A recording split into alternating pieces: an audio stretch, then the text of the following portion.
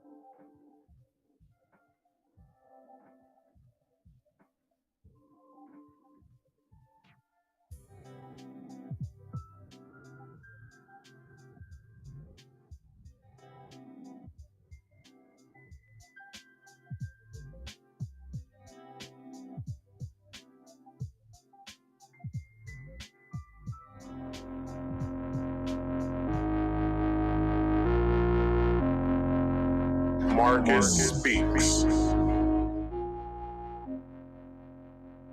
Welcome to another episode of Marcus Speaks Live, where we talk about trending topics all around the web and some more. Little discombobulated right now. I prematurely started the show when I usually get things set up, but anyway, everything's good now. But everyone, I would like to welcome you here to my show. If you could, like this video, subscribe if you are new here, and hit that bell icon to all, and share this to your respective social medias. As I said earlier, I'm your host, Marcus, and this is Marcus Speaks. You guys can do me a favor later on, if you would like to. There is a link pinned in the live chat that I will get to in just a second. But before I do that, let's get into a few promotions, and we'll start the show. So if you could, please pay attention. Every Friday, I do a game stream called Marcus Speaks Play. Also, I do this here show, Marcus Speaks Live, which is my podcast that I do on Saturdays. So Friday is Marcus Speaks Play, Saturdays is Marcus Speaks Live. If you could, go to the description box and please hit the Marcus Speaks link The Marcus Speaks Play YouTube channel will be um, shut down come March 1st. I'm not getting any traffic over there, so I just said the hell with it. There's no reason for me to keep it. Um, I might use it as a backup channel. I might just take everything off of there and use it as a backup channel. I'm not sure yet. Or I might just go ahead and just delete it all together. And whenever I do need a backup channel, I'll take it. But if you could, please go to the description box because my Marcus Speaks Rumble link is down there as well. Hit that, subscribe. When I get 25 subscribers, I can start live streaming over there. So, do me that one favor and hit that follow button on Rumble and watch some of the videos as well and like them. Alright? Also, if you would like to come up here and be a part of the show and talk to me, you can. There's a link, as I said, pinned in the live chat if you would like to come up here, but you have to follow these 3 rules. Rule number 1, you must be on camera at all times. I have to see who I'm speaking with. Alright? If you don't want to be on camera, which is rule number 2, that is fine. And what I mean by this is rule number 1, meaning you have to be on camera at all times. That means here on the backstage, and if you would like to come up here on the show, you have to be on camera at all times. Rule number 2 is basically stating if you don't want to be on camera to the public, that's fine, but you still have to be on camera back here. Here in the private chat, do not make it a conversation back here. It has a question in the private chat I would like you to answer that basically states, would you like to be on camera, yes or no? And then leave your name in your answer, all right? Your name goes over top of your screen. So when I'm going through who I'm trying to speak with, I can look at your name, look at your answer, and be like, okay, cool. Right? And also, please, if you could, silence all background noise. All right? Silence all background noise for my. I'm trying to run a semi-professional show here. All right, so just do yourself a favor, silence all background noise, or go to a nice secluded spot in your house, and like this video, share this video, and subscribe if you are new here, please. All right. So, if you guys have never watched my show, you should know that when I do my show, I like playing videos. It helps me further what I'm speaking about. It helps me better uh, tell what I'm trying to say along with these videos. All right. Videos may give some details that I don't have, so that's the reason why I that's the reason why I show them. Also, I want to I'm doing something new here because I haven't done this. I should have been doing this. So, every video is credited in the description box. Every video is credited. Um when I stop this live stream, I should put the articles as well, but I usually credit those as I'm speaking. All right. But also the articles that I present will be credited as well. Um also, um oh, if you guys have ever watched my show, you know I like playing videos. So I have to basically go over fair use. Y'all don't know what fair use is. Well, here what fair use is. Because fair use isn't just a YouTube policy, it's also the law. So here we go. Hello, everyone. I'm going to tell you about fair use. It's the law. Warning. Federal law allows citizens to reproduce, distribute, or exhibit portions of copyright motion pictures, videotapes, or video discs under certain circumstances without authorization of the copyright holder.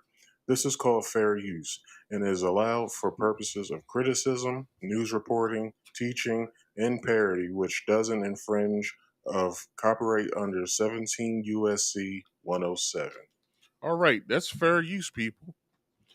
Fair use is also down in the description box.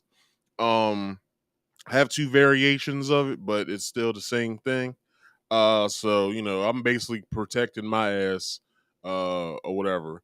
So also with the whole, if you come on the show, since this is being recorded at the same time being streamed, I live in the state of Maryland, so I will basically have to ask you, or I should put it back here, that you will be recorded. All right, so um, let me put that right now.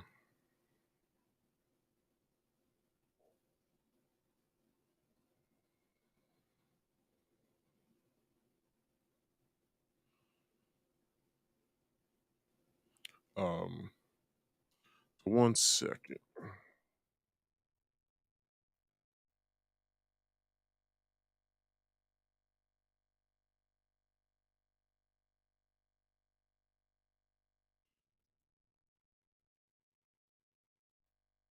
All right, yeah. So basically, I have to, I want to cover all my bases. I don't want to be out, you know, out there and stuff like that. And I'm ass out once somebody says, "Oh, well, I didn't want to be on your video," so whatever. So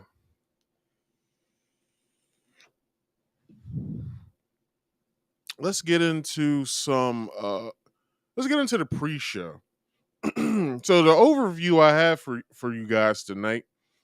So my pre-show basically entails I go over three random topics that I've handpicked myself, and I just go through them. I talk about them and stuff like that.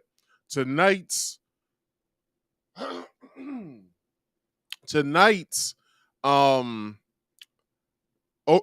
pre-show topics are shorter than I usually try to get them short, but usually if it's a topic that I would like to cover or something, it's just the pre-show just me getting my motor going.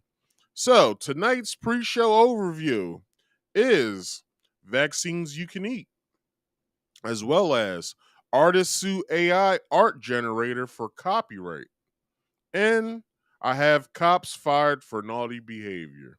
So let's get into today's pre-show topics. Let's get this music back going.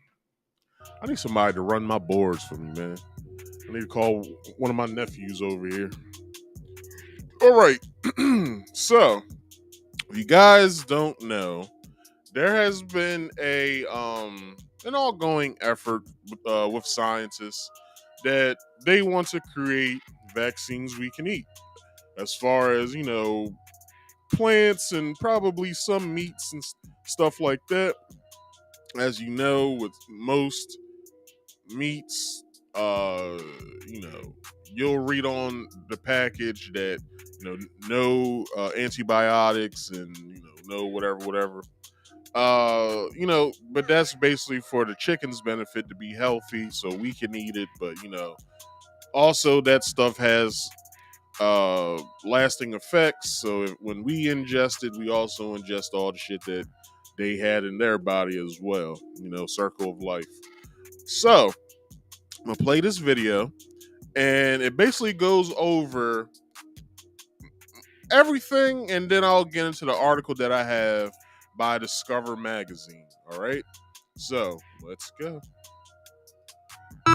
As we humans try to reduce our impact on the planet, all sorts of products are going plant-based, from burgers and meatballs to shoes. And now, even vaccines are following suit. Scientists are developing vaccines that can be grown in plants instead of animal cells. In 2006, the first plant-based vaccine was approved in the US for chickens. And while this technology is still not widely used, it gives us an idea where vaccines might be headed and why we might want them to go the way of the Beyond Burger. Now, traditionally, vaccines are grown in eggs or animal cell cultures. That's because to produce a vaccine the traditional way, you need a bunch of copies of a virus. And if you inject a virus into animal cells, it will grow and replicate itself. For instance, one way to manufacture the flu vaccine is in the cells of fertilized chicken eggs. Other vaccines, like the ones for polio and measles, are grown in cultures of animal cells that have been propagated in labs. Once these viruses are grown, they're extracted and then typically weakened or killed before getting injected into people, or chickens, to give them immunity. But this isn't the only way to do things. It's also possible to grow vaccines in plants.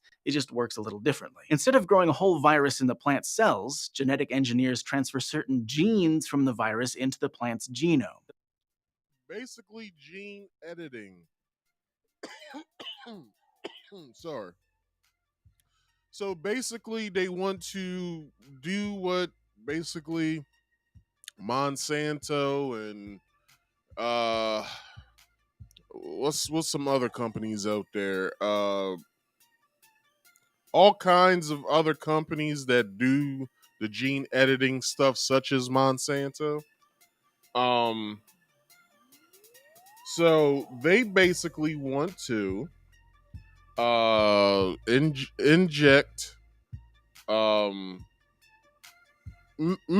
medication or vaccines into the cells of the plant, and then when we go to buy the plant at the store, we then ingest that vaccine. Now, we have seen with the current variations of the current virus that is now plaguing us, they're gonna take this mRNA shit to the next level. From what I read, I believe it was sometime earlier this week, if not last Sunday. They're creating an mRNA vaccine for cancer.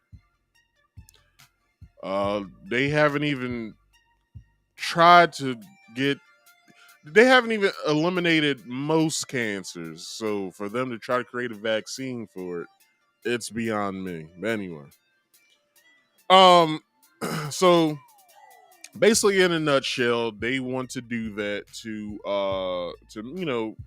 they want to make sure that we're up to date on our vaccinations.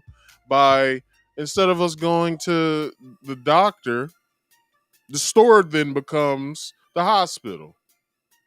Now, if you guys don't know, it's been a saying for a real long time. I believe it's in the Bible, let thy food be thy medicine. So they're basically taking that to a whole new level.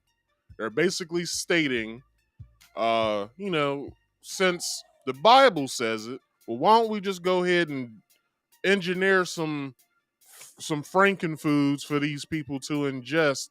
So, instead of them having to go to the hospital at any given time or to, their doctor's office, instead of them going there to get their vaccinations, why don't we just put it in the food so they don't have to worry about that?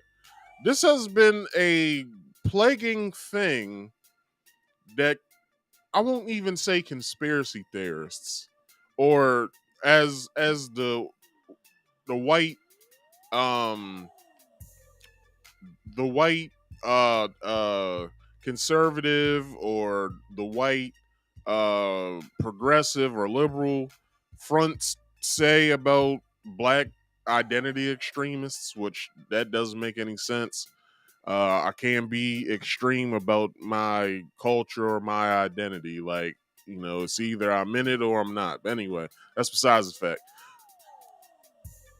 Black conscious folk have been speaking about this for years at nauseum. And, I'm part of that group, you can say. I'm part of that group. But we've been speaking about this ad nauseum for decades. So it's like, for this to be like a thing that's just popping out of the blue and stuff like that, that's maybe for the common person. But, as far as like, pandemic and, a global catastrophe coming, and all this was spoken of decades before it even happened. We're just in this space, this 10-year space from 2020 to 2030, where they're trying to do all this shit all at once and make sure that, if you guys don't know, the Davos meeting was this week. It started last Monday, I believe, if not Tuesday. And they've been, you guys heard the story of them wanting to make gas stoves obsolete. Well, they spoke about that at the Davos meeting this week as well. So that was basically a story of what's yet to come, of what they're drumming up in these think tank meetings that they're having over at Davos. So, it's as I said, we've been speaking about this ad nauseum as far as the Black conscious community. We've been speaking about this for decades now. So, um, it's no coincidence that this is happening when we look at things and when we see stuff. It's no coincidence. We've been known this stuff. Our teachers have been speaking about this ad nauseum as well. And, it's like, when the shit happens, most people are so surprised, like, "Oh my god, this is really happening!" It's like you're like decades late. This shit has been spoke of. Matter of fact, certain rappers have talked about it, such as Busta Rhymes and um who Busta Rhymes. If you look at all of his album covers or album titles, he's basically telling you in damn near every album that something's coming. So, um, it's just certain artists like that, and it's just stuff has been coming about to where when a black conscious person looks at it, it's like, oh, they're now doing that now. I remember reading about that in Behold the Pale Horse, or 1984, or whatever, like whatever literation or we've been reading for the past several decades and stuff like that. It's like none of this stuff is surprising to us. Even with the black conscious community, such as the Hotep community as well, they've been speaking about this stuff ad nauseum as well. And it's like, how much do we have to keep saying this to where people gonna start paying attention? Like honestly, most of us are tired of speaking about this shit. Like, we're really tired about speaking about what is going on here.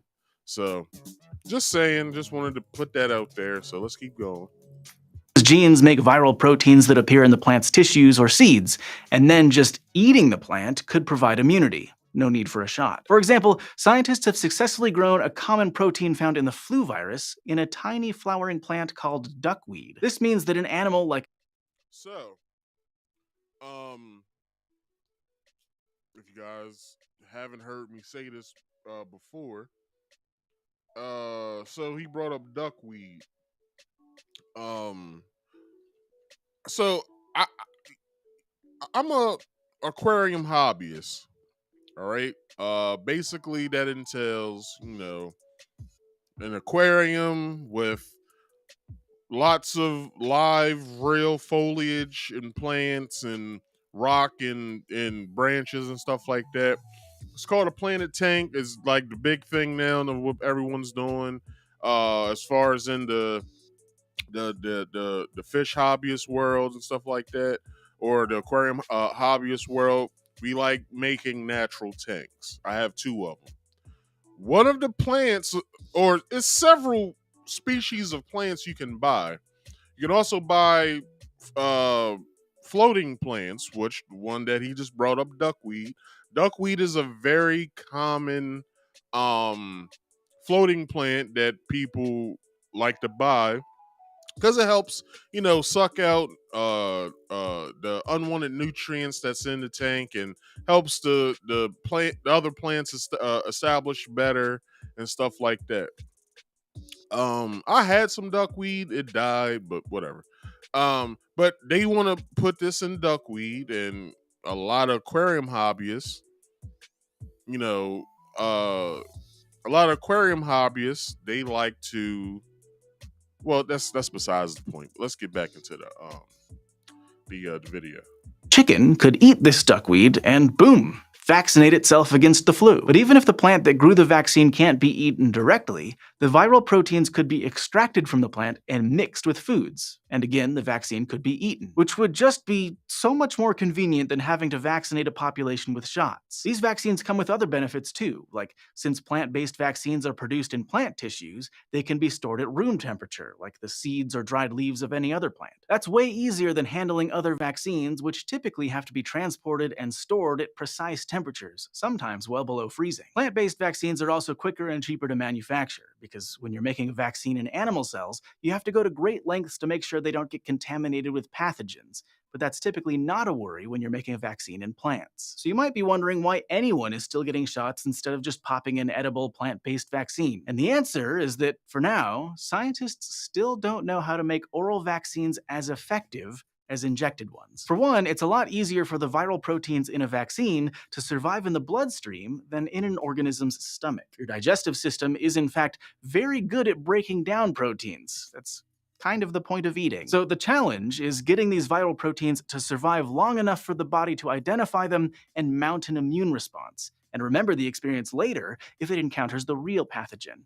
And scientists haven't completely cracked that yet. There's also a problem called oral tolerance. In mammals in particular, the gut sometimes ignores viral proteins rather than mount a massive inflammatory response. This can be helpful because mammals often encounter harmless viruses in their food that they don't need to waste energy fighting off. But when the point of a vaccine is specifically to introduce the body to an intruder so it can learn to fight it off in the future, oral tolerance can be a problem. Fortunately, for reasons that aren't completely understood, oral tolerance isn't such a big problem among chickens. So scientists are especially interested in applying these methods to vaccinate chickens against viruses like avian influenza, which can wreak all sorts of havoc. These diseases can kill off chickens and cause huge spikes in the price of eggs and meat. He just said the prices of eggs and meat. What's happening right now? Eggs is through the goddamn roof right now. Why? Because it was it aviator flu or aviation flu or bird flu or H1N5 or whatever. It's going on right now. And egg prices are through the goddamn roof right now. I told my mom last week when I was grocery shopping that I don't buy eggs. I don't like if I buy eggs, it's usually like the 6 pack count or the count of six. Because if I'm baking either like some biscuits or some cornbread or something like that, depending on the recipe on the box, if it says 1 or 2 eggs, I don't eat eggs. I'm not a person that eats eggs or whatever. So I only use like eggs as far as like a breakfast food or whatever, or eating like an egg salad sandwich or something like that. I don't do that. I'm not really a big egg guy. So when I do use eggs, it's either in baking, either some cookies or some cornbread, some biscuits or something like that. So with that being said, I told my mom, I said, "Damn, I saw a pack of eggs for 7.17 at the grocery store. How much is eggs usually?" And she said they're not that damn high. I was like, Jesus. I was like, that's crazy.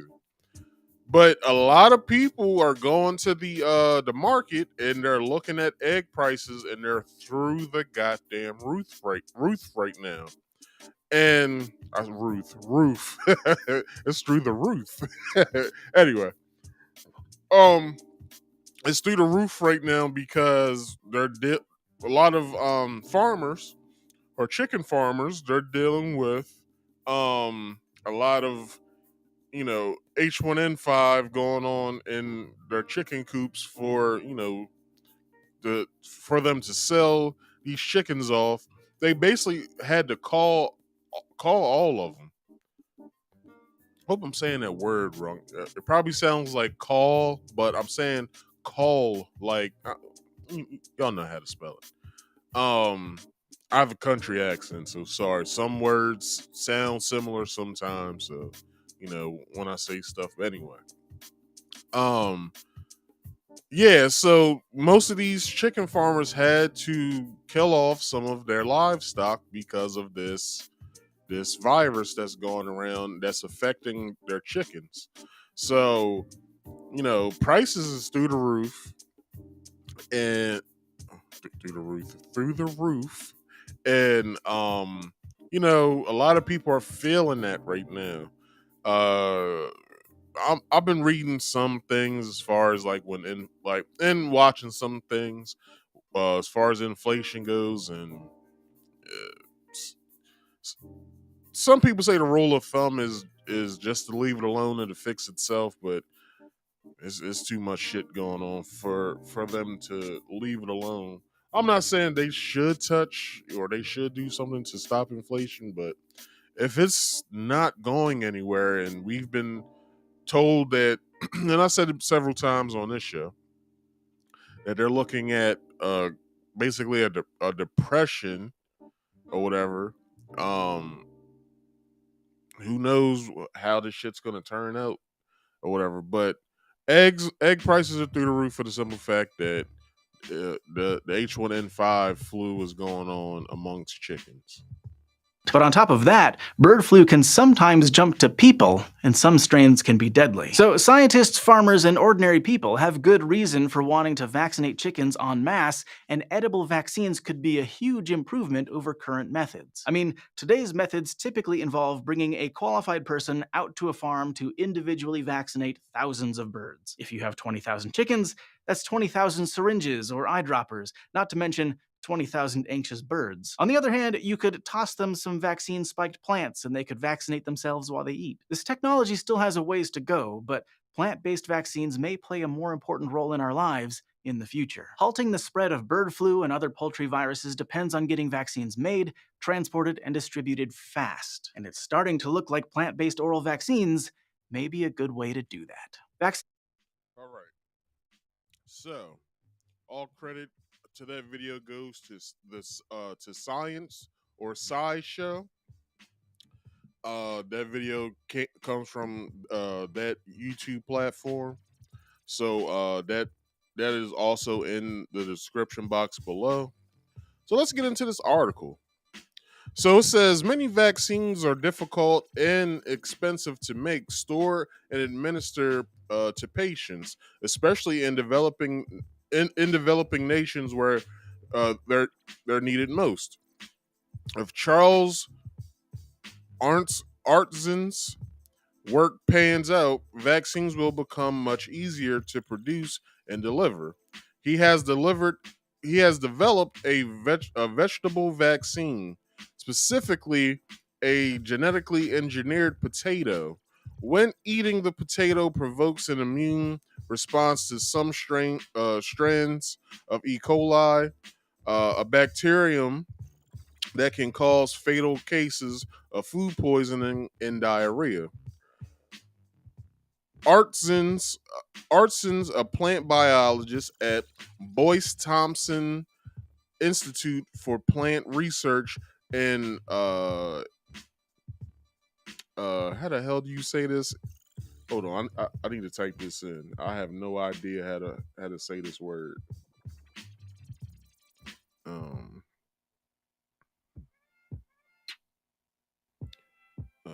where the hell?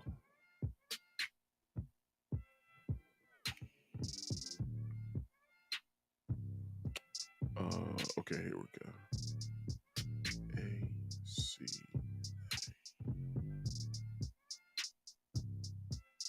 Ithaca. I never saw that spelled out before. So, plant research in Ithaca, New York, hopes his potato will be the forerunner of many edible vaccines that will protect against a wide range of diseases, including cholera and hepatitis B. Our, uh, what is this guy's first name? I'm not going to keep saying his last name. Charles. So, Charles began his project 6 years ago by transferring a gene from E. coli into the DNA of potato plants. His strategy, his strategy was to trick the potato in producing bits of E. coli protein. A person's immune system would churn out antibodies when the potato was eaten. But Charles had trouble getting the plants to produce enough E. coli proteins to provoke an immune response. The potato plant could not effectively read the genetic instructions in the E. coli gene.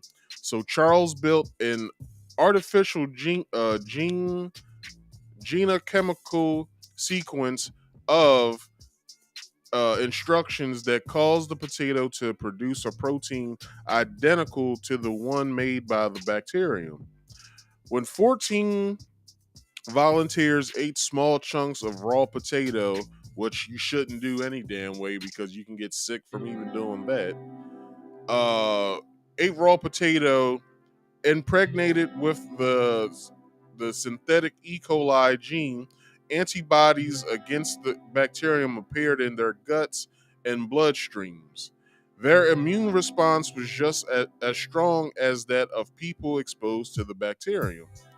Antibodies and gut secretions are the first line of defense against viruses and bacteria that cause severe diarrhea. An oral vaccine, which goes straight to the gut, would be more efficient than injecting for such diseases.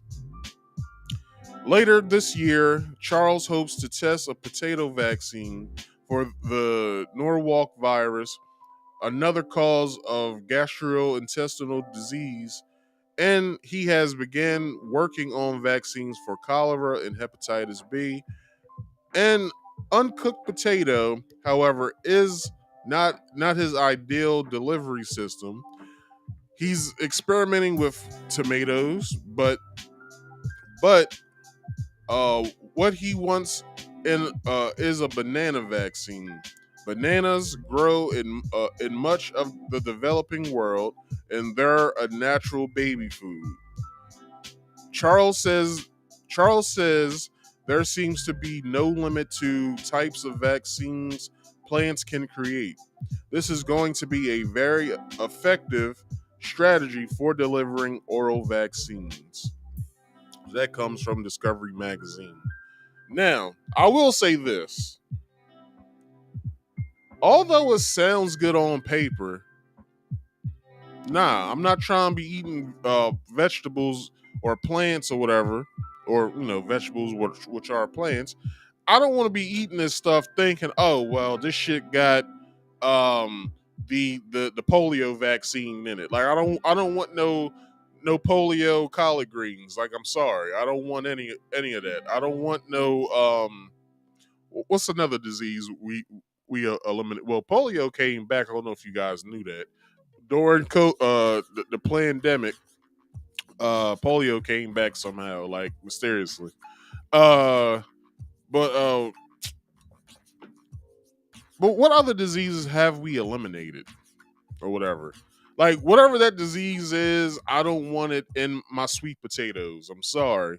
Like if when I'm having a baked sweet potato with a little bit of brown sugar and some melted with a little bit of melted butter, I'm not trying to think when I'm eating this potato, yo, this shit got the COVID-19 vaccine in it, yo. I'm eating these SARS-CoV-2 sweet potatoes, cuz, and then I'm gonna wind up with blood clots and shit. But anyway, um, but it's just something to think about. Just try and find some other material on this. And I could be wrong. This could be like the discovery of the century. Like, who knows? But I don't trust it. I'm sorry. It's just me. I don't trust this shit. So with that being said, let's move on to the um next topic. So, artists sue AI art generators over copyright infringement. This article is from Polygon.com. So, if you guys haven't been paying attention, it's been a lot of, and I mean a lot of, AI generated material out here. Some people, to that fact, are um generating their these AI photos. Some of them are YouTubers and they're using it for their thumbnails. If you guys haven't really been paying attention, a lot of your YouTubers are using AI generated thumbnails. It's getting so bad to the point of this. You can't tell if it's a real person or not. Now, if you guys, and I'm guilty of doing this, it's an app that came out during COVID called Reface, right? So Reface, basically you take a picture of your face and it allowed you to put your face on your favorite, either your cartoon character's favorite movie character, such as the Hulk or Captain America or someone like that. And you could relive a scene or a scene of clips in your favorite movie, and you would be digitally generated into that character's face. So, what a lot of this stuff is doing, right, with this AI and this deep fake shit and all this stuff, right?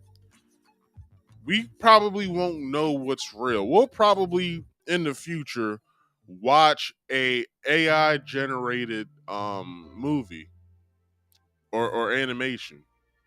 It's so crazy that you won't be able, like, when you look at some of these photos. Like, I just saw a video today. I will direct you to it's the Lew Later channel. It's LEW Later. His latest video he just came out with today is this AI generated house party uh photos that was generated. And most of the people, they got like 11 fingers on one hand and shit like that. It's like it's strange, yo. Like, it's so strange, like, to look at this shit. And the people in the photos look real as shit, but the people weren't real. No one in the photos that you saw were real. So I can understand why these artists are doing a class action lawsuit. Side note, Microsoft just donated, or not donated, but invested $10 billion into these companies such as Midjourney, Stability AI, Diffusion AI. A lot of Microsoft just did this, and it's other AI generated stuff that's going on, such as Chat GPT. It's another app as well, or another website you can go on, and you can basically type in with some, like, it's all AI. I just watched this guy on YouTube last Sunday. He generated Mortal Kombat characters in different variations of how they would look, right? Not how we know them to look on the video games, but newer, like new looks of their costumes and stuff like that. Now, what is this entailing, right? A lot of artists could be out of a job soon with this AI generated programs that's out now. A lot of them could be out of work. such as the next Captain America comic could be all AI generated, and we would never know this shit. We would never, like, we would be looking at the comic like, damn, it looks so fucking real. How did the artist achieve this scope of what's the term? Uncanny valley. How did he achieve the uncanny valley of how it looks? Like, it's so strange. Like, how does she, like, I watched this one YouTube video of this guy. He said he typed in to this AI generator, write a rap just like Kanye West. And within, he said, like 5-10 minutes, it generated a rap song the same way how Kanye would, same cadence, everything. I believe it would be the same cadence and everything of how he would deliver his bars in his song. And I went over the story last year of the AI rapper. If you guys didn't see that, I did a video about the AI rapper. Basically, it was a computer generated rapper. This guy made it was basically like a two man operation. So you had the one guy who was the developer of the AI rapper, and then you had another guy who wrote the rap songs or whatever. Black guy at that. Some people were saying, well, the white guy's racist. He wrote these songs and had the N word. No, it was a black dude the whole time. I don't know if anybody knew that. But look at the world we're looking at. Like, we could very well be watching some YouTubers and they may not be real. I'm real, like, I'm here, like, this is my shirt, like, this is my skin, it pulls, like, this is me. I'm real. I'm a real person. But you may be looking at some, because who knows how long this has been out? Like, who knows?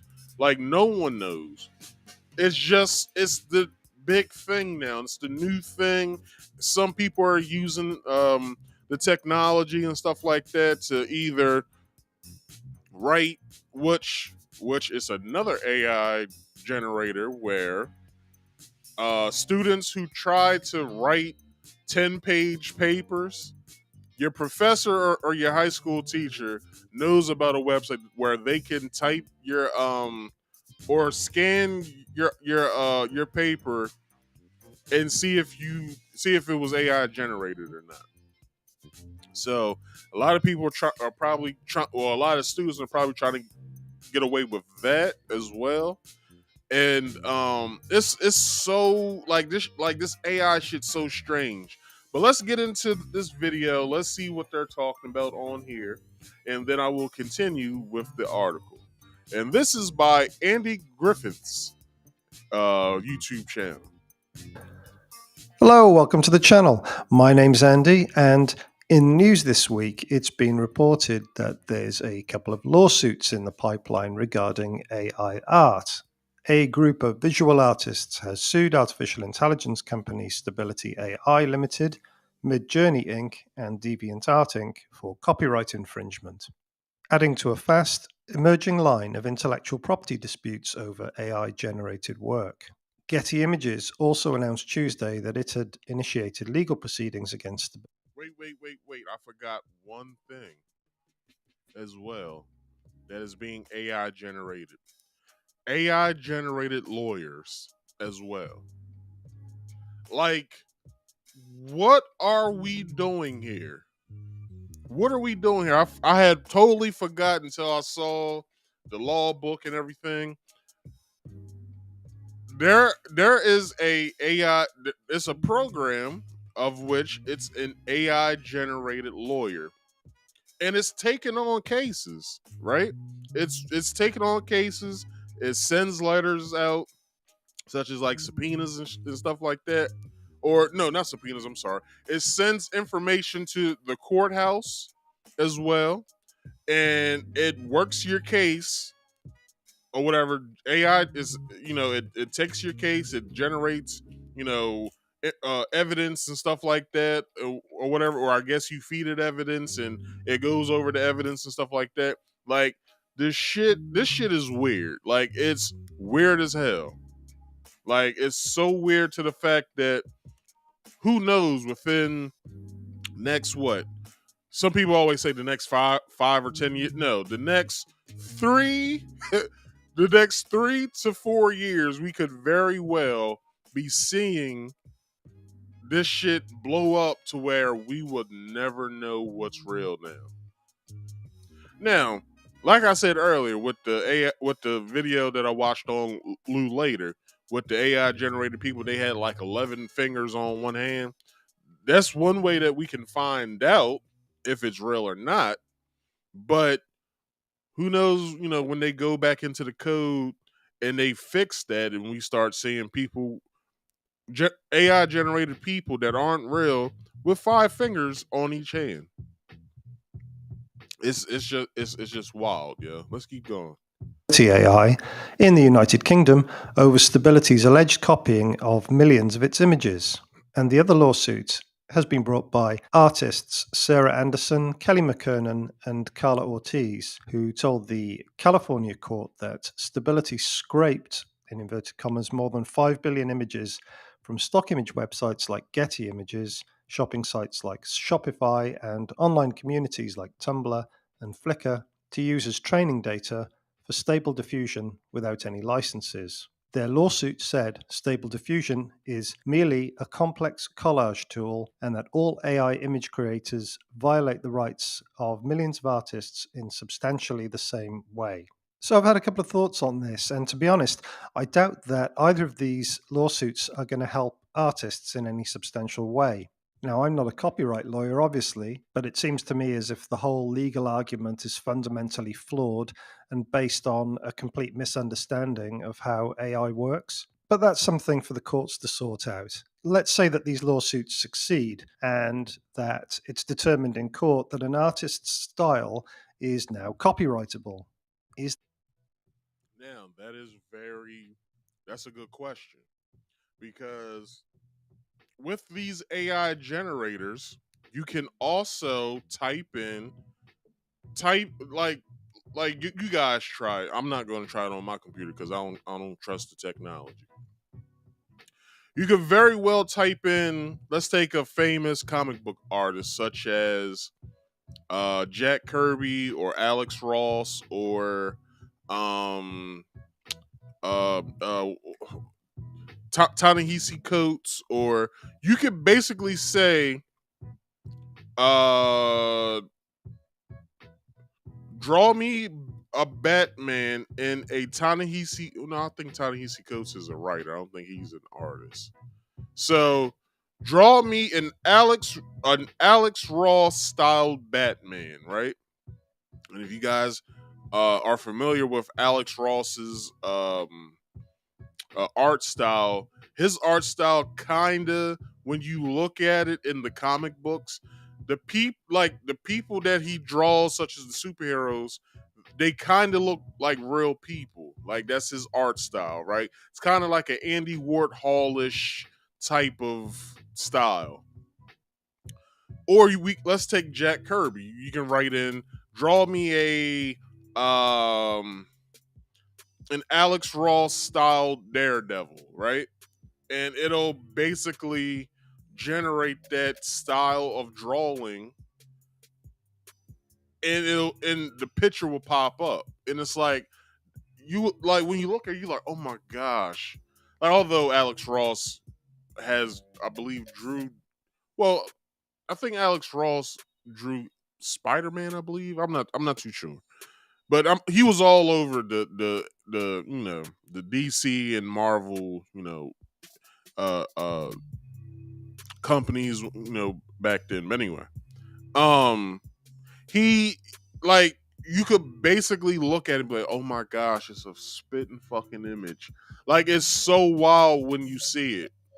And you could very well be like, yo, this shit is gonna basically take over. It's gonna take over one day. And the only thing I can really say is, hey, strap in, because this is, you know, Microsoft just invested 10 billion.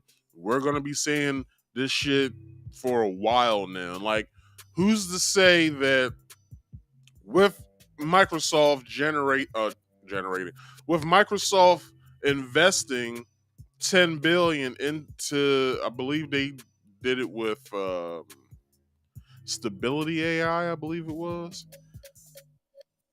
Let's say that, you know, with their next iteration of Windows, and do they still do Paint on Microsoft? I'm not too sure. I don't have a Microsoft computer or whatever. Let's say in art, or you know, in with PicArt or Paint or whatever, you know, um those applications on the Microsoft computer program.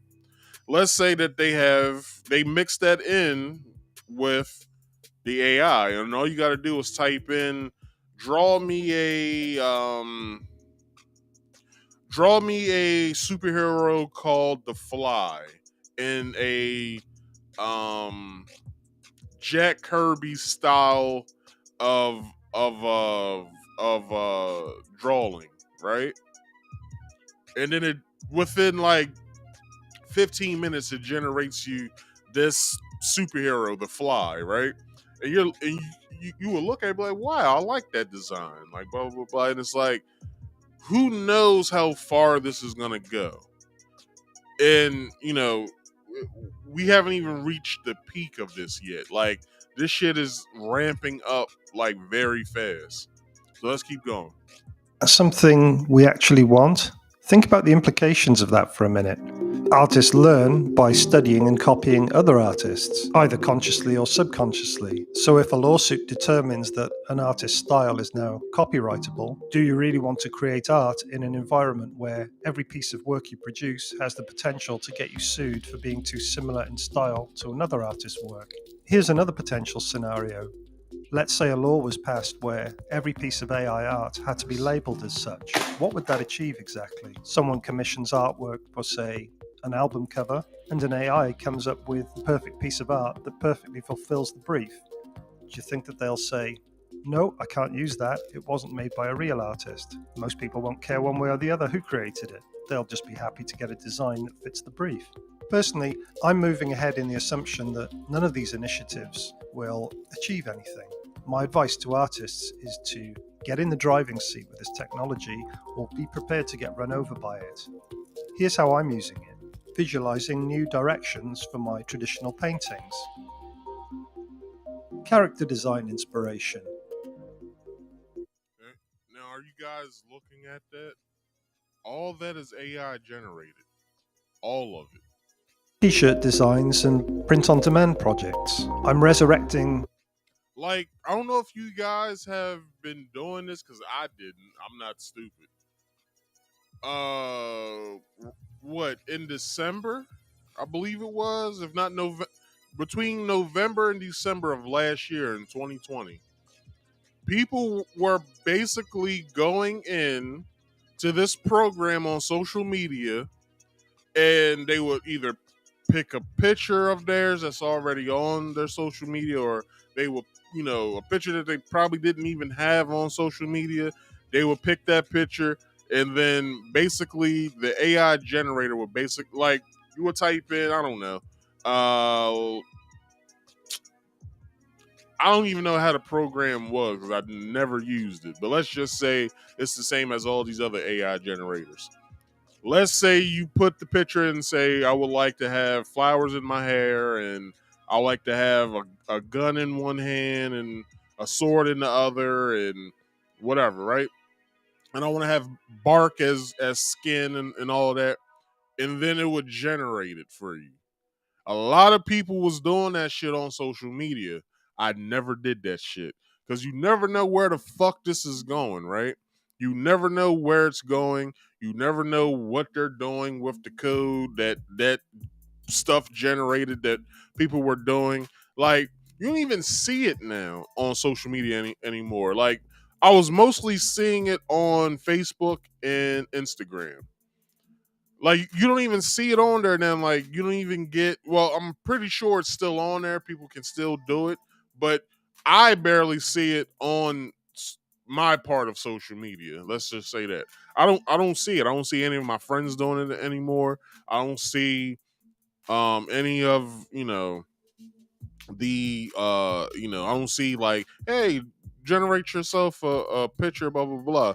Which, now with technology and my phone is sitting right here, if when you talk about stuff, then you go into social media, it pops right up. I'm pretty sure it'll be right there. Let me see right now if it popped up or not. Let me go into Facebook. Let's see if it pops up.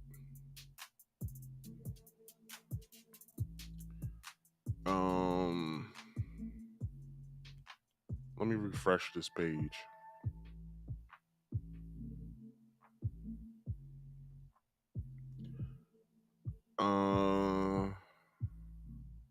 Nope, I don't see it. I don't see anything within the first few scroll downs. I don't see anything. So good thing. Good thing. Hopefully it doesn't come and visit my channel. Not my channel. Come and visit my my social media within the next couple minutes. But it's just some wild shit going on. But all this stuff that you see right here, AI generated. Abandoned projects such as comics and animations that were just too time consuming to pursue. I'm going to be talking about all these things and more. But right now, it's time for stuff I was doing in Midjourney when I should have been working. Do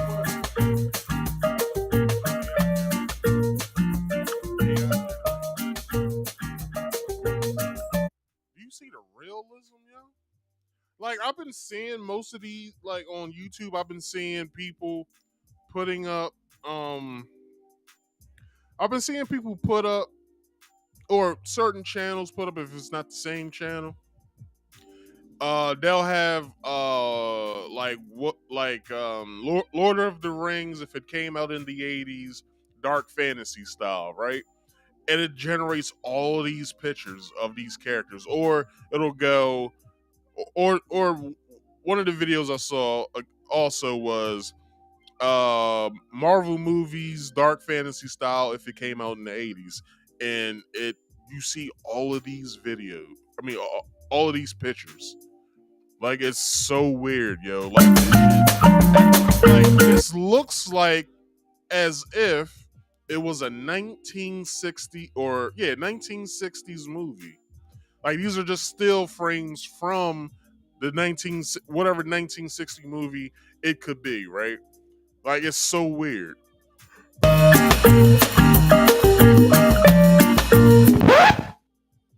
A shocking. All right, let's get into this article. A group of artists, Sarah Anderson, Kelly Kernan, and Kayla Ortiz, have filed a class action lawsuit against Midjourney and Stability AI. Companies behind AI art tools, Midjourney and Stability Diffusion, and Deviant Art, which recently launched its own artificial intelligence art generator. DreamUp, yeah, artificial intelligence art generator DreamUp. The suit alleges that these companies violated the rights of millions of artists by using billions of internet images to train its AI art tool without a consent of artists and without compensating any of those artists. These companies benefit commercially and profit richly from the use of copyrighted images. The suit alleges the harm to artists is not hypocritical. The suit says, noting that works created by generative AI art are already sold on the internet, siphoning commissions from the artists themselves. The three plaintiffs are artists whose work has been used to train these generative AI tools, and uh, Anderson, artists whose work has been used to train these generative AI tools. Oh, no, I'm sorry. Anderson is the creator of the popular web comic Sarah's Scribbles. McCarran is a full-time artist whose works have been featured in galleries and who makes a full-time who makes illustrations for comics, books, and games. Ortiz is a concept artist and illustrator whose clients include Marvel Film Studios and Wizards of the Coast. Attorney Matthew, uh, is his name Butterick? Matthew Butterick filed the suit working with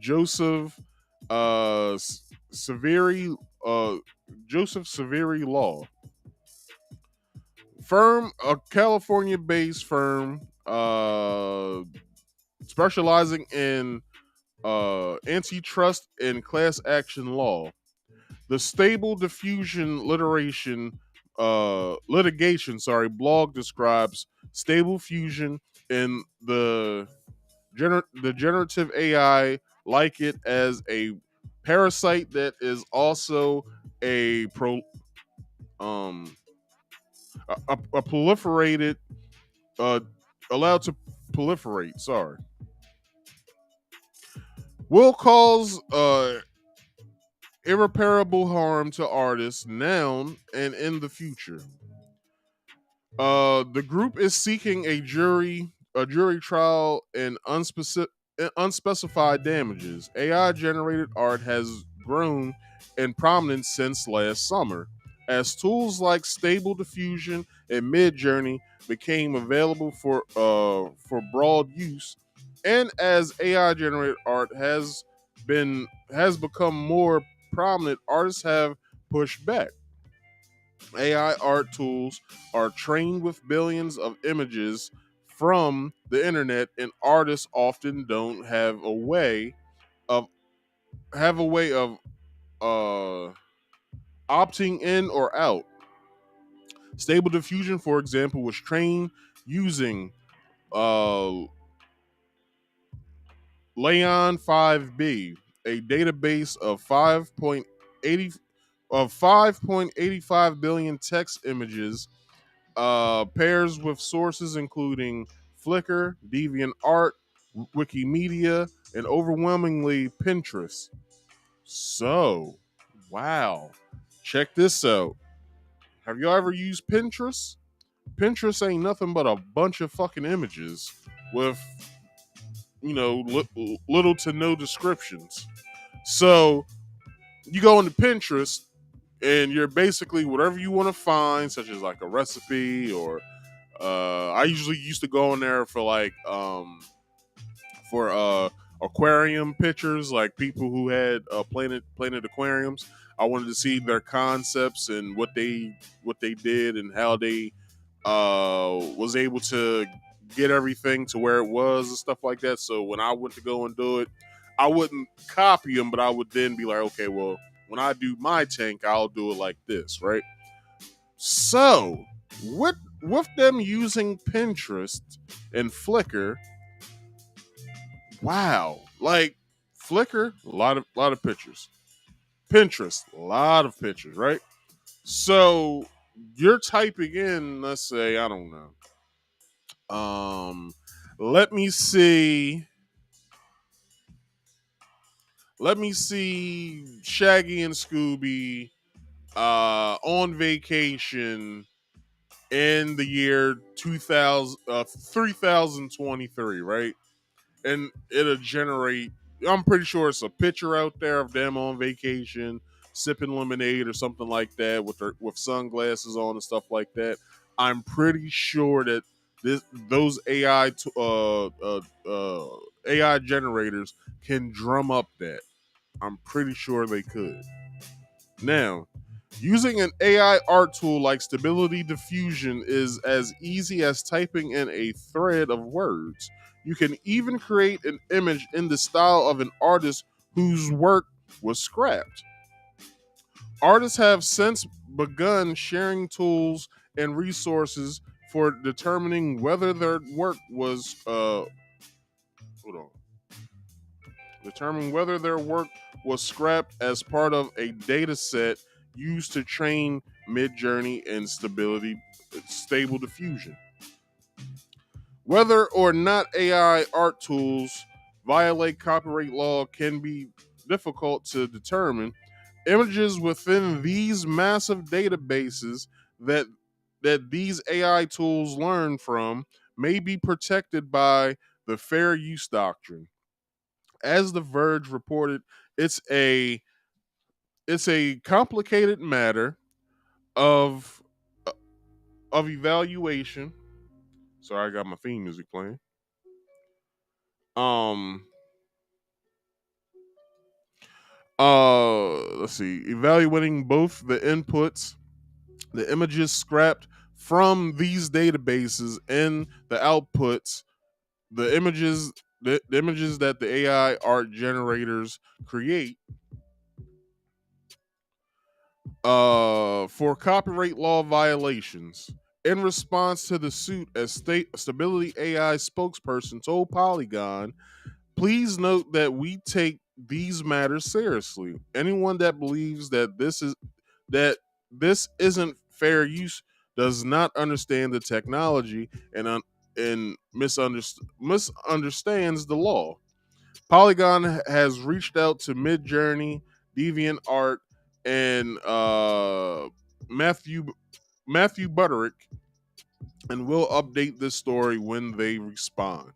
I will be looking at Polygon at nauseum probably for the next few days to see if anything was said, and I will come back with that story as well, because we need to know. We need to know for real, like, what is, like, why are they doing this? Like, why are they taking people's works, putting it into the generator, so when the generator draws up an art style of some sort, they then mash Alex Ross, these ladies, and someone else all into one art style. And as you can see with the photos that I showed you, that the shit looked real. Like, most of the stuff looked real. I'm about to show you guys some more. I'm about to show you guys. Let me see if I can zoom in on this. Like, this shit looks crazy, yo. Like, for real, yo. Check this stuff out, right? All AI generated art. All of this AI generated art.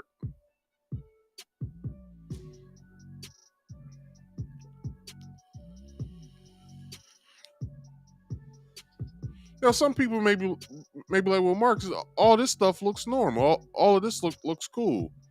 Okay, cool. It looks cool to you, but a lot of these artists ain't having this shit, yo. They're not having it at all. Now, that's just a little bit. That's just scratching the surface. Let's go to Trained Artist V3. Right? Now, this is a little bit bigger. Now, check this out.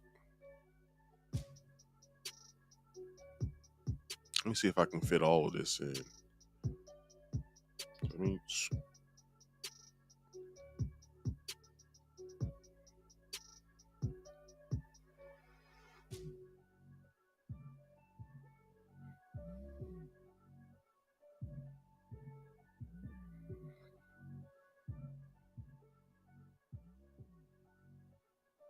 All right, that's as best as I probably can get it. Now, let's look at this, right? All this is AI generated, yeah.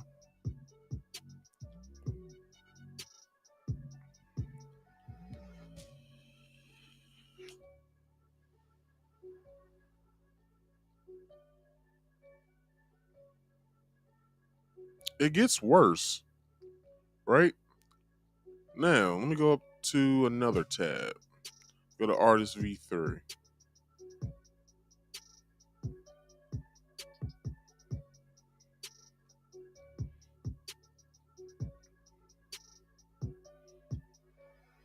They're training their AI generators to come up with all of this. Now, let's go to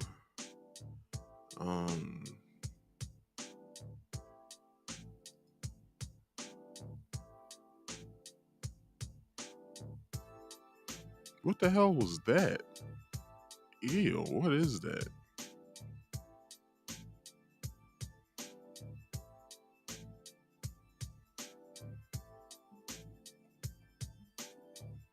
Now,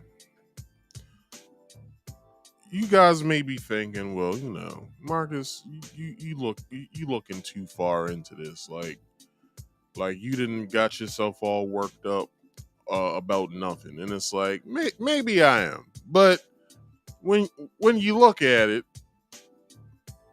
like it, I don't know, man. Like maybe I think differently. Maybe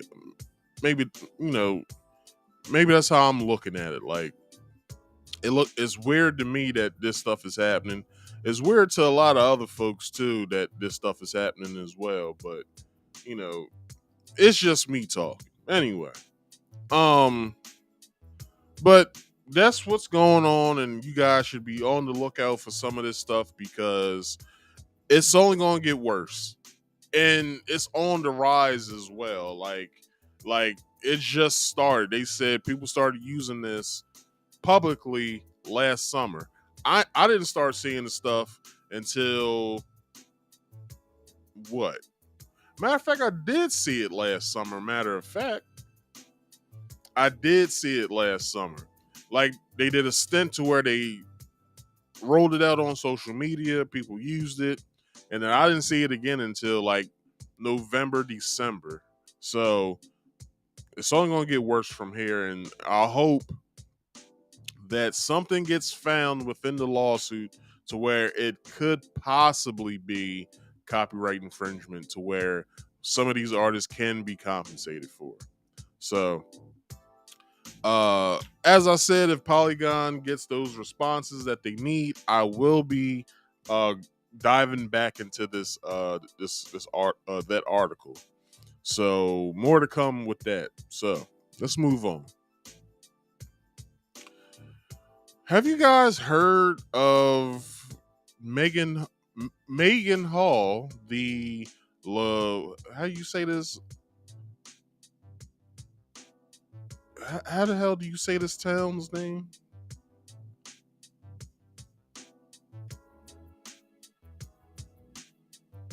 Wait a minute.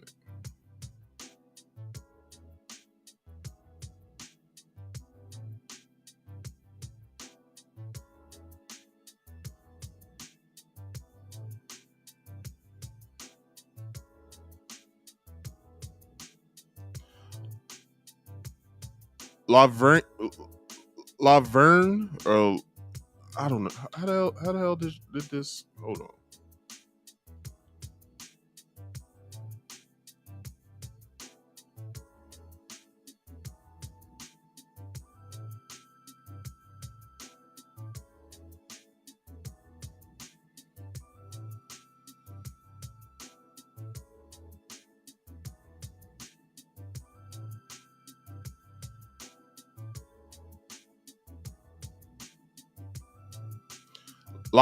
Laverne.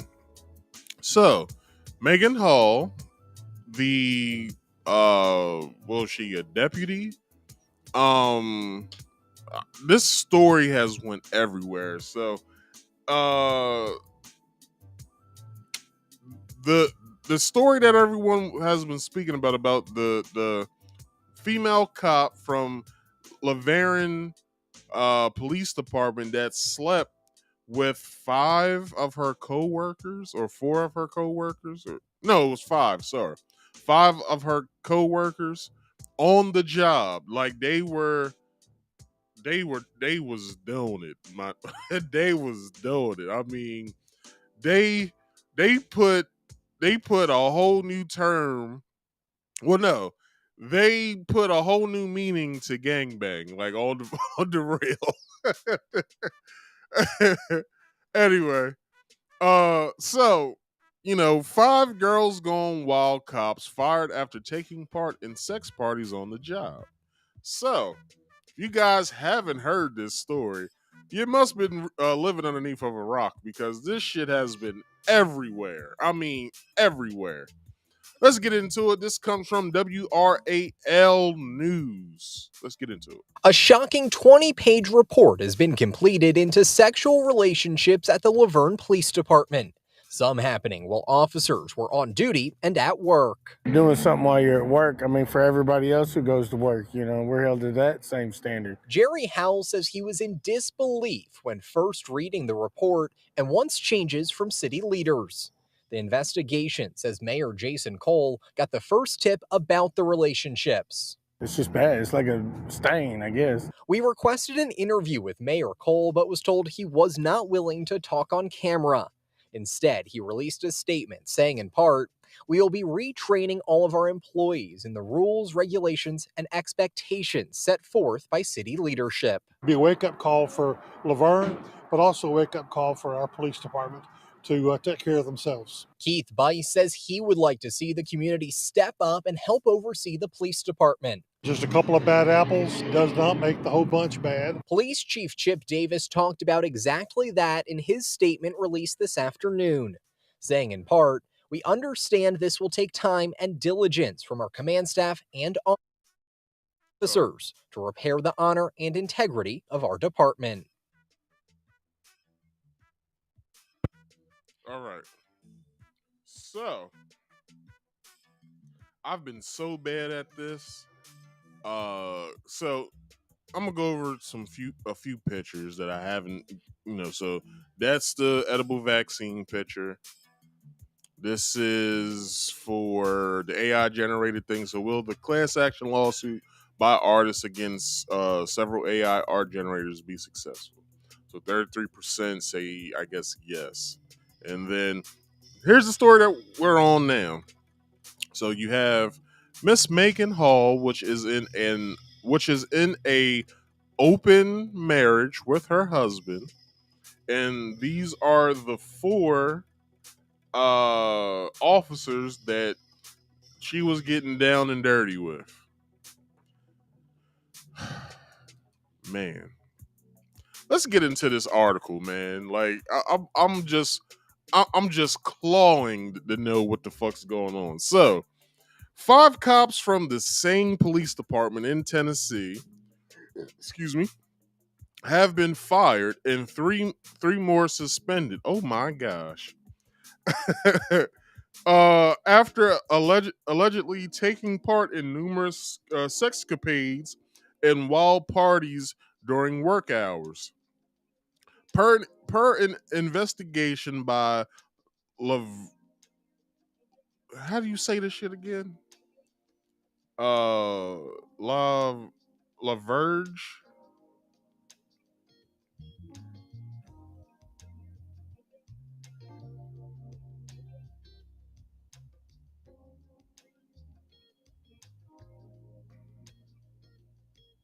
Laverne. Investigated by Laverne Mayor Jason Cole, at least 5 different male officers were alleged to have had sex with one woman officer, with some of some of the acts taking place while the individuals were on duty in city-owned property. Sorry. According to an internal report of the investigation obtained by NBC affiliate WSMV, the probe into the Laverne Police Department started back in December after Mayor Cole filed a report with the city's Human Resources Department regarding rumors of a sex act taking place within the department. Officer Megan Hall, who was the center of the scandal, has been fired. Sergeant Lewis Powell, Sergeant Henry Ty McGowan, Detective uh, Seneca Shields, and Officer Juan Lugo Perez were also fired. Officers Larry Holiday, Patrick I was about to say Patrick McGillicuddy, but it's spelled weird. Mag Patrick. All right, his last name is spelled Magliocco. I have no idea how the fuck to say that. Let me see if Siri can do it. Let's see. Hold on. L-I.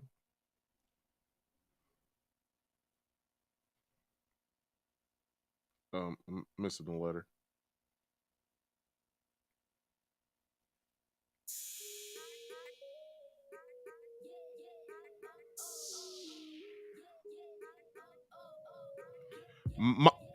Magliocco.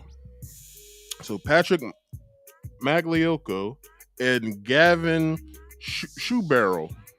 Burrow. Oh, Scoosborough. Sorry. Um, have been suspended.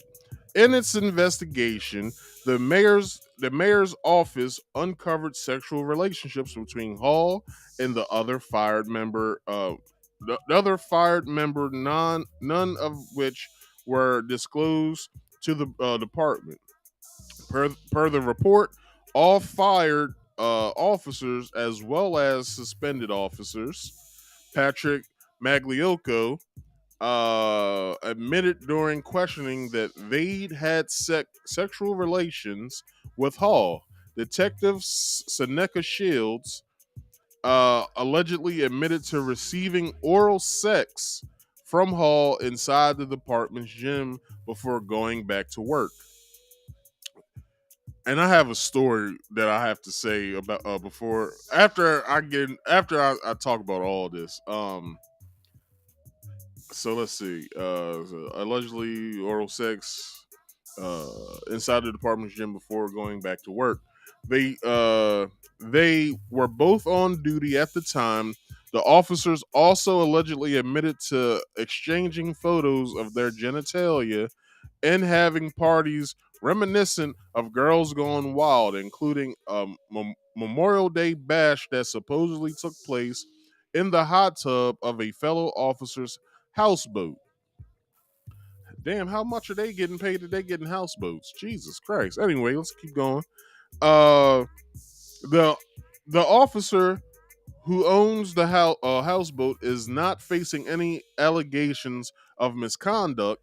As we said, WSMV has the full report, so you can read all the details in greater graphic detail, including one's about the troubling accusations involving alleged workplace violence and intimidation with intent to interfere with an investigation. All in all, the findings don't point to a department that has its shit. Hold on. The findings don't point to a department that has its shit together. To put it kindly, Laverne, which is located about 30 minutes south of Nashville, has a related relative relatively small police department with only about 60 sworn officers. So this sex scandal has effectively cut its entire staff by as much as 12%. Since the firings and suspensions were announced, the city's chief of police, Beryl Davis, has maintained that the department has sufficient staff to cover all of our patrol shifts, and that he or the actions of of a few do not represent the department as a whole. Or does it? Hold on. Or does it? Anyway, our top priority moving forward will include rebuilding the public's trust, Mayor Jason Cole said via NBC News. Yeah, you think? But this has nothing to do with the public. All I gotta say is these motherfuckers were having lots and lots of fun. That's all I have to say.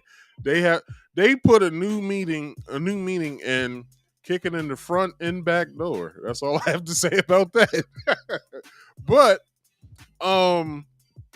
but yeah, man, like this is crazy. But I have several fucking stories. But anyway, I'll get to those after I get done joking about this shit. Man, like this chick, she's not the cutest girl in the world, like at all. Like when you see her face, it's ugh. Not the cutest girl in the world, but she is a freak nonetheless. So that gives her extra brownie points. But I'm saying, man, it's like y'all was having girls gone wild parties. Basically, this bitch was flashing y'all. She was sucking y'all dick.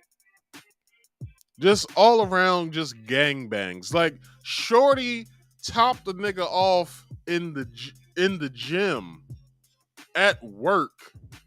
They was in uniform. He had to take off his utility belt. I don't know what the fuck they call the belt, but their utility belt. He had to hang that shit up, if not hold it, and take his pants down, and so she could start sucking. I don't really see a problem with that, because I'm saying if you're finding time to fuck at work, then hey man, I applaud you. I applaud. Hold on, I applaud you. Hold on, man. Look, most of us only get 30 minutes for lunch at work. Like myself, I only get 30 minutes. But hey, if I had time to get my dick sucked at work, God damn it, I'll do it. God damn it, I would do it. All right.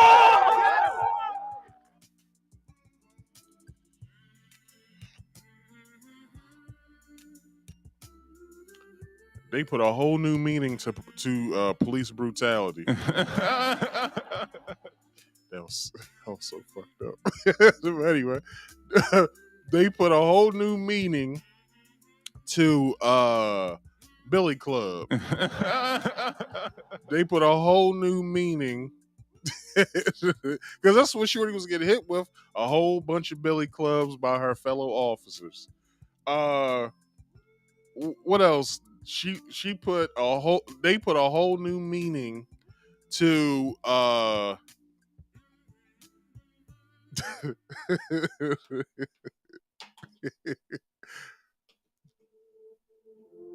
they put a whole new meaning to spread them. They put a whole new meaning to what? Well, hold on.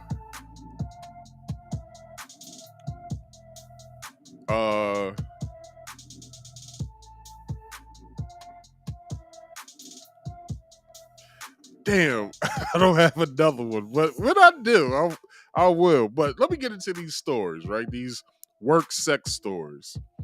So, I worked at a medical device company, manufacturing company.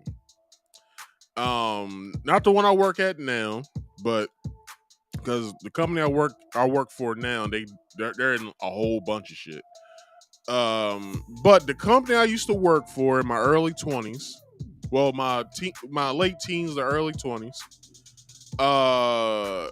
you heard about certain women who worked on the job that was fucking the bosses. And there was several women that were doing it. Most of them had high positions in the department. You know, they didn't have necessarily a manufacturing position such as being on the floor and manufacturing product, but they were doing like computer work, like basically plugging in numbers and stuff like that, and then sending that off to where the supervisors could analyze what they did and push that to whoever the hell they push their stuff to. So a lot of these women, they were well known. From what was said, they were well known freaks. One chick I heard topped the top supervisor, topped him off in his jacuzzi around other supervisors that he was cool with. So that would be his underling that was right underneath of him, and two other floor managers. So he got topped off in front of his cohorts, and the other women that were like that were at the party as well. Also, another woman, from what I heard, had sexual relations with my boss, which was my floor manager. He he got some top and some puss from her. Another lady, which me and her daughter, because her daughter worked there as well, and I worked with her daughter directly. Her mom, from what I heard, was fucking the shit out of this one dude that worked on one of the machines. And I heard that she was cheating on her husband a lot with this guy. Like a lot. Like the guy wasn't even married. Like I guess he was married, got divorced. His kids was grown. He just said, fuck it, I ain't gonna try to get married again. And boom. They started fucking around. So shit's crazy, man. Like a lot of this shit happens. A lot of this shit happens at on the job. Whenever you can find time to get your butt ate or your pussy licked or your dick sucked on, hey, when there's a will, there's a way. I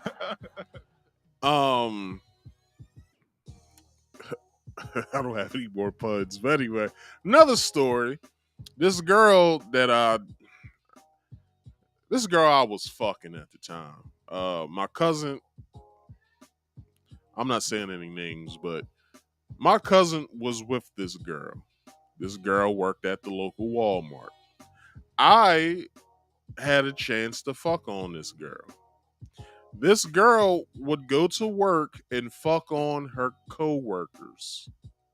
This is just stories from what I heard because people was coming back to me like, hey, do you like her? I'm like, nah, I'm just, from time to time, I'm fucking on her. And they was like, oh, okay, good. Because that girl be at work, be fucking on everybody. Like, from what I heard from from my cousin that works there, and this girl that I grew up with, and a few other people that saw me with her sometimes, they said that she would push some shit up against like a wall in the the back area, lay something down, and she would be sucking niggas' dicks and fucking them at work. And she would do this on her breaks. Now, my whole thing was, is she getting paid for that? Because if she's not, my cousin is going to be very disappointed. Not only that, he might kill her. Because this nigga did a couple stints in jail. My cousin also, uh, uh, uh, got roughhoused by another man in jail. Let's just put it like that. And he's a ticking time bomb. Like, the motherfucker's a ticking time bomb. So, if he would have found out, possibly, them motherfuckers would have been killed. Like, and his brother's a loose cannon as well. Like, it's like those motherfuckers, those two, my two cousins. Whew, Jesus Christ. Well, may one rest in peace because the other one died, but those motherfuckers are loose cannons. And I'm glad I'm not saying any names, because if you're watching this, hey man, she came on to me first. But I'm saying pussy was good.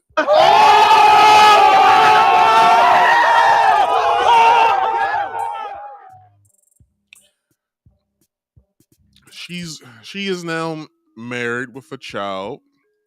She lives back in her hometown to a police officer. So,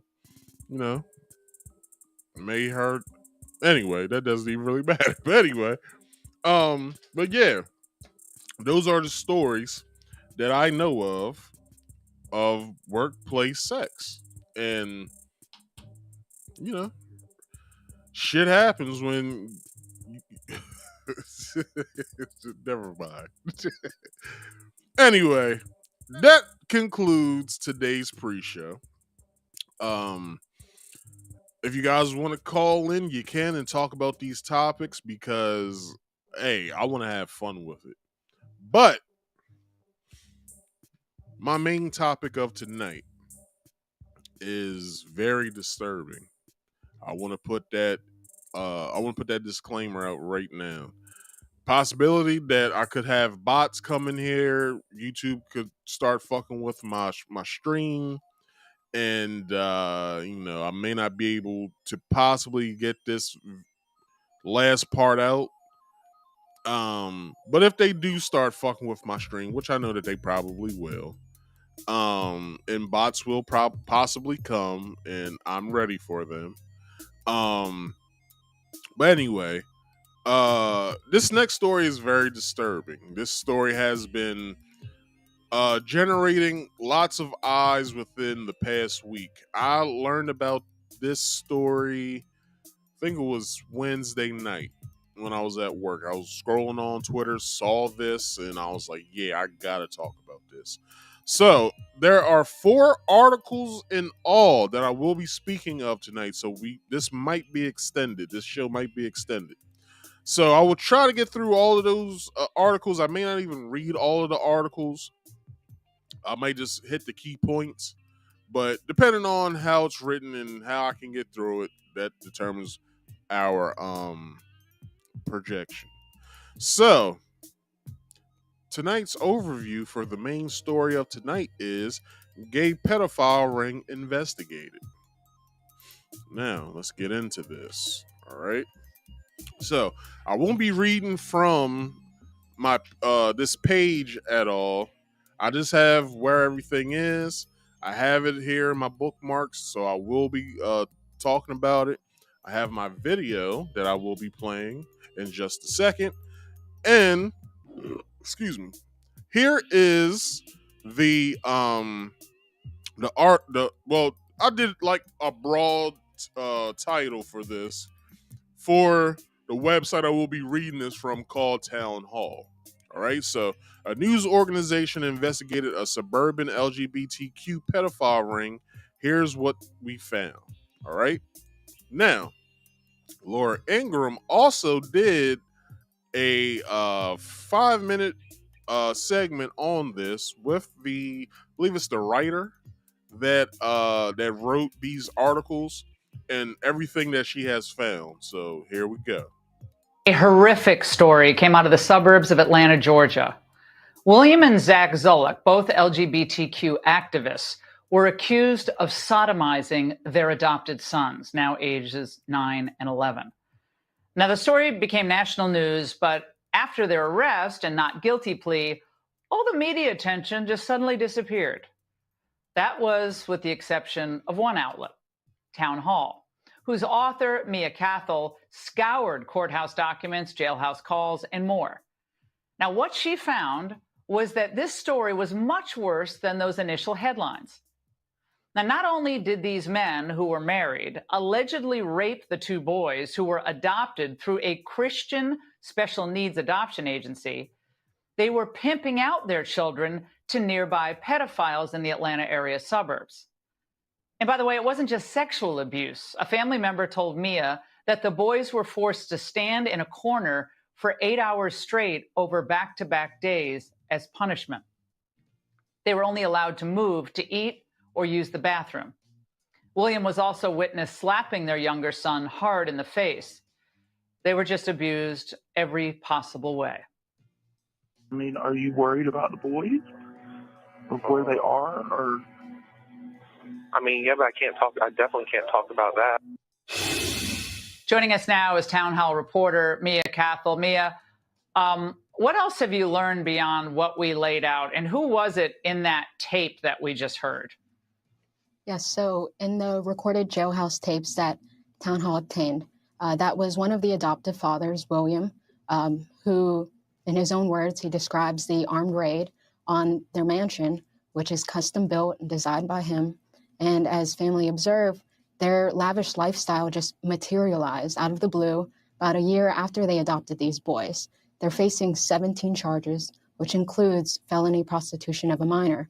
In a taped confession, the other adoptive father, Zachary, he admitted to sending this filth, this child pornography, to almost 12 people. So to date, there are still suspects out there, under investigation. We still have not unmasked them. There are no names, but they are circulating graphic videos of these abused boys.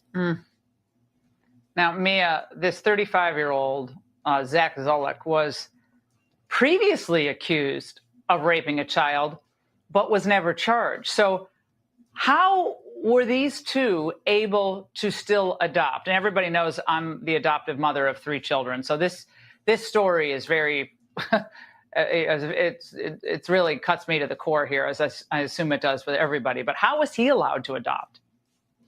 That's something that just shocks me. It's just incredible that something like this could have happened. This is a clear case of these adoption agencies not wanting to be so-called canceled because they are depriving an LGBTQ members and a married couple at that.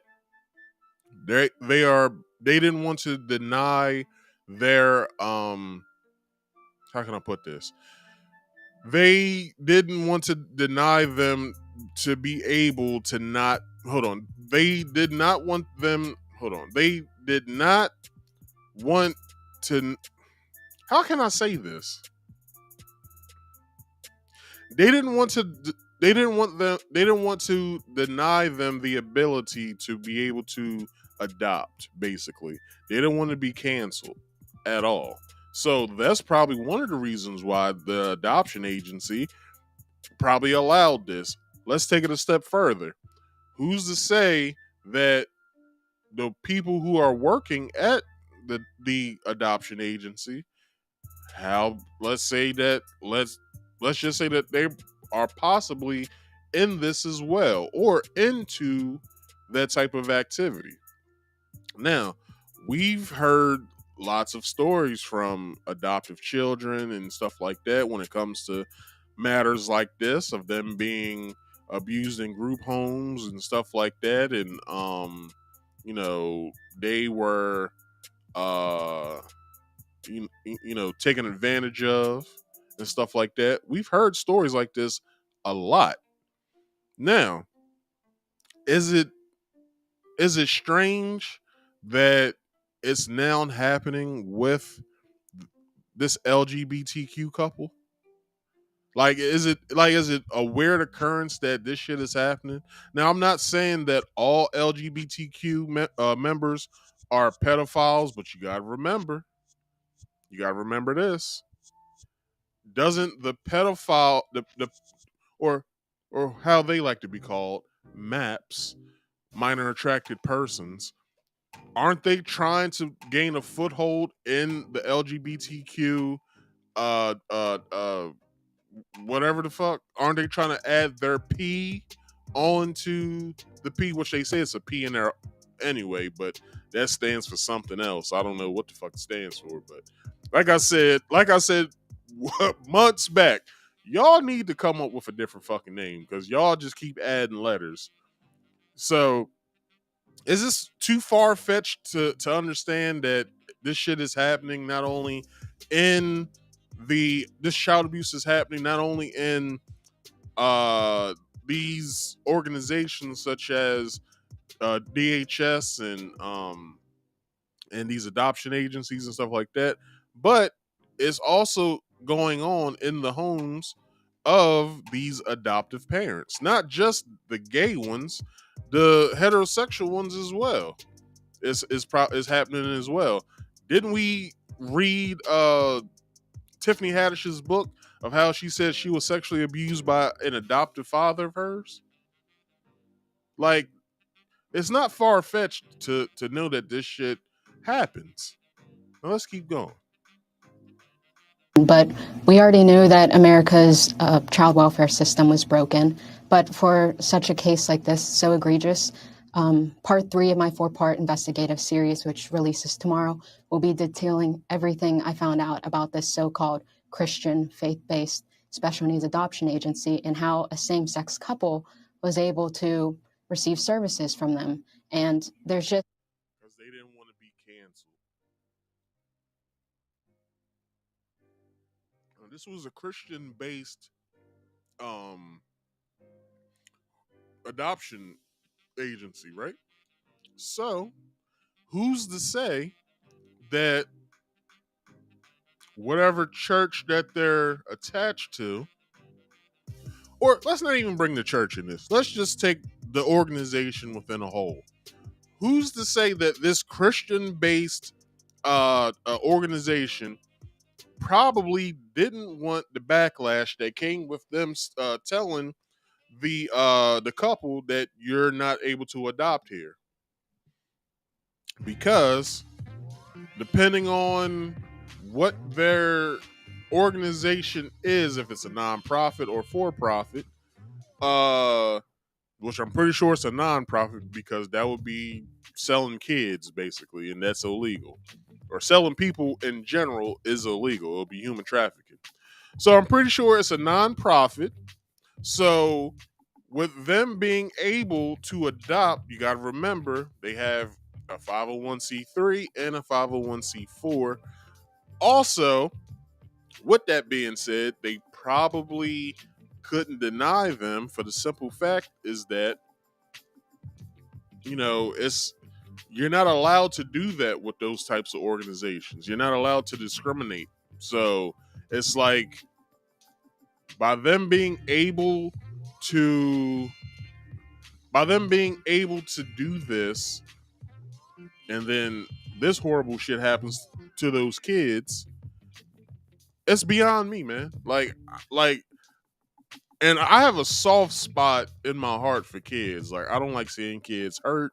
Hate hearing kids cry.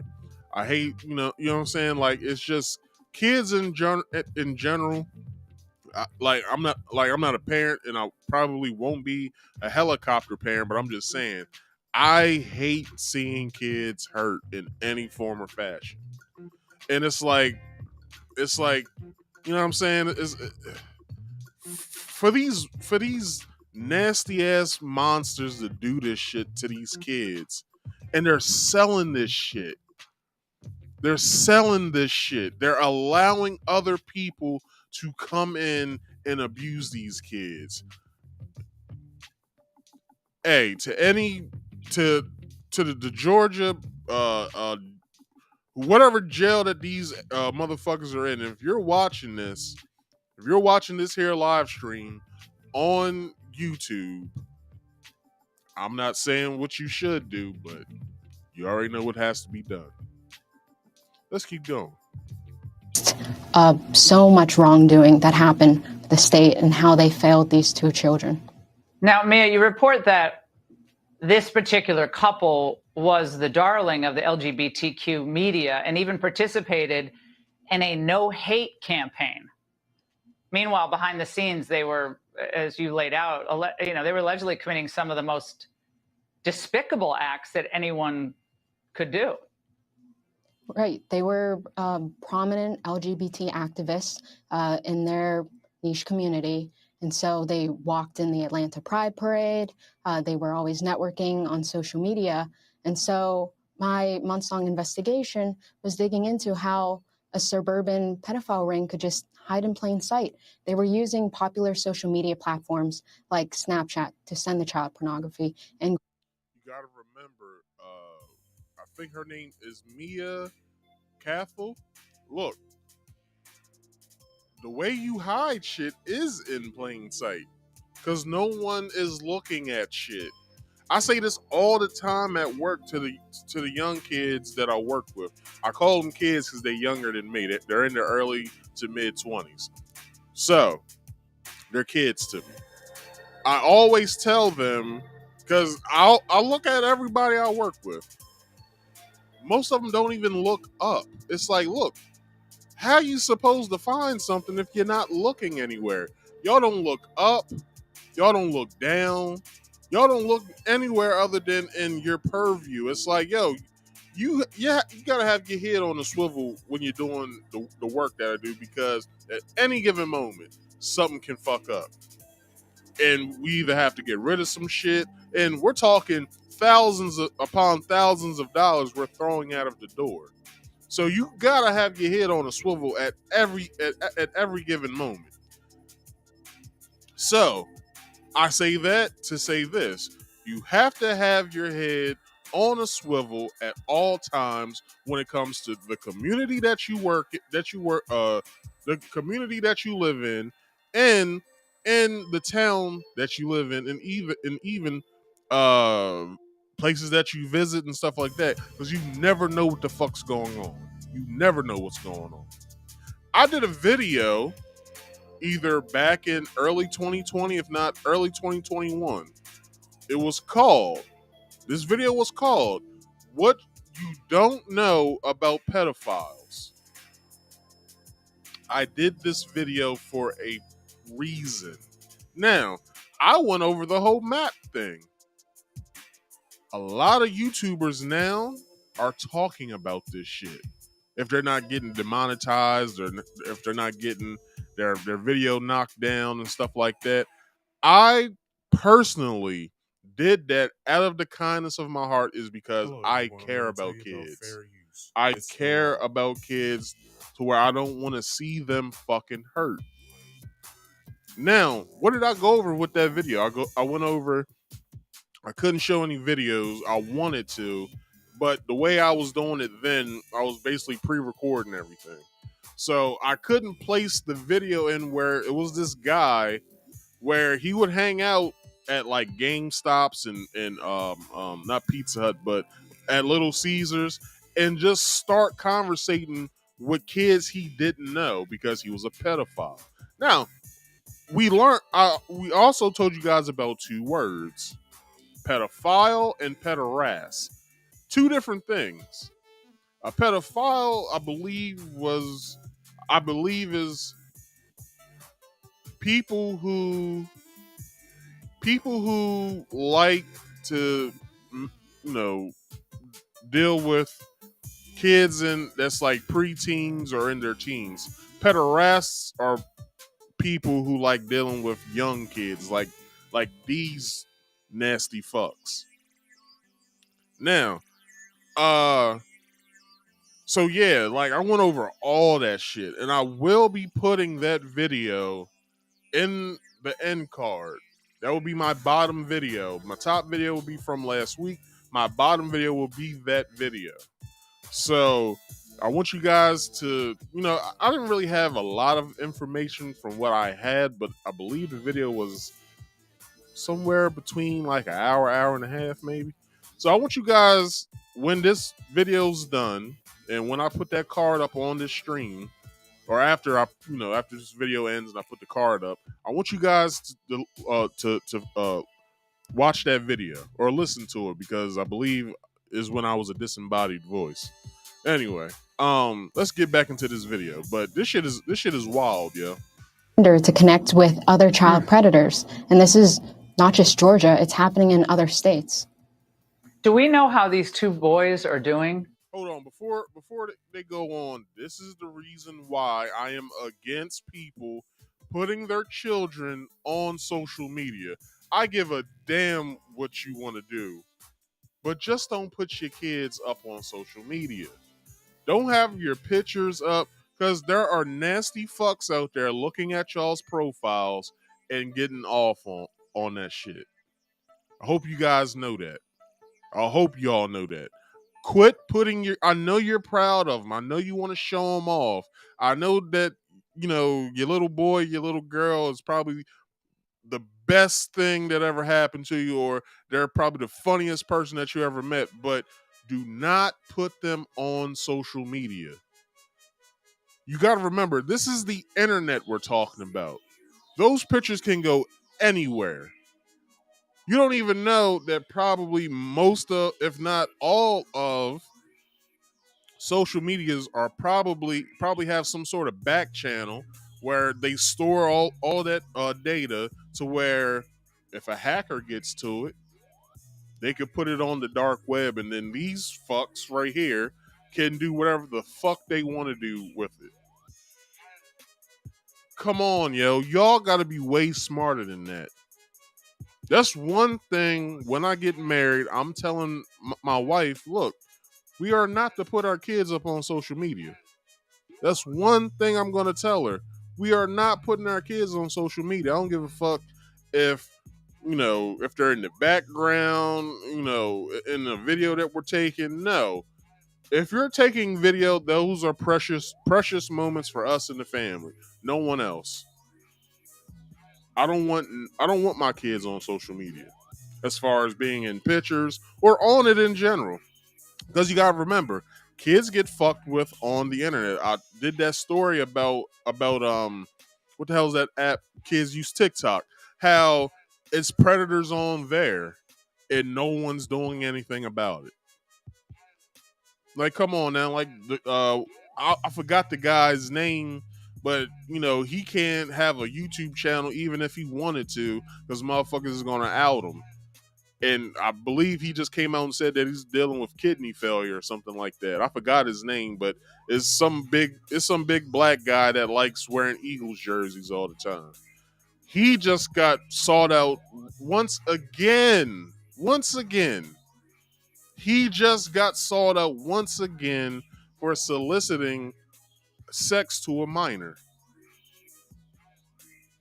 Like, come on, yo. Y'all gotta be way smarter with y'all's kids, man. And now we're dealing with this, where two innocent kids whose family couldn't take care of them, they got put through foster care and got put with these assholes. Like, we gotta do better, y'all. Like, for real, we gotta do better. Today? They're back in foster care. That's all the state will say. And, they were the power, the authority that was the one who took these boys from their previous broken home, from their biological parents. They put them in this abusive household, and they could be with Balenciaga designers for all we know at this point. Well, we should all pray for those two boys, given what they have been through. I mean, we should just all pray for them tonight. Mia, thank you for this reporting. It's brave of you to do it. It's necessary. Thank you so much. And that comes from Townhall. So I give my kudos to Townhall and Mia Cathal for putting this story out. I applaud you for that.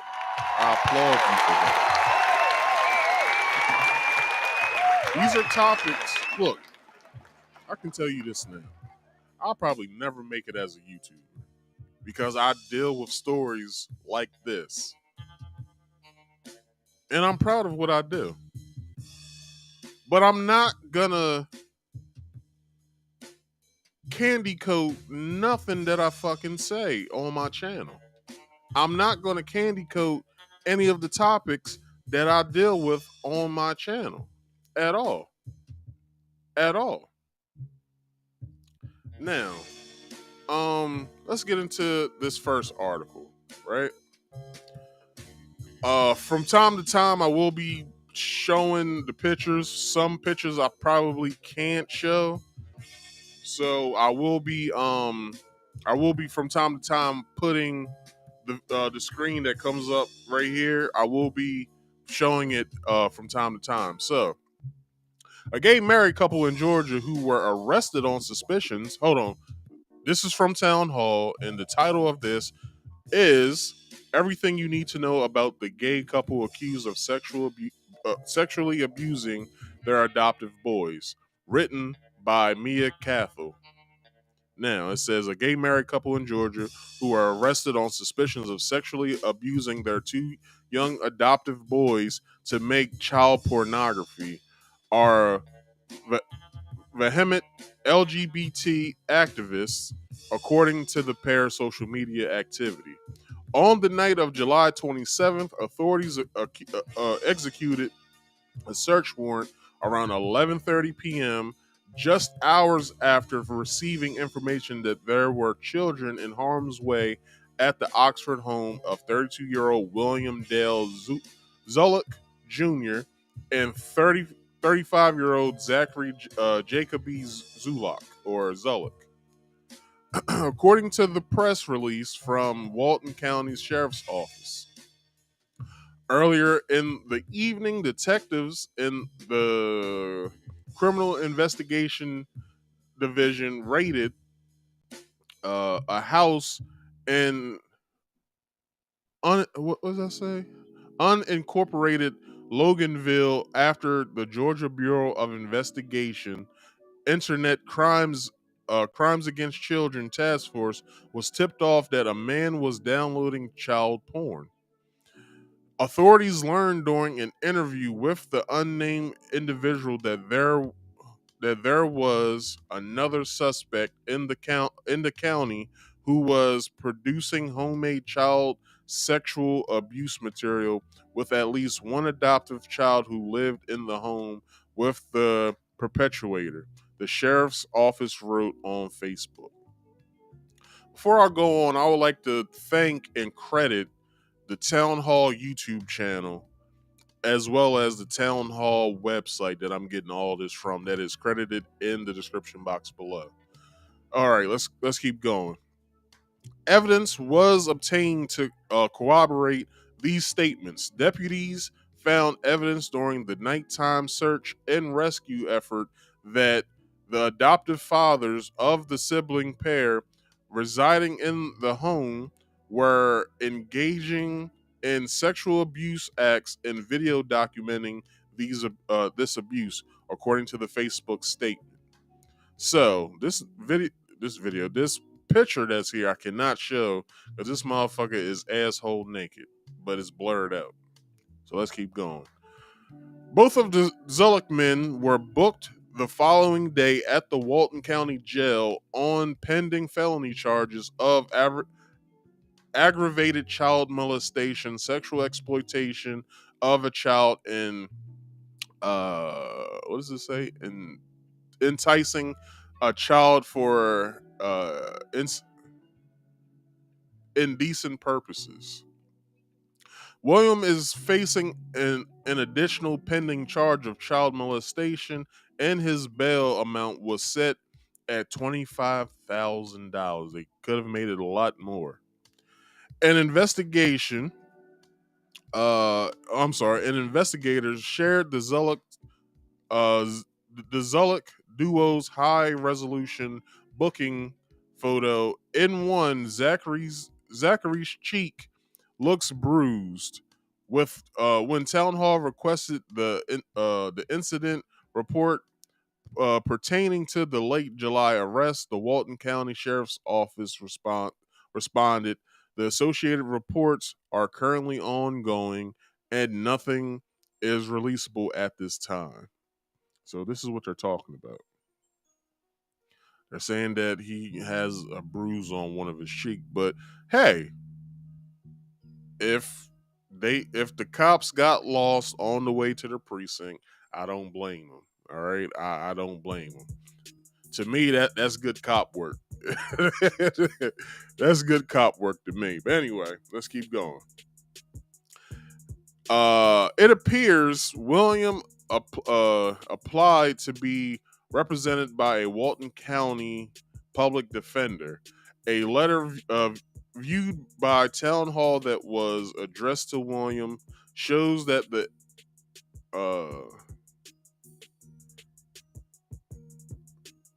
I have no idea what this word is. Never seen it before. Indigent. Okay. Indigent Defense Program determined that he is ineligible for a court-appointed defense attorney, citing tens of thousands in equity in his spouse's income of $7,500 a week. Where the fuck is he making that at? Anyway, let's keep going. A similar denial memo was sent to Zachary, pointing to equity in his own well-to-do weekly earnings. So basically, they make too much for them to get a court-appointed lawyer. Let's keep going. Zachary's I'm sorry, the guy that I said had the bruise on his cheek wasn't him. Wasn't the guy I showed. This is the guy. But like I said, if the cops got lost on the way to the precinct, hey, good cop work to me. Anyway, Zachary's since deleted LinkedIn page said he was a branch coordinator at the SunTrust Bank in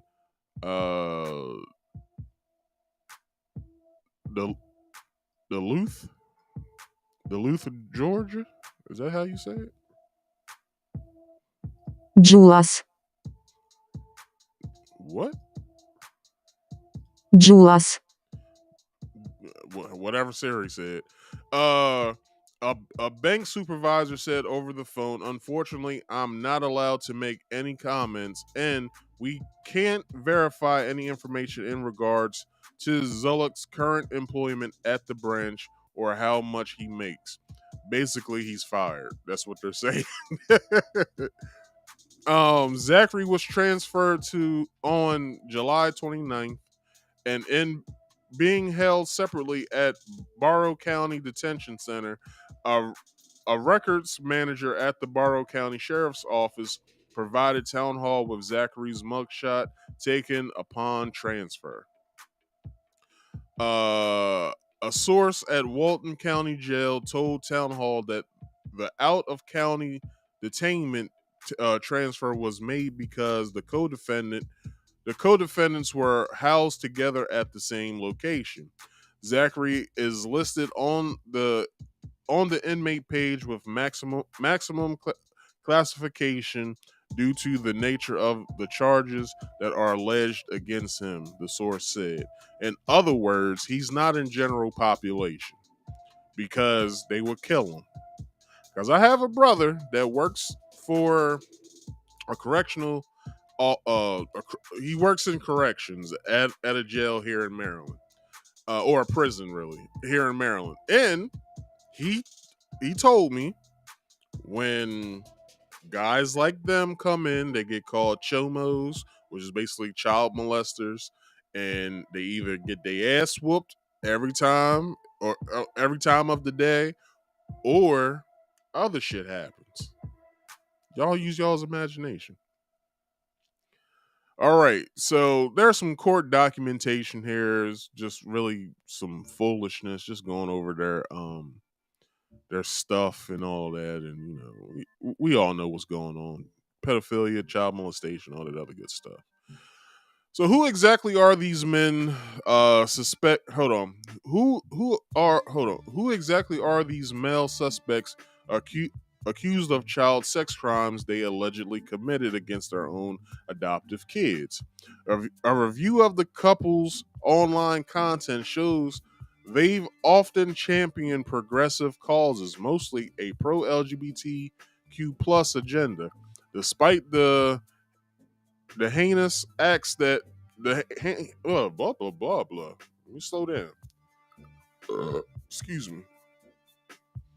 Heinous acts the gay marital partners allegedly performed on the two prepubescent boys. If the claims are substantiated, the case helps to confirm widespread concerns about the woke regime's intentions for gaining unlimited access to the county's most vulnerable population. Now, and I always said this. I've always said this. And I've always disagreed with the women coming out saying women are the most or really it's really black women that's saying it. They're saying black women are the most unprotected class of people here in this country or in the world. And I say, no, you're not. Children are. Children of all races are the most unprotected class in the world. You know why you're not? And this goes to all women that says it's not just black women. You know why? Because you have the cognizance to call the police, you have the cognizance to fight back, you have the cognizance to do whatever, kill a motherfucker who's abusing you or what have you. You have all that ability to do that. You're not unprotected if you can protect your goddamn self. Kids are the most, or children really, I shouldn't say kids. Children of all races in the world are the most unprotected class here in the world. Children are. Of all of male and female genders, all children of all races. So get out of my face with the bullshit. As the liberal San Francisco gay man's choir last year unwittingly verbalized, "We're coming for your children." Now, what does that mean? What does that mean to us? Well, we're too damn old to be we're too damn old. I'm 34 years old. And any other grown motherfucker out there, we're too goddamn old for them to try to get us to, accept their shit. You get a kid, nonetheless. A kid only knows right from wrong from what you teach them, other than what they already innately have, instinctually. But right from wrong is taught by parents, and that's the bottom line.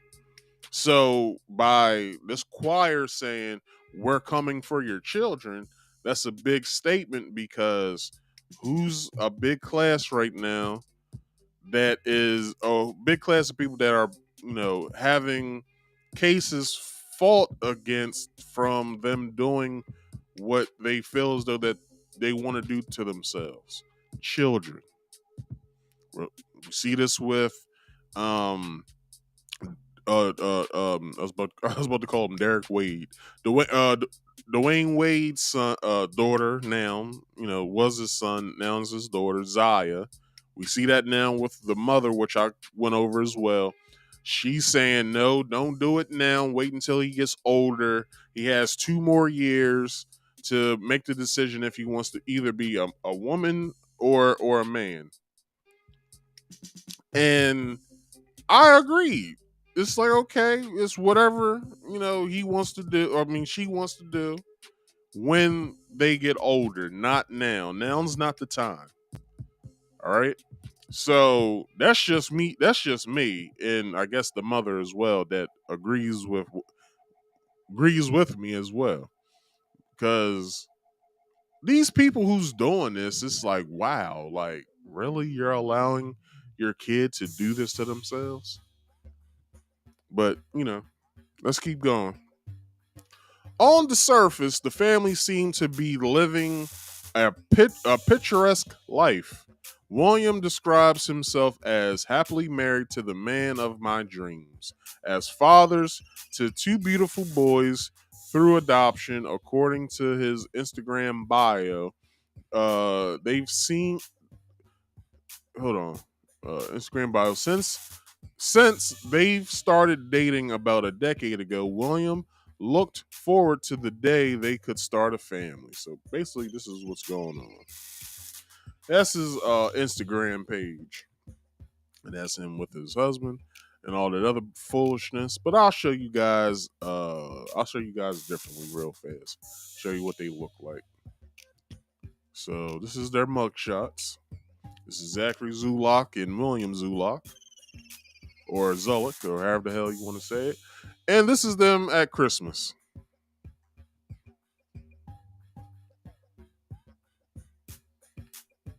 And this is them at a some event, wearing their LGBTQ t-shirts.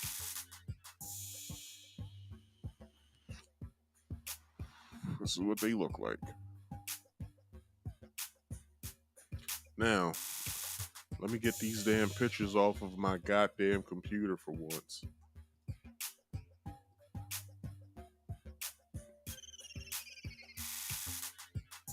Give me a second.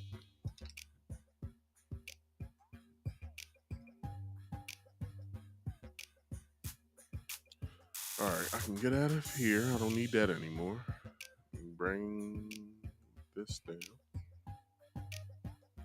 Alright, so let's continue with the story. So it says Zachary, a self-described activist who publicly advertises his Snapchat username, likewise proudly stated in his Instagram bio, married to my amazing husband William, papa to our two wonderful boys. So who did they say said that? Zachary. So this is Zachary's Instagram page. All right. So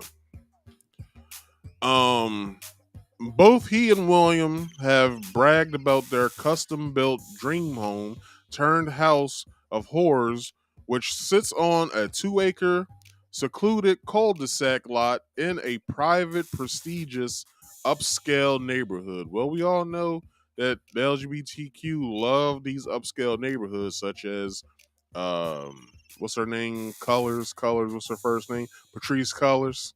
She bought several secluded, prestigious houses around the country and in the Caribbean as well as Canada. Anyway, let's keep going.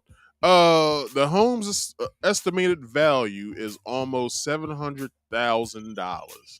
Getting ideas for our next house, William captioned a picture taken outside the Biltmore Estate, which is America's largest home design for a member of the industrialist Vanderbilt family.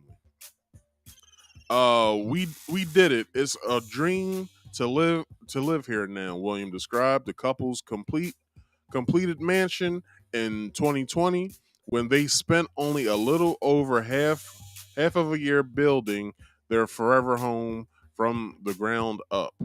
The kids love the forest behind us and the playroom for all of their toys. Much needed space for us to grow into.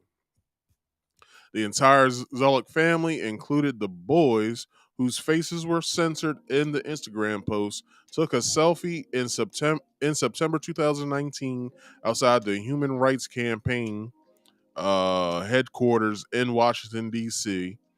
HRC is an LGBTQ plus advocacy group, the largest gay lobbying civil rights organization of its kind within the U.S. So here's the picture. This is them. There's the kids. That's the Human Rights Campaign place, and blah blah blah blah. All right, let's keep going. It's been just over a year as their parents. William wrote in a May 2019 anniversary Instagram post. We have loved every moment of it. Was a little rough starting out, but we beat the 1 year mark. Our little adoption family, standing hand in hand on a beach The 4-member family wore matching Zullock 2019 t-shirts. So this is the picture. All right. And those are the boys down there. I won't show that too much, so let's keep going. William made the intentional adoption announcement in March 2018. We're growing by 4 feet. Read a Zullock home plaque surrounded by the 2 sets of adult men's shoes and 2 pairs of children's sneakers. Holding up a gift at their adoption shower, Zachary showed off a "So Cool Like Dad" t-shirt for one of the boys to wear. So basically, here's the one picture. We're growing by 4 feet, and I don't think they have the other picture. So let's keep going.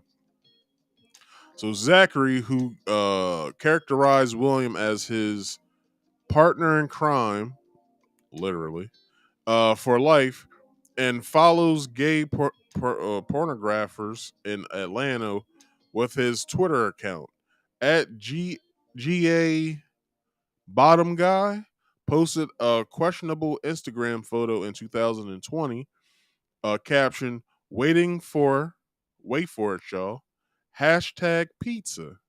According to journalist Andy No, the phrase could be a dog whistle for pedophiles seeking child exploitative material. Reports say child predators lurking online have typed cheese pizza as code for child pornography. I believe cheese pizza is for girls, I believe. All right. So pizza emojis are also reportedly used as a flag to find, sell, and trade images of child abuse. So this is this nigga in front of Domino's. This shit's wild, y'all. So, Williams' Instagram account similarly follows amateur gay porn stars as well as a kinky gay men's lingerie site that sells schoolgirl skirts. Excuse me. One of Williams' followers posts particular alarming Instagram content focused on focus on love and appreciation of boys and the innocent of youth. NAMBLA. If you guys don't know what that acronym spells, it is NAMBLA. Hold on, I need to write that in. What the hell NAMBLA is?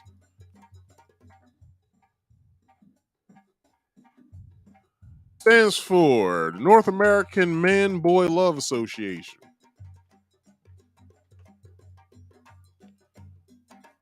Let's keep going. Where was I at? Okay, so garnering hundreds of likes, the account posts photos of half-naked elementary school age children, often brothers, sleeping in their underwear and posed in sexually suggestive positions. Vulgar comments calling the boys sexy and in a I don't know what they were trying to spell here. Let's see, FUCK. I have no idea what the rest of this word is, but it's F star star star star star star star star star star CK. I have no idea what the hell that spells. Anyway, so beautiful. So basically is the word I just spelled out, so beautiful, come from fellow BLs known as boy lovers. Among pedophiles who exchange exclusive videos and pictures of underage boys on OnlyFans and Telegram, I had no idea that shit was going on OnlyFans.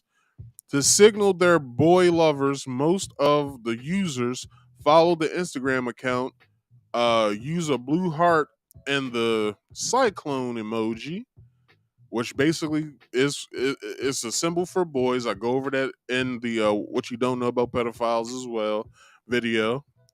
Cyclone emoji, which resembles the little boy lover logo. A blue spiral identified by the FBI as a pedophilic symbol. Days ago, the account uploaded an Instagram reel of topless children playing with a toy gun between his legs. He wish it's a penis, basically. And Instagram user replied with a smirking tongue emoji. Some of the account's captions read, "Everybody has their type. This is mine. Perfection in a boy. Sometimes the smell of a boy is simply breathtaking. And can you pick up and give me a big hug and kisses, mister?" Another asked left or right to a picture of two boys in swim trunks.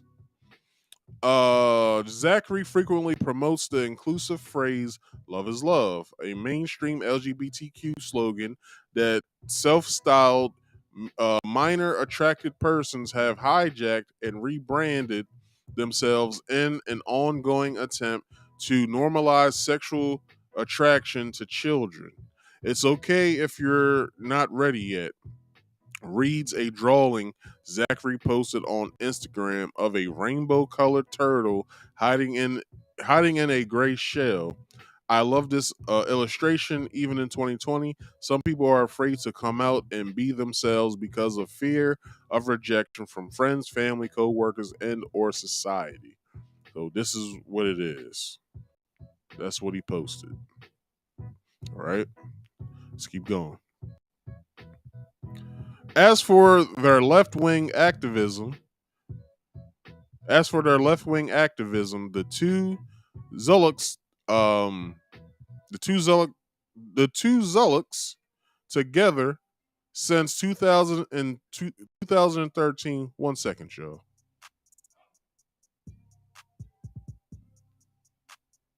All right, because something weird happened with my mic, and I usually can't hear myself in my mic, and I kind of heard myself a little bit, and then I can't hear myself again. So I was wondering if they was fucking with my stream. So let's keep going. As for the left wing activists, the two Zulloks, together since 2013, engaged in 2016, and married since 2017, posed with no hate face paint on one cheek and duct tape over their mouths twice in silence protest for professional photo shoots taken by a celebrity male model photographer as part of an anti-gay hate campaign. So this is what was put up. That's what you saw on the video as well. Those are the people that we saw. I guess when that campaign came out, those were the two guys. So the photographer has to be a part of this little community as well. Let's keep going. William and Zachary were photographed carrying rainbow-themed Born This Way flags at the 2014 Atlanta Pride Parade.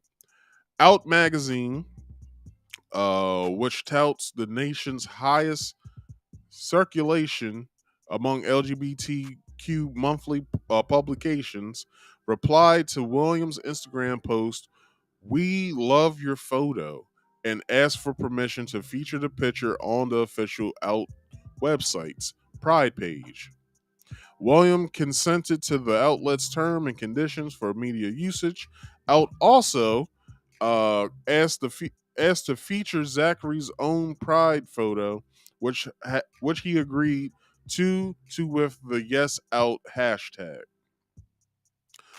The longtime couple who have also participated in AIDS Walk Atlanta year after year were wearing orange PNC shirts at the 2013 and 2017 Atlanta Pride celebration, back when Zachary was a universal bank specialist at the Pittsburgh-based Financial Service Corporation, a corporate partner and sponsor of the annual event. So this is them having fun at the AIDS Walk. All right, so let's keep going. Zachary is a big-time supporter of Black Lives Matter. once adding an image of former President Barack Obama with a BLM frame as a temporary Facebook profile picture and making a BLM graphic featuring the Pan-African flag. That shirk, y'all better not fuck. Ooh, any of y'all other motherfuckers out there feeling froggy with our flag, chill the fuck out, all right? For y'all get ran up on. The traditional pride flag, the bisexual flag, and the trans flag, his Facebook cover photo. Someone with access to Zachary's Facebook account has since scrubbed it and changed his privacy settings. Oh, I wonder why. All right. So both of the Zulloks have preliminary hearings scheduled for the morning of September 1st in Walton Magistrate Court. So this already happened. All right. Their case is still open and the investigation remains ongoing. The sheriff's office said the defendant has not been indicted yet, which would likely happen after the September court proceedings in front of a magistrate judge, where the state must present evidence there is a probable cause to bind the case over to Superior Court. So,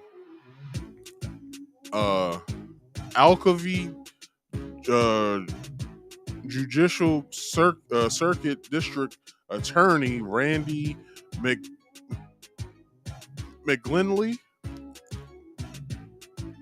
McGinley, I guess that's how you say it, I don't know. Whose services Walton County answered Town Hall's procedural questions, stating that it's too early to say exactly what an indictment could look like in this case, whether it be a joint indictment against the two co-defendants or a separate indictment for each defendant, as the prosecutor's office continues to gather evidence from the responding law enforcement agencies.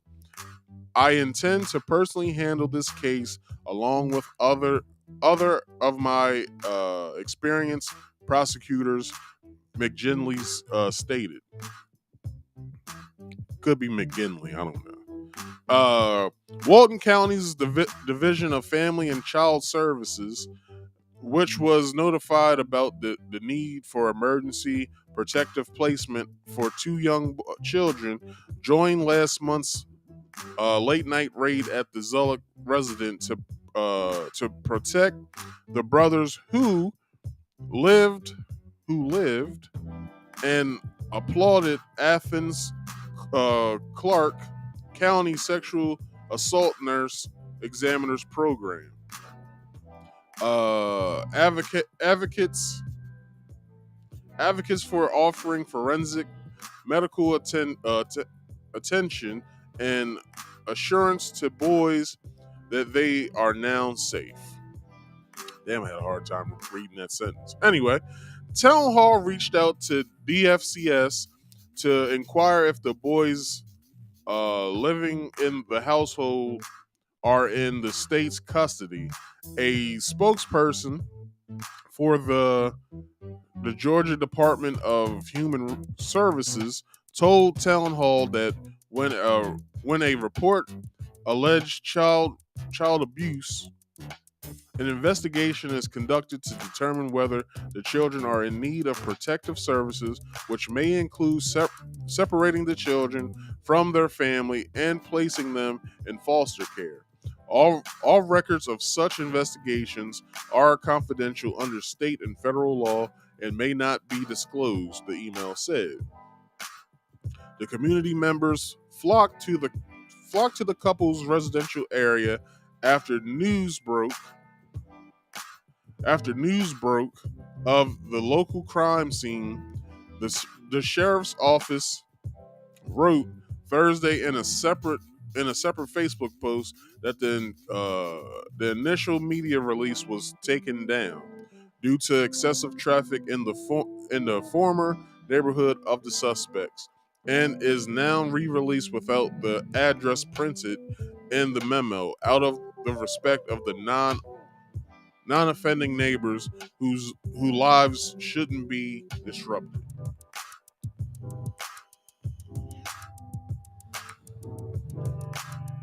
According to, according to the warrant naming Zachary, the person in Loganville who was first apprehended by Walton County detectives and is identified on the witness list. 26-year-old Hunter Clay Lawless was arrested July 27 on a warrant for felony sexual exploitation of children. Lawless's indignant defense order says his application was incomplete because he refused to answer income questions. He has since been released on $25,000 bond.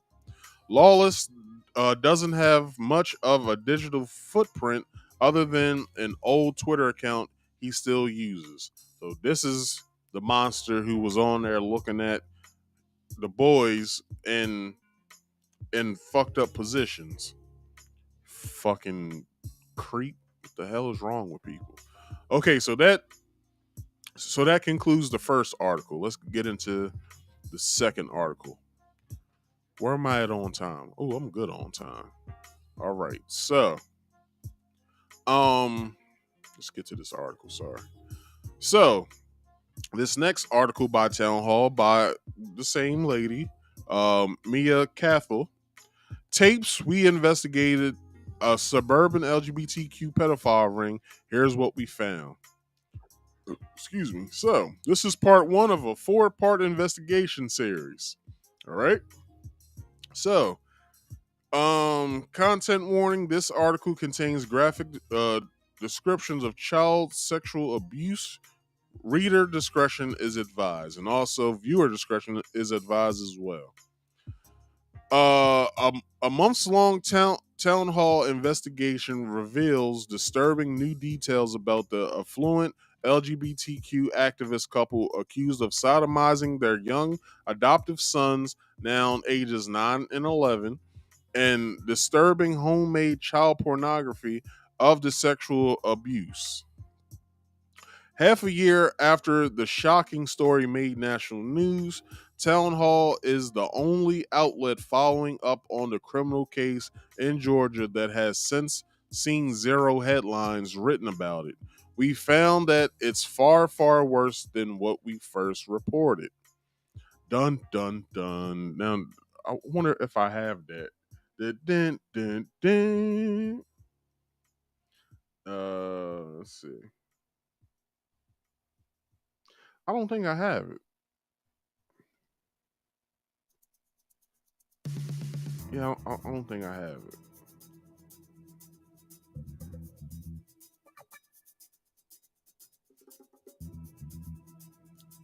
Yeah, I don't have it. Damn, I thought I had that sound.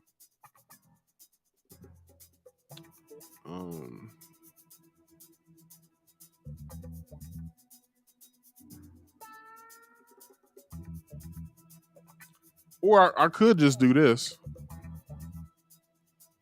It was at this moment that he knew. He fucked up.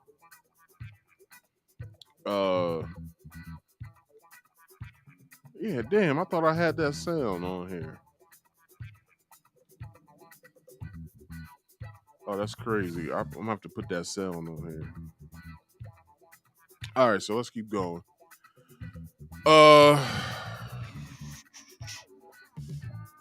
Not only did the married men allegedly rape the two boys, or I should say rape the two boys who were adopted through a Christian special needs adoption agency, they were pimping out their children to nearby pedophiles in Atlanta area suburbs. Townhall's follow-up investigation discovered.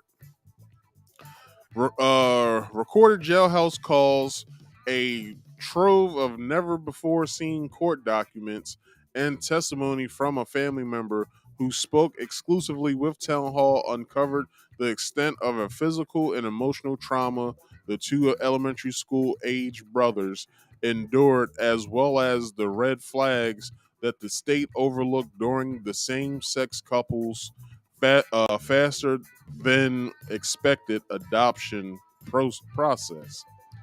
As I said, they probably had someone on the inside working in there that's about what they do. You know what I'm saying? Let's keep going. As Town Hall reported in August, the suspects were darlings of the LGBTQ media. They were part of an anti-gay hate campaign promoting no hate and out magazine, which holds the nation's highest circulation among LGBTQ monthly publications, has reportedly asked them if its website's Pride page can feature their photo taken at Atlanta Pride Parade. So here's their charges. The adoptive father, 33 years old, government worker William Dale Zullock Jr., and 35-year-old banker Zachary Jacoby Zullock, who was previously accused of raping children from Oxford, Georgia, have been indicted by a grand jury on charges of incest, aggravated sodomy, aggravated child molestation, felony sexual exploitation of children, and felony prostitution of a minor. Wow, they deserve death by hellfire. So they should basically get put in a pit and get gasoline sprayed on them and then lit the fuck on fire. That should be their death sentence. Let's keep going. According to a copy of the 17 count indictment Town Hall has obtained, the adoptive dads allegedly performed oral sex on both boys, forcing the children to perform oral sex on them, and anally raping their sons. Boy, yo, what the fuck? To anybody in any of those jails, y'all know what the fuck to do. If y'all know, and we all know when it comes to jail, you can't hide nothing in jail. Even with inmates, they know your fucking case. If y'all know what's going on down in any of those jails that they're in, do what you gotta do, man. The hell is wrong with y'all? Set them motherfuckers on fire, stab them, do something, shit. My gosh. Whew, that shit made me fucking upset, yo. Like, they basically adopted these boys just so they could do that shit, yo. And not only that, they're prostituting these boys. Or they was prostituting these boys. Like, yo, for real. On the rail, yo. Maybe I should just go down to Georgia and do a crime and make sure I get into one of those county jails or prisons that they're at. Yo. This shit's crazy, yo. All right, let's continue. In at least one instance, the anal rapé injured the older Zullock child who just turned 11 years old in mid-December. Court records indicated that the child's sexual abuse stretches back to as early as late 2019 and intensified in January 2021, March 2021, and December 2021 as the offense dates are listed. The brothers were enrolled in 3rd and 4th grade, respectively, before the men were caught in a midnight July bust at the Zullock mansion, which ended with Zachary tackled to the ground and William hauled out of the house naked by armed officers.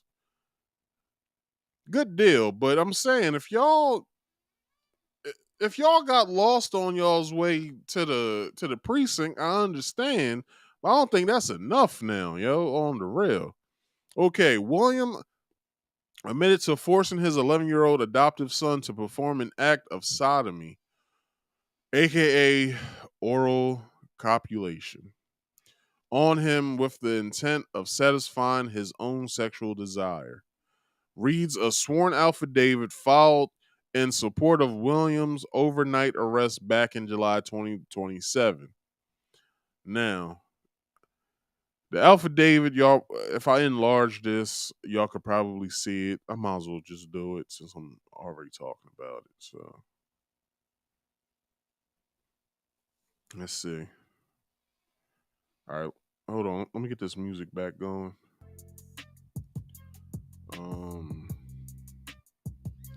So it says, did an immoral or indecent act to a child under 16 years old with intent to arouse and satisfy the sexual desire of said accused or said child, which act involved an act of sodomy in violation of OCGA 16-6-4.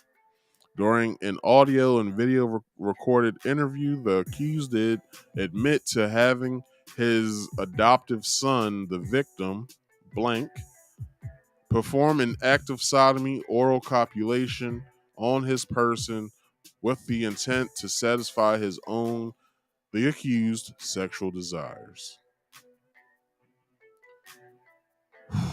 Boy. An updated criminal affidavit says the child sexual abuse was filmed by Williams' husband, Zachary, with whom he routinely engaged in sexual abusive acts on the boy. Zachary, the household's breadwinner, confessed to being the cameraman, and authorities allegedly found a folder on his cell phone labeled Us that contained videos of William sexually abusing the child. Okay, so this other affidavit states, let's get into that. Knowingly used a minor to engage in sexual exploited conduct. I'm down here at the bottom part. What was that? Engage sexual explicit content for purposes of producing a visual medium depicting such conduct in violation of OCGA 16-12-100. The accused did engage in sexual explicit content, to wit, committing an act of sodomy with the victim, blank, while being videoed by the witness, Zachary Zullock, his husband, with whom he routinely engaged in sexual abusive acts on the victim with. So, that's that. The indictment also charged the Zullock co-defendants with soliciting 2 other men through the use of popular social media platforms in the greater Atlanta metropolitan region to perform an act of prostitution with their child that suffered physical injuries from being brutally raped. Townhall is the first publicly identify these 2 alleged members of a pedophile ring in the heart of Peach State, 27-year-old Hunter Clay Lawless and 25-year-old is it Luis Armando Vizcarro Sanchez, both of Loganville. So here's the other guy.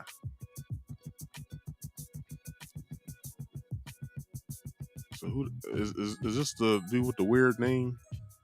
Yes, Luis. All right. So, Lawless, who snitched on the Zelux, told local law enforcement he received numerous messages via Snapchat from Zachary about effing his son tonight and to be prepared to receive images as well as videos of the father raping his adoptive child. So this is who's the accused? That's Zachary, Jake. Okay, so I'm gonna just read this out for David. I'm not gonna bring it up on screen. Did an immoral and indecent act 2 in the presence of a child under 16 years old, with intent to arouse and satisfy the sexual desire of said accused or said child, which act physically injured the child, including an act of sodomy in violation of OCGA 16-6-4, a video of child sexual abuse material CSAM, uncovered in a cyber tip provided provided to the hold on.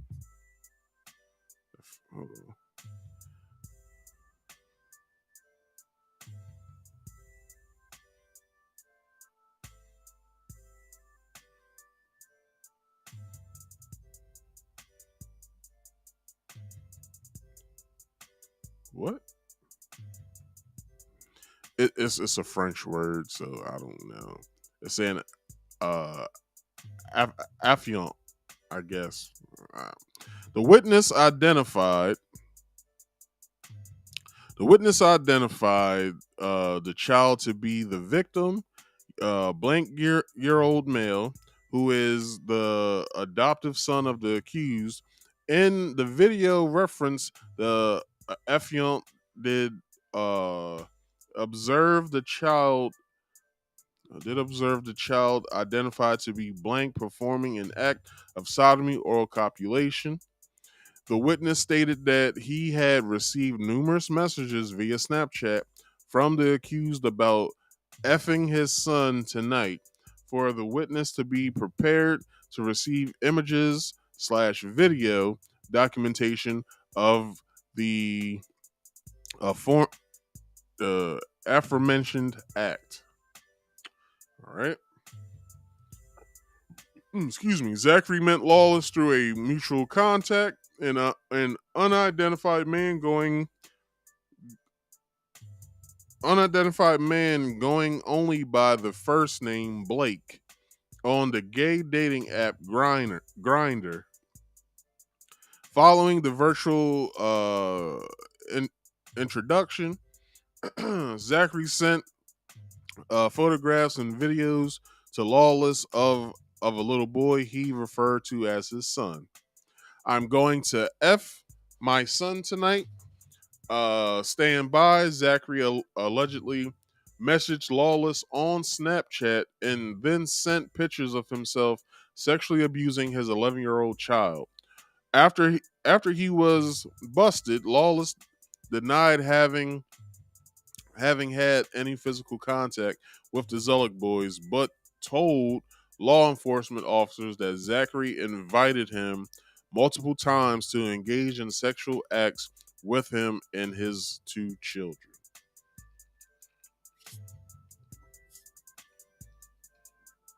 A list of these states. Anybody ask you shit? Syria always got her name in something. A list of the states evidence includes 149 images collected at the Zellick home, 2 flash drives containing Zachary and Lawless's phone data, sexually assault nurse examination, results from the children's medical forensic exams, which gathered DNA evidence such as bodily fluids and documented injuries, a text message from Lawless, a Snapchat letter, 2 written letters from the older Zullock child, and a disc containing a data dump from Viscaro Sanchez's iPad and iPhone. So, what's this? Arrest warrants, arrest booking report. So flash up. Okay, so this basically just goes over everything that I just said. All right, so let's keep going. A photo of Daddy's shirt is also evidentiary item listed by the district attorney's office. Police had found clothes in the older Zullock child's bedroom that matched the clothing the boys was wearing in the photos and video Zachary allegedly sent Lawless.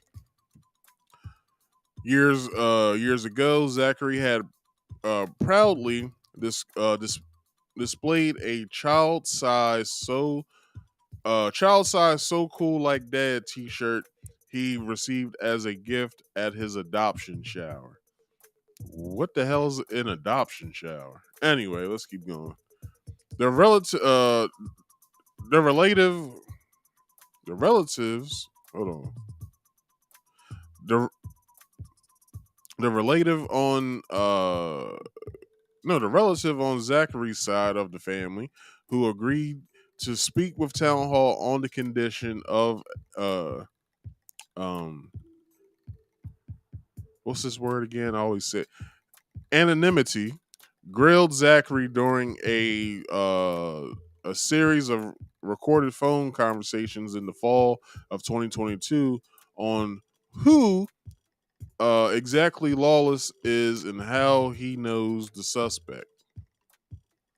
I mean, like I said, not everything that's being said is accurate or true. So, and I'm trying to not lose everything. Zachary, who's being held separately from William while in pretrial detainment, replied.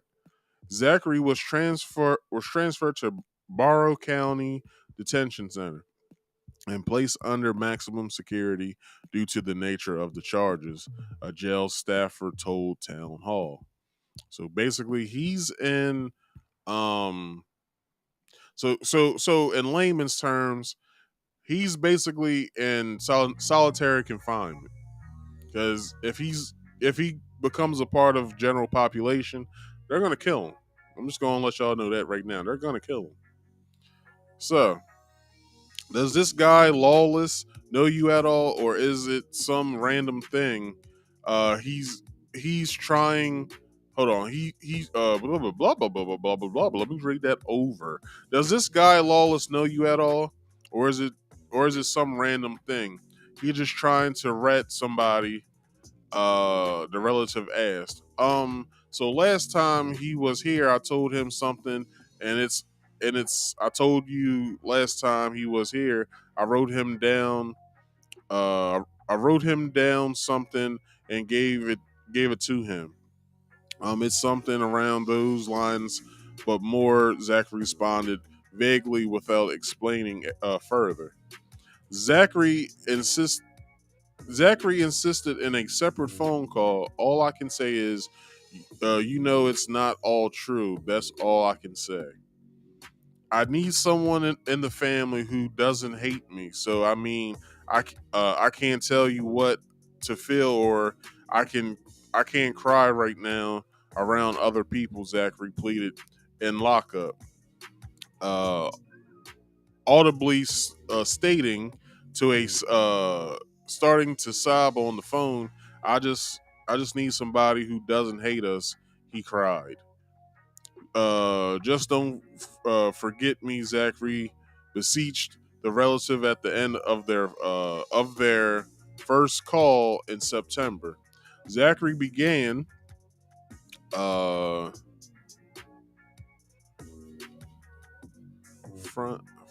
frantically searching for Lawless's profile on Facebook last January. the relative who has access to his social media accounts observed over on Snapchat, Zachary has active unopened chats with multiple men, according to the sources. Oh wow! And there we go. He's right there, Hunter Lawless, right there on the Snapchat. Now, let's keep going. Zachary, who listed his Snapchat username is his Instagram bio, where the self-described activist brags about being papa to our two wonderful boys, admitted to sending such material to less than a dozen people. There are other potential co-defendants under investigation that are out there, circulating videos of the Zulik boys. Alcovey Judicial Circuit District Attorney Randy McGinley, whose services Walton County told the court at the September 7th bond hearing, according to the transcript provided to Town Hall, they just viewed underage boys as sex objects, McGinley said of the Zulik co-defendants at the virtual court appearance. Raid and seizure. Since the Zuliks have been taken into custody, the married men's assets have been seized. Their vehicles have been forfeited, and their home is now the property of the state with a lien filed against it. They should just knock that fucking home down. Who will fucking buy that home after hearing what the fuck happened in there? Like who would buy that house? I wouldn't buy that house. And if there isn't protesters outside of that home at all times and putting stakes with propaganda, not propaganda, I shouldn't call it propaganda, but stakes with messages on it basically stating this is the home of so-and-so who sexually abuse boys, that should deter people from buying the house as well. And I don't know if that's legal or not, but who gives a damn? Like, who the hell gives a damn? You know what I'm saying? So anyway, since Zulik has been taken into custody, the married men's assets, blah, blah, blah, all that good shit, and their home is now the property of the state with a lien filed against it. The Zulik couple's criminal defense attorney, John E. Haldy, said in court, adding that a sign on the Zulik house says, "Do not enter property of the Walton County Sheriff's Office." And this is their home. You know what I'm saying? It is a nice house, but I wouldn't want to live in that motherfucker if I was anybody. If anybody sees this house come up on the market, do not buy it. And if you do buy it, get it demolished. All right? Get that whole house demolished. That's what I would do. I would buy the house just so I could demolish the motherfucker. Like, I don't want that bitch standing. All right? It's BS that they took our house. A frustrated William hold on. It's BS that they took our house. A frustrated William stuck in Walton County Jail protested via an hour-long phone call with the Zulik family insider. They seized the house, everything inside of it, all of our cars on the property, William said of the seizure. William recounted the night of the armed raid on the Zulik residence. They came in 11:30 at night. I was asleep. Zach was asleep. They were going to bust down our door if Zach didn't open the door. The relative asked. They rammed the door down. They were about to, but Zach heard them knocking, and he actually went and opened the door. They slammed him on the floor. And I hate to say this, but William paused momentarily, chuckling in a lowered voice. "I don't sleep in clothes," he said. Well, why would he? Why would he laugh at that? I don't know. I don't want to get into that anyway. So they arrested me. They arrested me in my bed naked. William complained, and they walked me across my front yard, put me in a police cruiser with no clothes. I'm saying it was summertime. It was hot enough for you to be in there. They wouldn't even let me get gym shorts or anything. William added that he sat stark naked in the back seat of the patrol car until approximately 4 a.m. the following morning while they searched our house for God knows what. You know what they were searching for. Shut the fuck up. Yeah, you can tell in Zach's mugshot that he has a big bruise on his left side of his face, the family member said. Yeah, because they slammed him against the floor in the foyer. And the first time I was in a foyer was what? Well, the first time I recognized I was in the foyer was when I was 29 years old. Uh, my grandfather's house had a foyer. I didn't know what the frick it was called though. I was like, it's just a part of the house. It's the front door, and then it's the foyer. It's like they got names for every goddamn thing. You know what I'm saying? But anyway, um, I had to lighten this shit up a little bit because this shit is depressing. Let's see, make sure Bruce signed. Okay, yeah, because they slammed him against the floor in the foyer. He had bruises on his knees, his face. They came in blazing with AK-47s.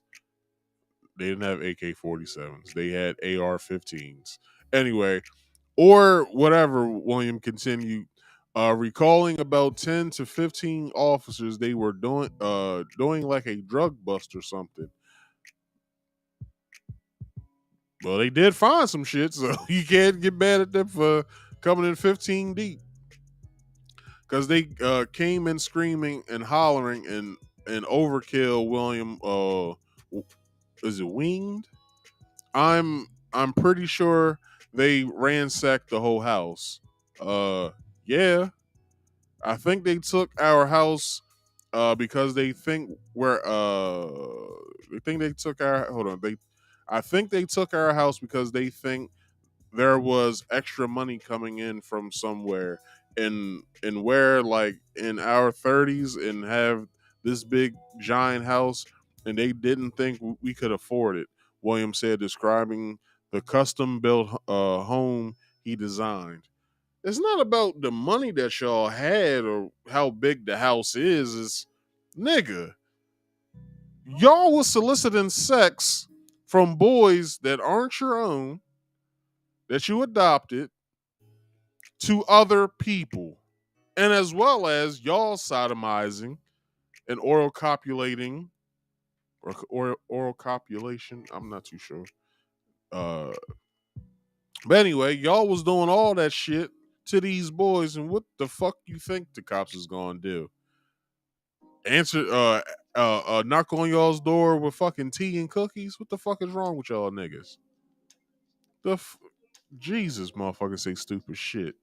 Anyway, I think they took our house because they think, okay, I said that already. I'm sorry. The couple's dream home sits on 2-acre secluded cul-de-sac in a private procedures. Yeah, we all know this bullshit. Beforehand, the Zolik lived out of a small house. Yep, that doesn't really matter. William went on. Okay, right here. So William went on to accuse Walton County law enforcement officials of spinning some lies to seize our house, asserting, I've come to find out that most of these police officers in the county smudged and lied just so they can get a higher conviction rate. No, they arrested y'all because y'all did what the fuck y'all did. Like, come on now. Me and Zach worked our butts off for everything we've had, William later declared. DA McGinley explained in an email to Town Hall that this officer had filed a civil complaint seeking to forfeit the Zullock property. For forfeitures of a civil proceeding, but handled by my office, McGinley wrote. In response to Zullock's filed an answer, and then McGinley's office filed a motion for a more definitive statement, which states that the answer was insufficient under the law. The two Zullock men are both detained, denied bond when Judge Foster determined that the co-defendants are threats to children in the community. Good job, Judge. Good job.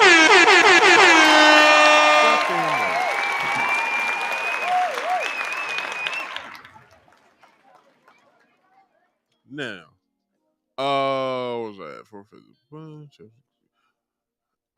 And are a flight risk, they say. Yes, they are. At risk to commit new felony offenses and could intimidate and influence witnesses or victims. Because you gotta remember, they got that alphabet behind them. So, you know what I'm saying? If they did get out and then they was able to recollect themselves, it's the Georgia judicial system that will have an issue, not them. So thank God they kept their asses in jail. So that was a sack of bricks that was dropped on everybody at the bond hearing. William commented to the relative. Inside the gayest place in town.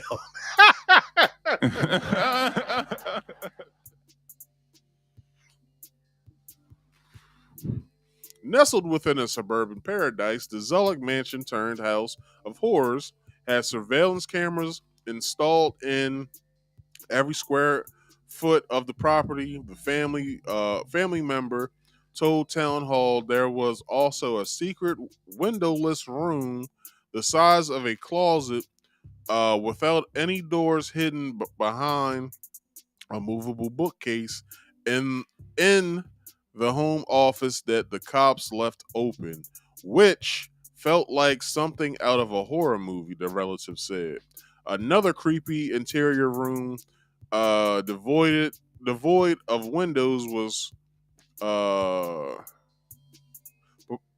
purportedly used as a home theater. All right, so LGBTQ pride paraphernalia littered in the family's extravagantly furnished 4-bedroom, 5-bathroom. Why would you have 5 bathrooms? Anyway, four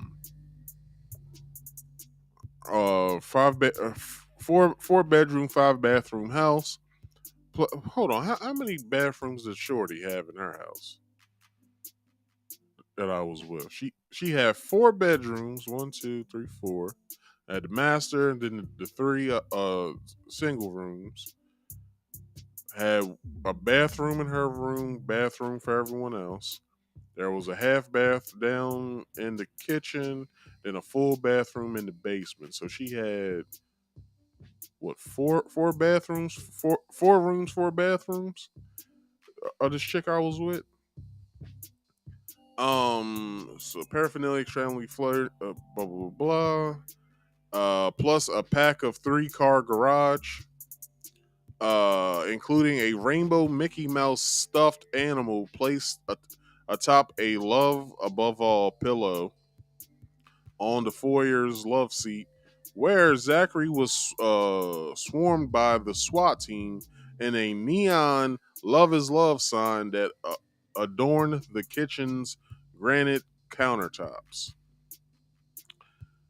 The lamp's pro-inclusive phrase, a mainstream LGBTQ mantra that self-styled minor attracted persons, or MAPS, have co-opted in a rebranding campaign that attempts to normalize sexual attraction to children, is one Zachary frequently promoted online. The Zullock own a collection of exotic pets, including a gopher turtle, which Georgia recognized as a protected species, which means that they couldn't own it in violation of state law, unless they had a license to have it. Then that's when they could, own it. But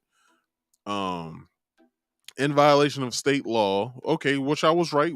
They was in violation of state law, unless they had a license to own it, according to a ticket issued by Georgia Department of Natural Resources. In the interest of judicial economy, the state moved to dismiss the citation, giving the alarming lot of life sentences the Zella co-defendants are facing.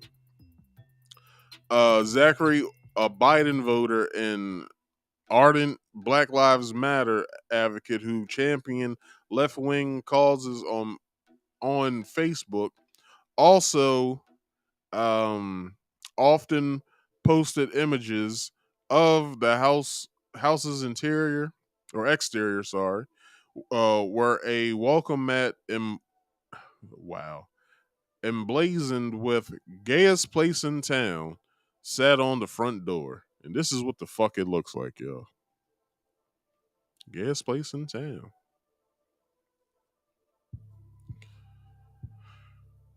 Our business is our business. What happens in our homes stays in our home, the gay couple allegedly told their abused sons.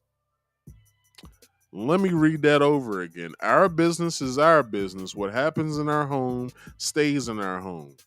Basically meaning, if we abuse you in here, as far as sexually abusing you, or we have you sodomize us and stuff like that, that stays in this house. No one is to know that. But kids tell on themselves all the fucking time. They can go to school, they can be acting different, teacher can see it, ask what's wrong, and then boom, it comes out. My dads are abusing me at home. So anyway, beyond the child sex abuse as punishment during after-school hours, what? Beyond the child sexual abuse as punishment during after-school hours, the Zullock boys were forced to stand in a corner for 8 hours straight over back-to-back days, only being allowed to move to either eat or use the bathroom. William was also witnessed slapping their young son hard in the face. They were just abused every possible way, the relative told Town Hall. Now, they came from an abusive place just to be put back into one. What? Like, what the fuck, yo? The relative asked Zachary if he's worried about the two boys and wondering where his sons are. They're not his sons anymore. I mean, yeah, but I definitely can't talk about that. But I mean, yeah, and then I'm concerned about the house and everything because nothing's being paid. Obviously, because I'm here. The longer things that go on, the worse all that gets. Zachary responded.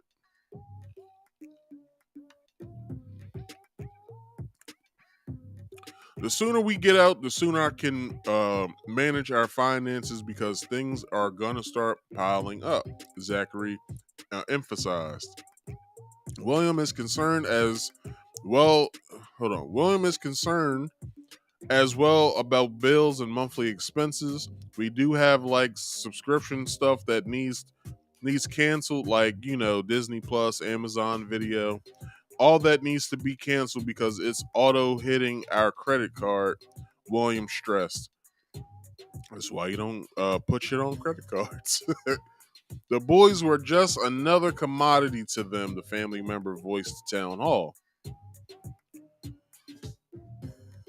Now, although I am criticizing these motherfuckers, you gotta admit this is kind of a nice place. Like this, like hold on, that second part, that second picture with the floor, That's a nice fucking floor, and that's a nice goddamn chandelier, I might add. But it was a house of horrors. Like, the shit that was going on in there, like, nah. Like, I wouldn't even take a tour through that motherfucker. Like, if the real estate agent was like, yeah, come and take a tour of the, nah, I'm good. I'm good. I'm not doing that. Zachary seemed like an animated people pleaser with a penchant. Hold on. I don't want to say this word wrong.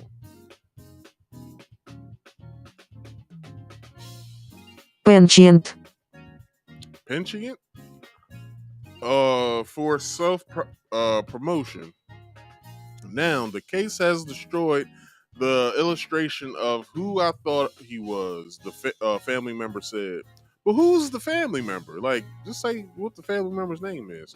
What a narcissistic sociopath, another relative conveyed to Town Hall's insider that Zachary's overachieving persona was nothing more than a facade to portray a public image of success, while the once blue-haired William, who was the quiet and hard to read one, also made my skin fucking crawl. Oh shit. The family is questioning in hindsight how a low-level servant and a small-town bank teller could indulge in such necessities. You know why? Because they're gay. And what we know about gay people have a lot of money to where they can spend. All right? I don't know how they get it, but you know, whatever. After an application was submitted for representation by a public defender, a letter addressed to William showed. Okay, I went over that already. Let's keep going. Townhall contacted. Okay, went over that too. So I took vacation time using leftover paid time off for the first week of 2 in jail. Then he tried to place himself on a leave of absence by management. Wouldn't hear his plight. Good thing. I'm pretty sure I don't work there anymore. Which is fine because I didn't like it anyways. Anyway, so it's whatever, but I'm pretty sure I don't have a job anymore, Zachary told his family member. Back when Zachary was a universal bank specialist at PNC Bank, he and William, I said that already. Meanwhile, William worked as a, let's see, the only money we had coming.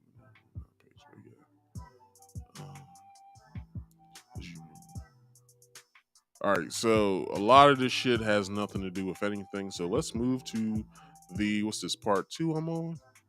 This part 2?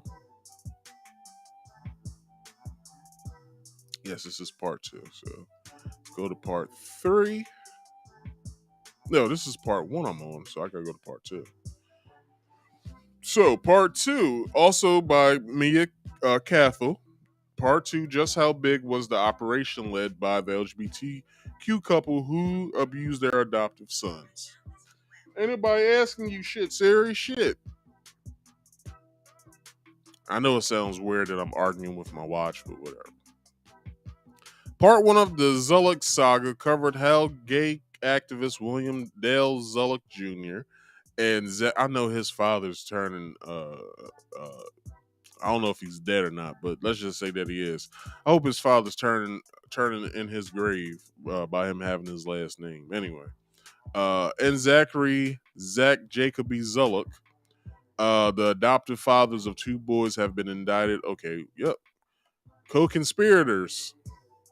Hours before Zullock were arrested on July 27th, Lawless was apprehended earlier in the day at Walton County detectives on a warrant for felony sexual exploitation of children after downloading child pornography of the older Zullock boy per an affidavit.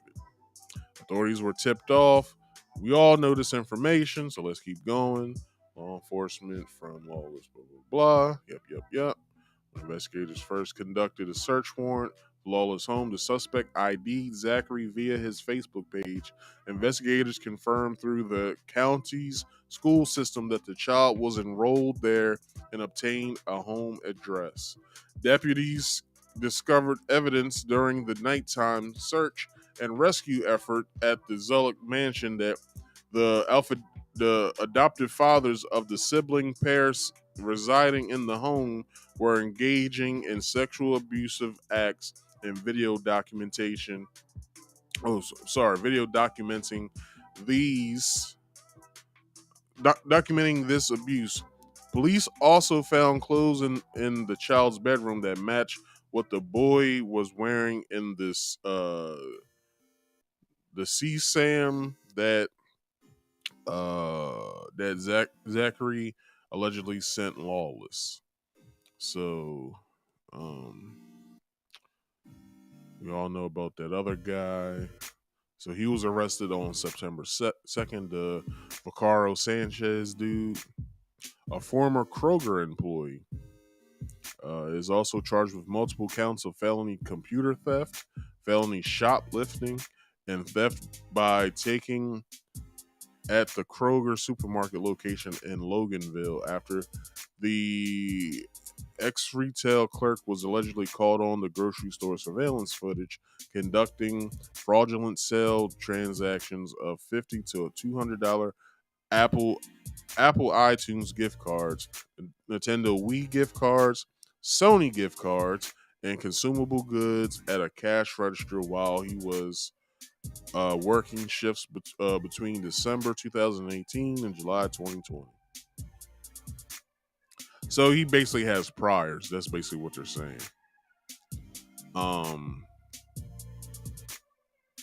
Affidavit states alleged that Vaccaro Sanchez manipulated the computer terminal.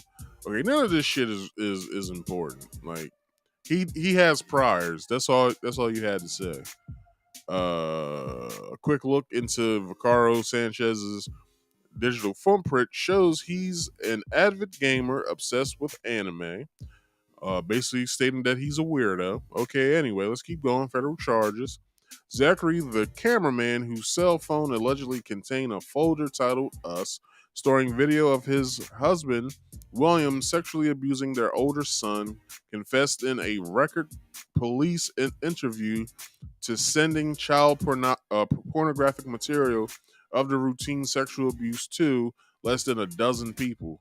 Zachary, whose Snapchat username is advertised on Instagram, has unopened Snapchat. Okay, I read that part already. And his Snapchat name is not gonna say it on here because no one gives a fuck.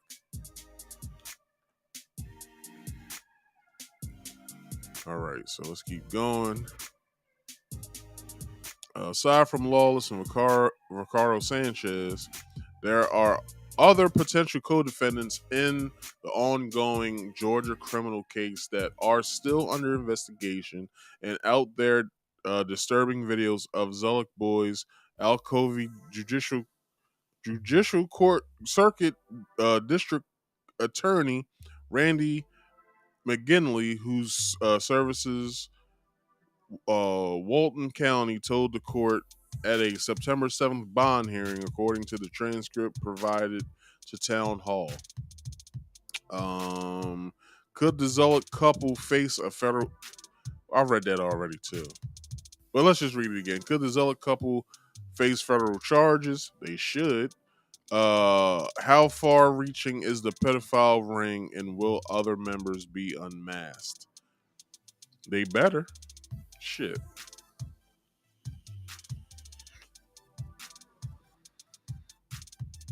Let's see. We decline to comment on public affairs. Officer in the U.S. Attorney's Office for the Northern District of Georgia replied when Town Hall inquired if the U.S. Department of Justice has any interest in investigating and prosecuting a federal case against the Zulick co-defendants. Last year, Georgia's DOJ office pursued a handful of child sex crimes related cases in its jurisdiction. Now let me stop right there real fast. I hope you guys. I believe I also went over this in the what you don't know about pedophilia or pedophiles, whatever the fuck it was called. I also went over the slew of kids. No, I did that in the video after called human trafficking. So what I'm going to do, I'm going to put both of those videos as the end card of this video, so you guys can go and check those out. But if you guys weren't paying attention back in what 2020 or no, not really 2020, back in what 2019, 2020 or whatever, Georgia was a hub for human trafficking. Like, women were being snatched up off the street, children was being snatched up off the street, and this was in Atlanta proper, but in Georgia, if not all over the country, all together. So it's like, you know what I mean? Like, y'all don't know this stuff, and y'all should know this stuff. Like, I don't know what y'all are doing with y'all's lives. Like, y'all need to be sitting here reading about the shit that isn't really that appealing to the eye. Y'all need to start looking at it. Let me put this here. And everything else is cool. So I can switch back. So as Town Hall previously reported, the Biden administration's DOJ is preoccupied with targeting peaceful pro-life leaders and rounding up elderly Christian preachers who stand up for innocent unborn life. One father who protested outside of an abortion clinic in Georgia's northwest neighborhood, Tennessee, was arrested at home by a swarm of armed FBI agents in front of his children. Child pornography is illegal contraband under federal law, which prohibits the production, distribution, and importation, reception, or possession of child sex abuse imagery in federal jurisdiction is implicated if the offense occurred in interstate commerce, as the DOJ's child exploitation and obscenities section, whose mission it is to protect the welfare of America's children and communities by enforcing federal criminal statutes relating to the exploitation of children and obscenities, explains. Federal jurisdiction also applies when the internet is used to commit a child pornography violation, according to the DOJ. Child sex trafficking is prohibited by 18 USC subsection 1591. So that'd be 1591 subsection. Most people think of trafficking as involving movement across or international borders. However, Section 1591 does not require proof that either the defendant or victim crossed state lines or international lines. Per the DOJ, when the victim is a minor, Section 1591 does not require proof that the defendant used force, threats of force, fraud, or coercion, or any combination of these means that caused the minor to engage in a commercial sex act. RICO Act. Y'all already know what the RICO Act is. It's basically if one or more co-defendants if one or two people commit a crime within a street organization or group, then everyone is then implicated into that crime. We all know this.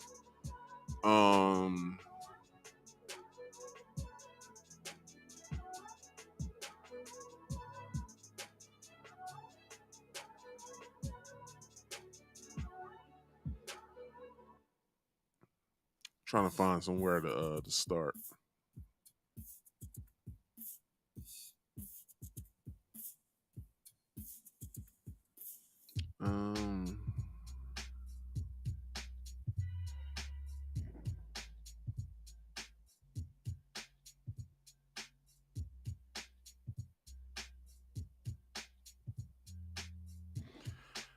I guess this is important. Let's see. Zachary had contacted a few out-of-state gay Facebook friends to reconnect after getting the boys. The family member told Town Hall. The relative also noted Zachary, who follows gay pornographers in Atlanta, with his Twitter account. I'm not saying it. Well, I said it earlier. GA Bottom Guy appeared to have been testing the waters in several relationships, asking in messenger chats if his friends were happily cuffed.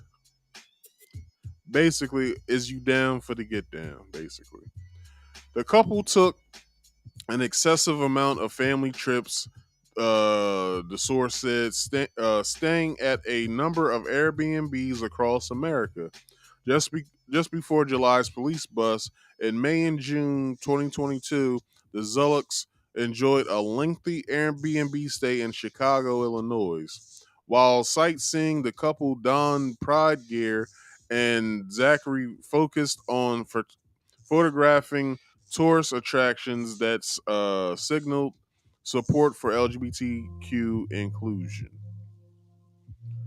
Between these 2 months last year, the Zulloks also went to Ohio, Indianapolis, Indiana, and Gulf Shores, Alabama, a go-to vacation spot for gay tourists, as well as the Zullock family. The couple was considering buying a condo there too.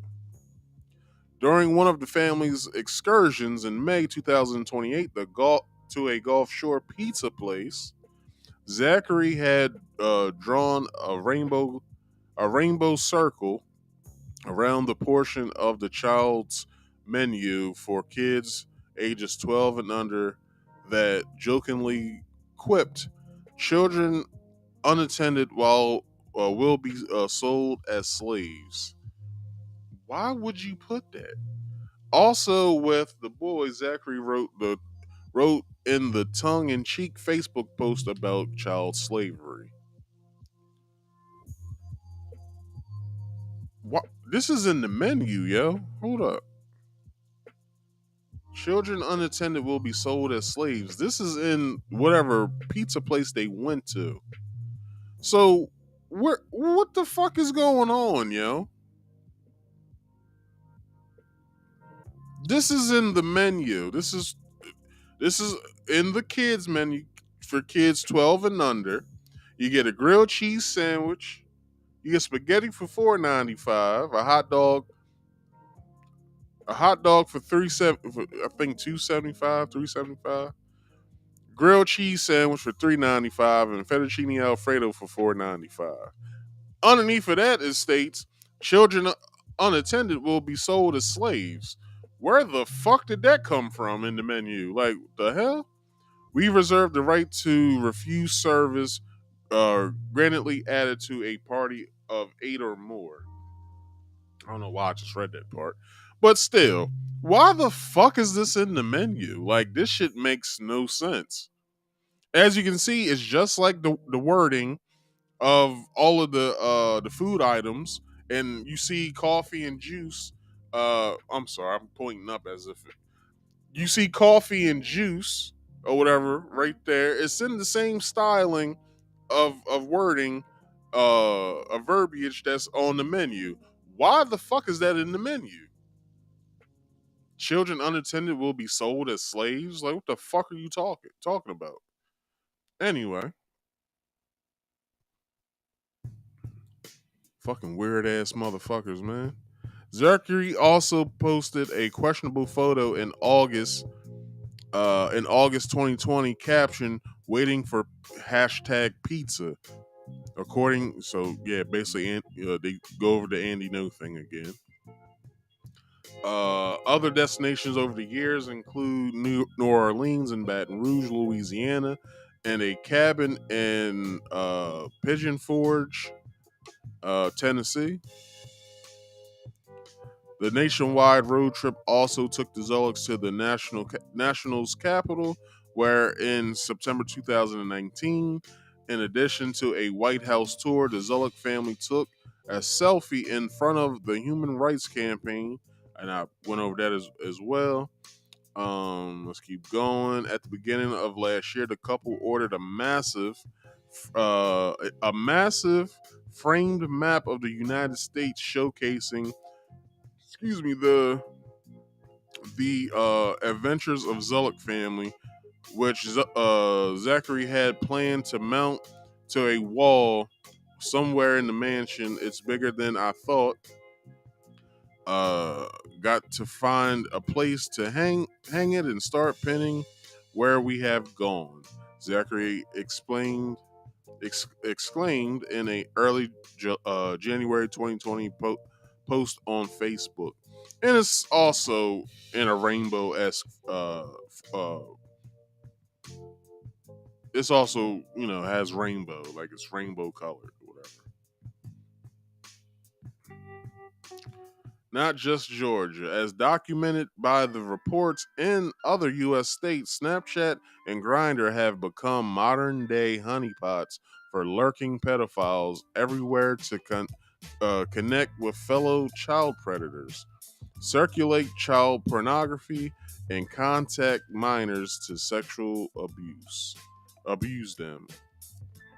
A spokesperson for Snap Inc., which owns Snapchat, wrote in an email to Town Hall, any sexual abuse of minors is abhorrent and illegal, and we have dedicated teams that work closely with law enforcement, experts, and industry partners to combat it. If we become aware of any sexual content involving minors, whether it's identified through our proactive detection technology or reported to us through our confidential in-app reporting tools, we immediately remove it and report it to the authorities. But check this out. They was sitting there sending this shit on Snapchat.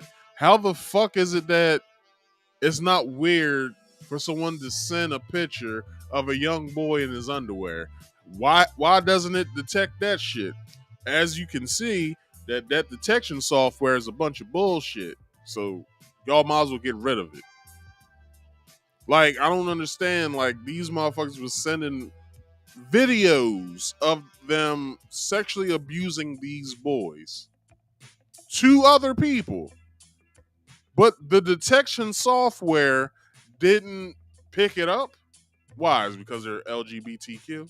Is that the reason why I didn't pick it up? Y'all tell me why. Because this shit doesn't even fucking make sense. We prohibit young people under the age of 13 from using Snapchat. Okay, well, that doesn't mean anything.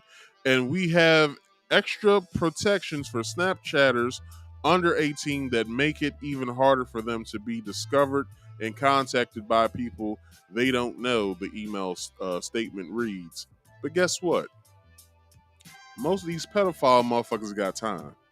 They got time to be on your app, searching for ways on finding children. This is on any of these apps. Motherfuckers got time. It would shock YouTube to let them know that there's basically forms of pornography on YouTube. YouTube, are you shocked at all? Might as well go through a lot of your goddamn videos and see, well, a lot of the videos and see that there's potential pornography in some of your videos. In some of the videos that's on YouTube. Not saying it's full on, like, you know what I'm saying, like, motherfuckers fucking, but it's suggestive shit on here. So, y'all do the math. Reports of child sexual exploitation and child sexual abuse are reviewed by the company's trust and safety team, the spokesperson told Town Hall. Evidence of such, they're only saying this so they don't get sued. Like, that's basically why they're doing this shit. Reports of child sexual exploitation and sexual abuse are reviewed by the trust and safety team, the spokesperson told Town Hall. Evidence of such illegal activity results in immediate Snapchat account termination with no chance for a reinstatement and is reported to the NCMEC, which then coordinates with domestic international law enforcement for CSAM imagery. The camera company uses photo DNA image identification, and from videos, it utilizes Google's CSAI match. Family members now suspect that Zullock censored their children's faces to evade law enforcement's detection technology. All of this shit is weird, yo. So I'm on part 2. Here's part 3. Part 3, how also by Mia Cathell on Town Hall. Part 3, how did an accused child rapist adopt 2 children? Ooh, that's a crazy title. Let me do some things real fast.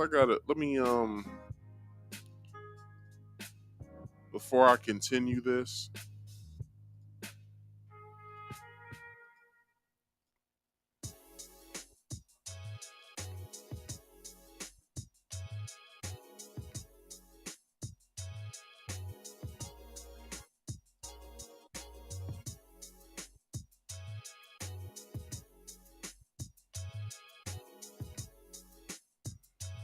All right, let me get out of here.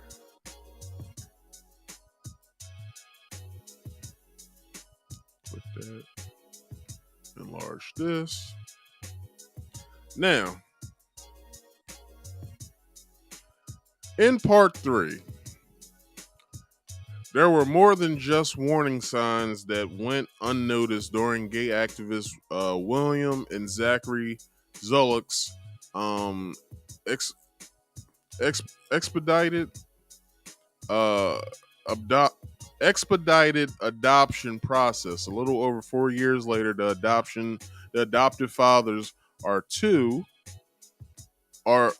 now facing a laundry list of charges for unspeakable sex crimes they allegedly committed against their young adopted sons, including rape, producing child pornography of the children's, routine sexual abuse, and prostituting their 11-year-old boy to pedophiles in the area. In the latest installment of the Zullock horror story, we're exposing everything we learned about the faith-based special needs adoptive agency that the same-sex couple used to adopt the two boys, the role that Georgia's child welfare system played in placing the children who are back in foster care in a adoptive household, and the lack of accountability across the board. We're naming names. And since they're naming names, I'm naming names. So Townhall has learned that 7 years prior to the adoption, Zachary was accused of being a child rapist, but was never charged. See what happens when motherfuckers get away? More than a decade ago, there was a 2011 probe into Zachary's alleged pedophilic behavior when he was accused of luring a 14-year-old boy to a residence in Walton County, the same jurisdiction as today's horrifying child sexual abuse case, and having anal sex with the underage victim. But the 2011 child rape case was shut down and no charges were pursued against Zachary. The Circuit District Attorney Randy McGinley, who services Walton County,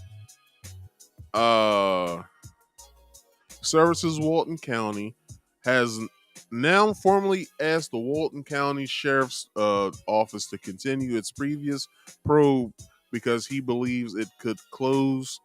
It was closed without a whole lot of investigation into it.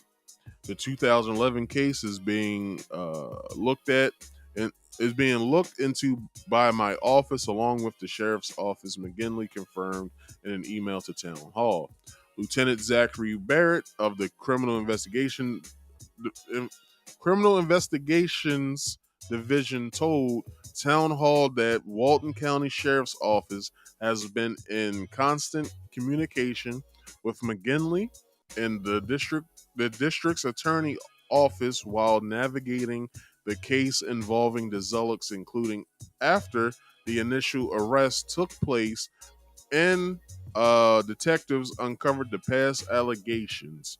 As for why the 2011 case was closed, Barrett wrote, the 2011 case was handled in a manner that is inconsistent with today's current investigatory standards, but the law enforcement officers in the Criminal Investigations Division at the time has since retired. Current WCSO detectives, that's Walton County Sheriff's Office detectives, are assessing the case and seeking any leads that may still yield charges.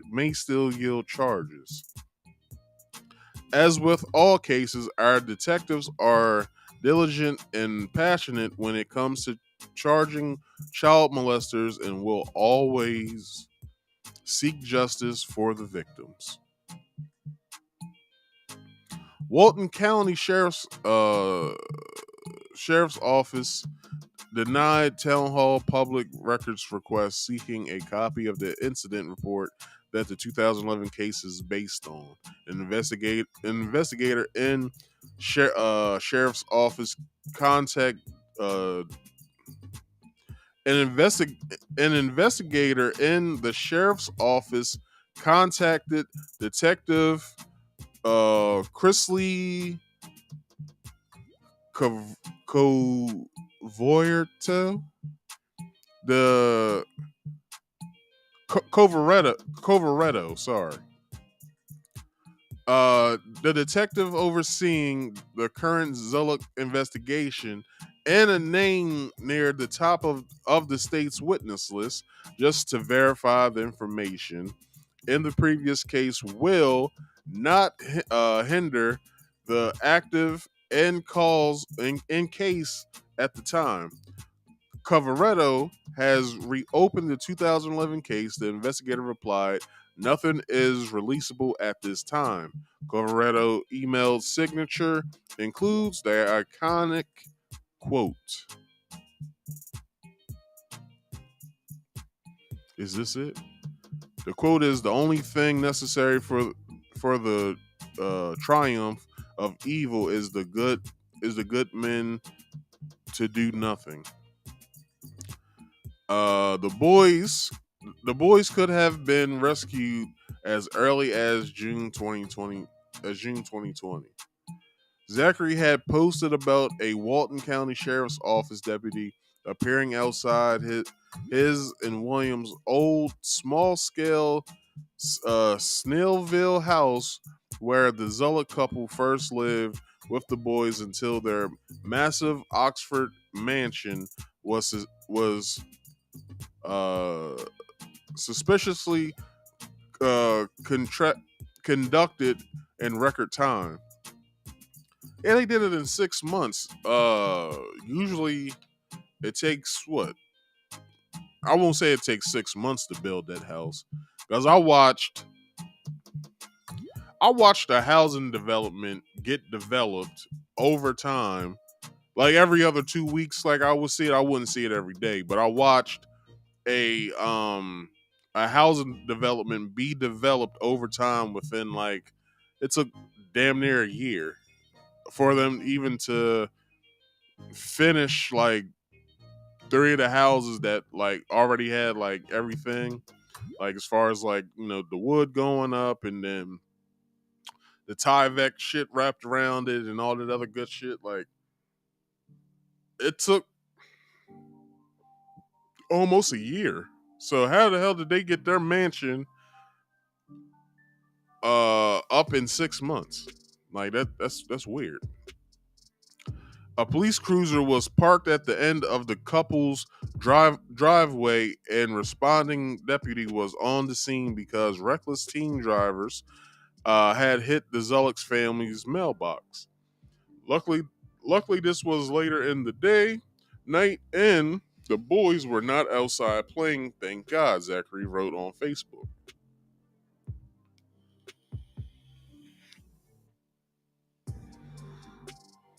Zachary, who affectionately calls his husband my #partner in crime for life, started dating William, and that's not fucking important because I don't care. Adoption process. How was a previously accused child rapist able to adopt 2 children with his newly wedded husband? Because you know what probably happened? They probably put his husband down instead of his name, which I'm pretty sure both of their names have to be put down. But I'm pretty sure, not Zach, but what's the other dude's name? William's name was probably put down as caretaker. How was previously Cupid? What husband? Apparently, this was ease. Apparently, with ease.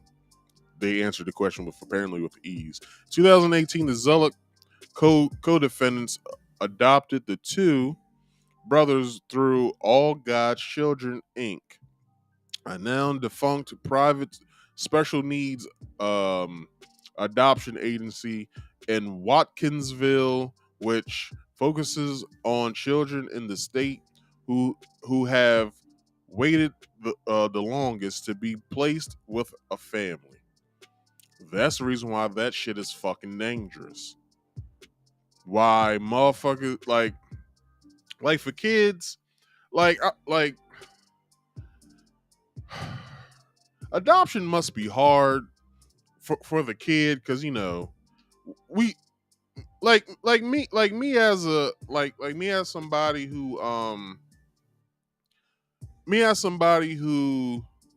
grew up in the 90s, and some shows you have topics like that, like kids being adopted and stuff, like in either sitcoms or kids shows and stuff like that.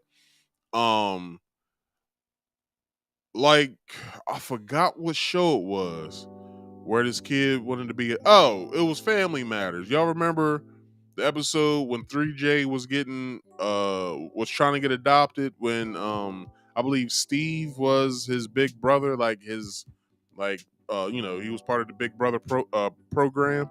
Well, when 3J was trying to get adopted, he would always say he would try to look as cute and innocent as possible so he could get adopted and placed with the family. Well, he said probably the reason why he wasn't getting adopted, this was in the show, why he wasn't getting adopted is because he was too old. I believe the character of 3J was like all of the age of maybe 10 or 11 years old, maybe 12. And the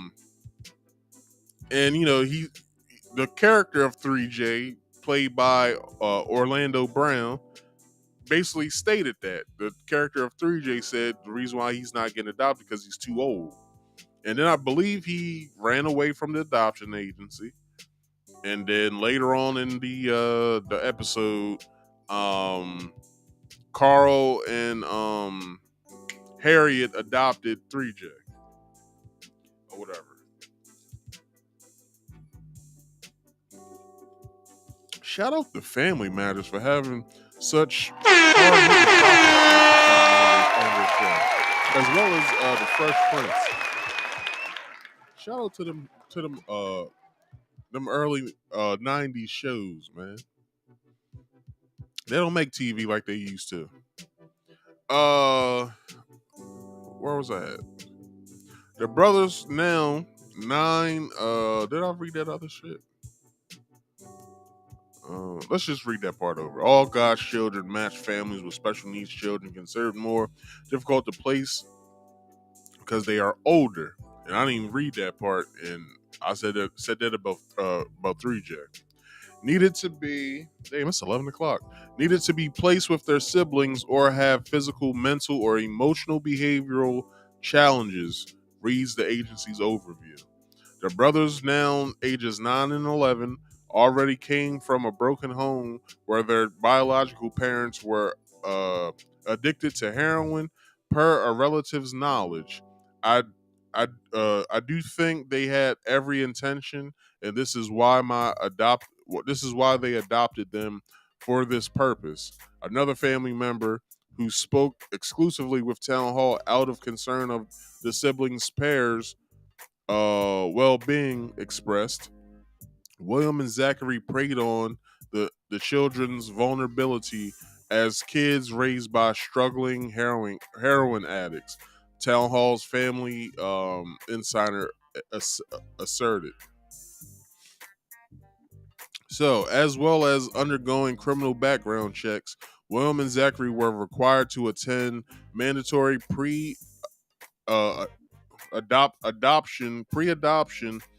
parenting classes called Parents as Tender Healers, or PATH. Trauma-informed training curriculum to learn more about parenting children with a history of losses. As agency caseworkers also completed a family assessment with which was presented to social workers throughout Georgia for matchmaking and a home study of the Zulloks. The entire undertaking took 8 to 12 weeks.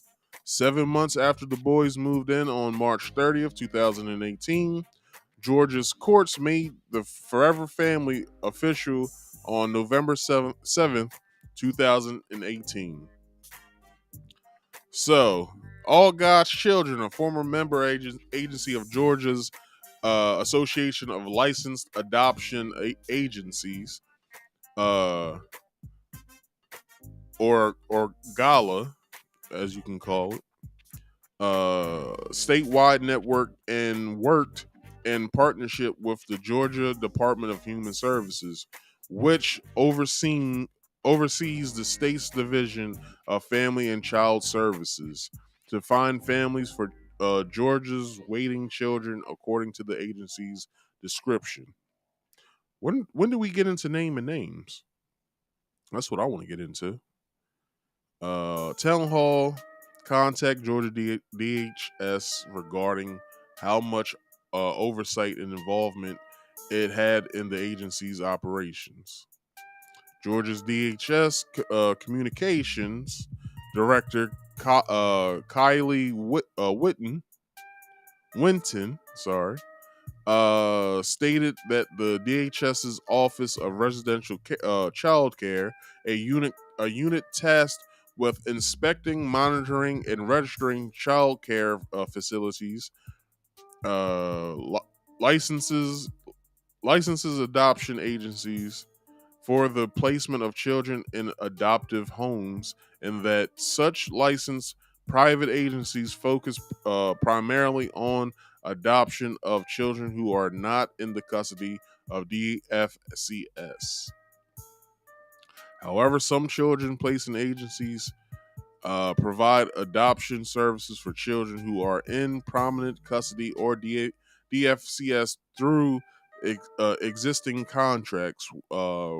Winton wrote in an email stated to Town Hall, the state's DFCS provides each child placing agency with guidelines for some approvals and qualifications for staff working under contract, Winton explained.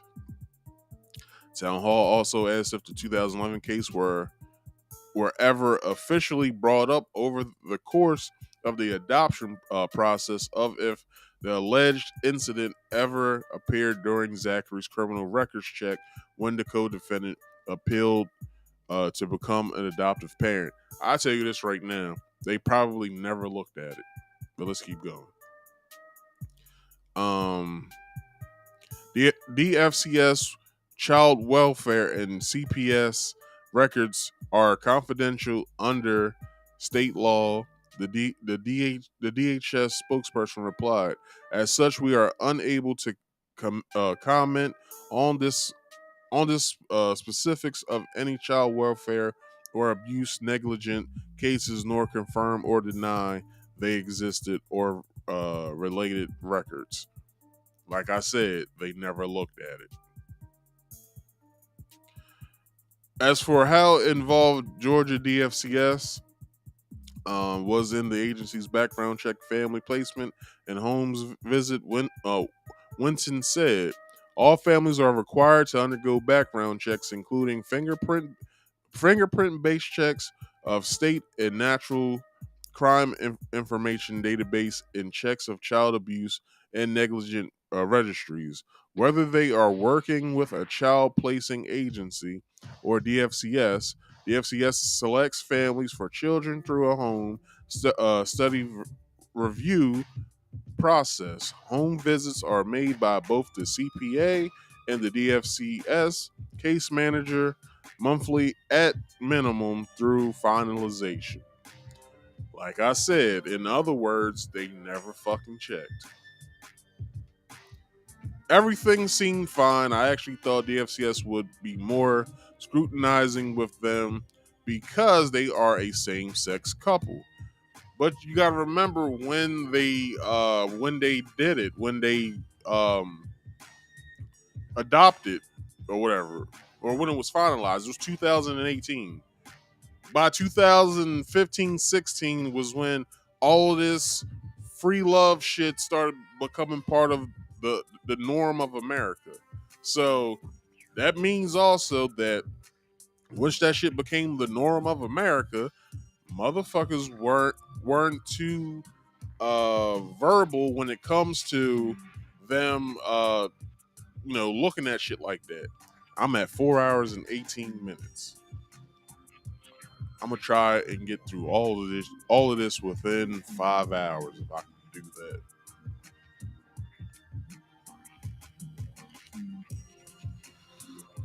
Everything seemed fine. I actually thought DFCS would be scrutinizing. All right, I said that already. I'm inside Town Hall. Wherever it seems like they passed everything with flying colors, the source said. The adoption process is moving along faster than expected, explained the Facebook event page of William and Zachary's adoption shower, which was held at their old Snillsville house in March 2018, 2 years before the Oxford Mansion's construction. So, did they switch counties or did they just switch towns? I'm not getting that information. Who knows? Well, it's all underneath the same state, so it really doesn't matter.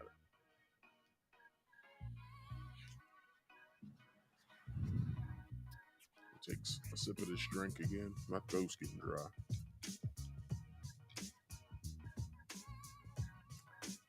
The domestic nonprofit dissolved in 2000. The domestic nonprofit dissolved in October 2022, according to the Georgia Corporations Division. The family member who was given access to Zachary's social media accounts saw that he had privately discussed on Instagram its impending disillusion with All God's Children ex executive director Emily Carroll Bailey when he was going to refer someone to y'all on the website. Unfortunately, we had to close. Bailey wrote to Zachary, who reacted with the crying face emoji and crying face emoji.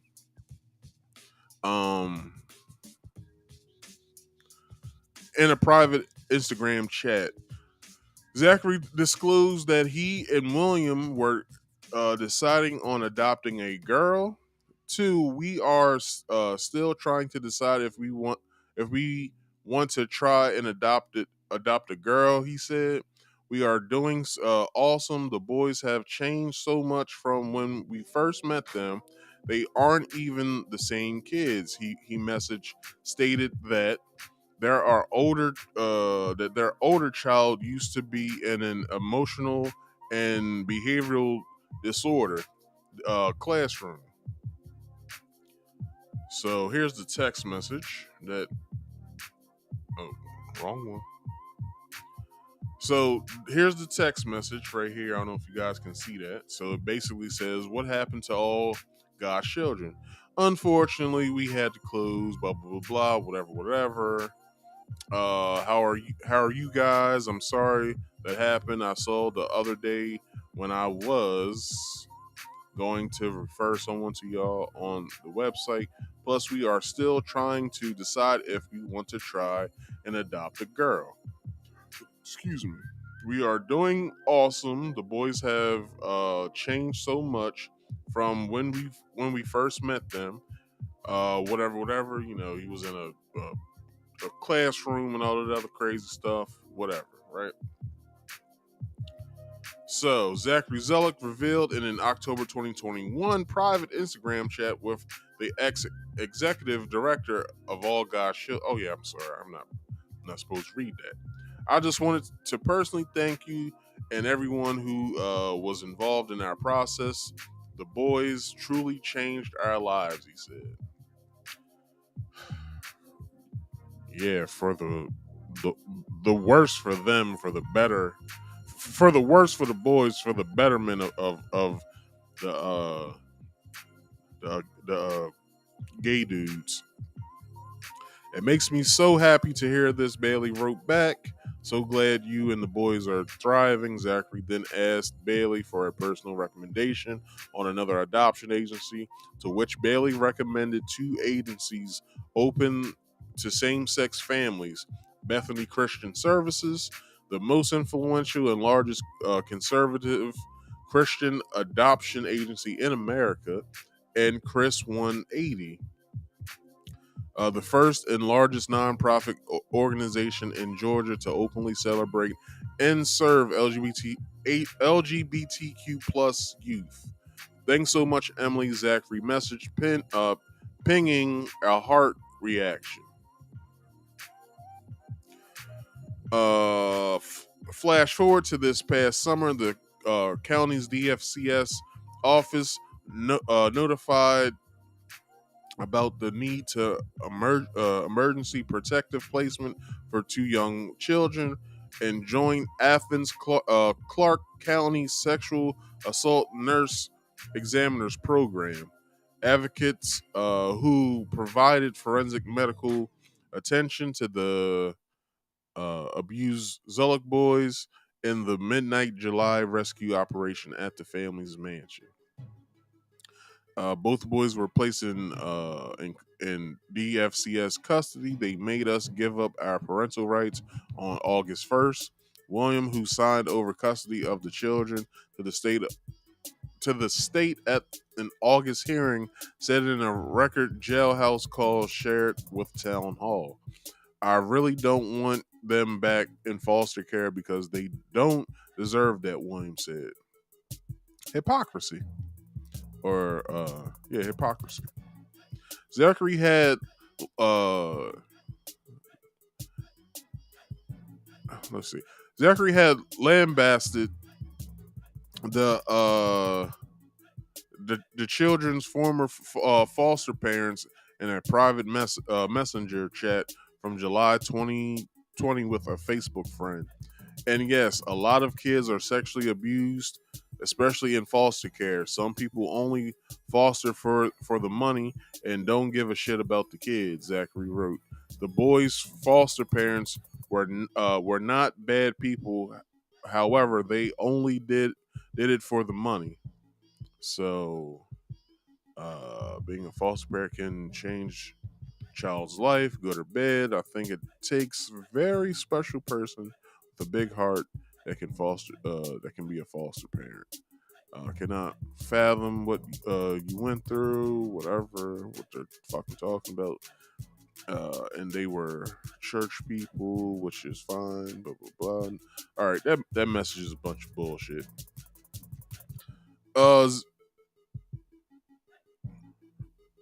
To abuse a child physically, mentally, or sexually is despicable.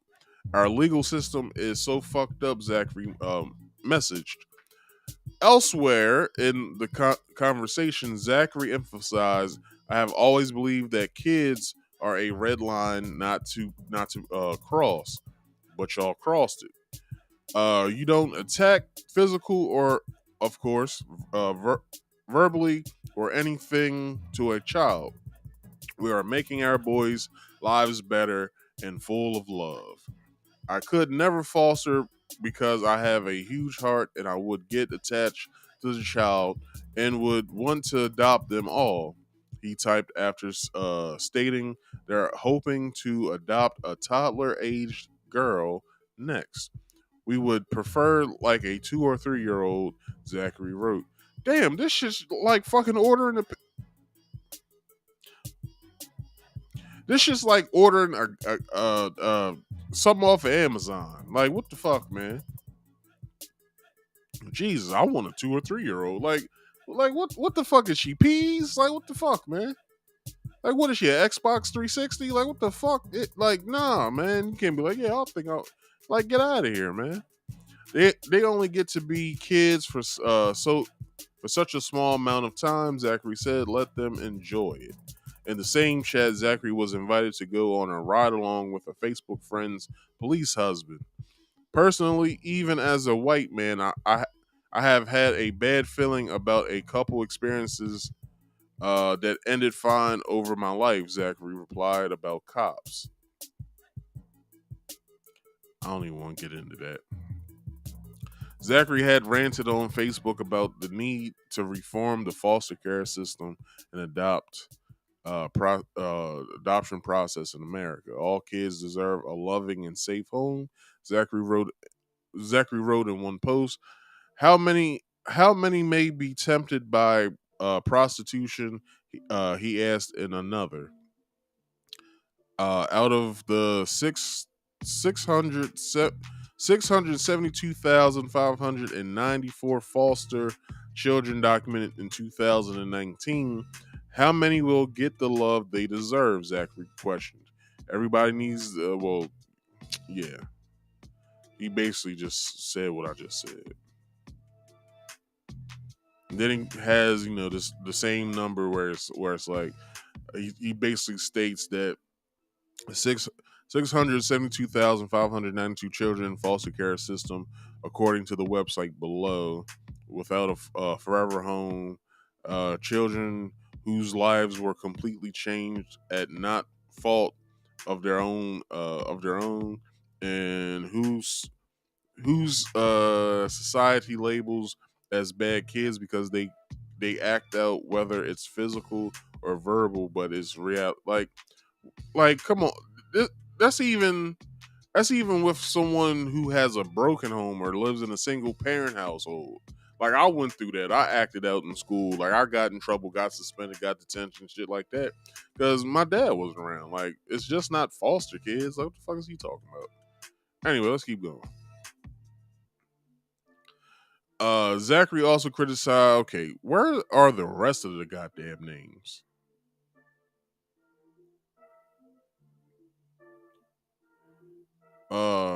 Zachary also criticized conservative speaker Sissy Graham Lynch's speech during the 2020 Republican National Convention, where evangelist Reverend Billy Graham's granddaughter fought to protect the religious freedoms of Christian-run organizations.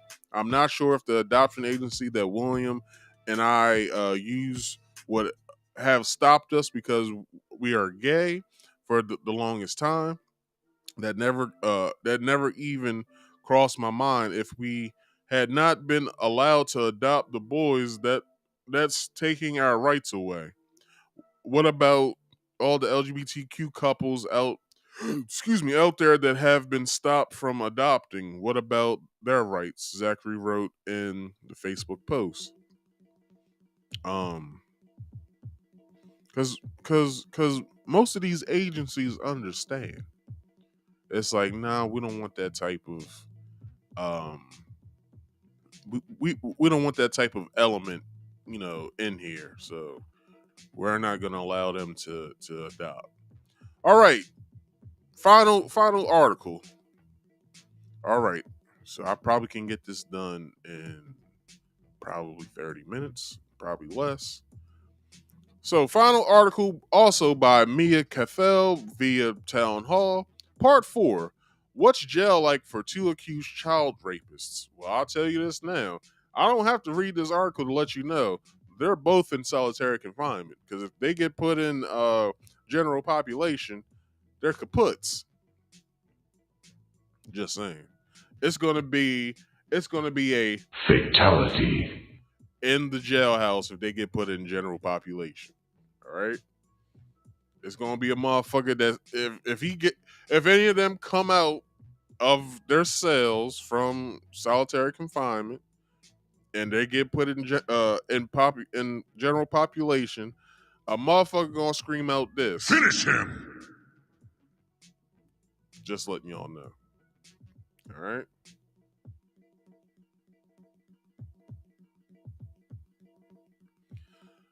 Part 1 laid out the horrifying facts of the child prostitution case. Part 2 explored the LGBT pedophile rings research. Pedophiles rings reach, and Part 3 shined the spotlight on the state's failure to protect the 2 little boys from suffering through serial sexual abuse allegedly committed by their gay activist fathers, who became their adoptive parents thanks to Georgia's courts and welfare system. Today's fourth and final piece details what life is like in jail for these 2 alleged child rapists, each facing over 9 life sentences. Thank God, man. Thank God.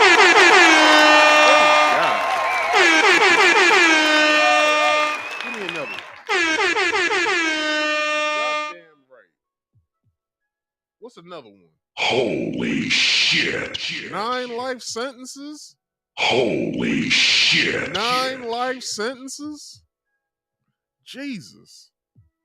Oh, hell no. Well, I hope they can conduct a divorce in jail, because them motherfuckers both is going to be cheating on each other. I meant that, but I didn't mean that, but I meant that shit. Anyway. Let's see.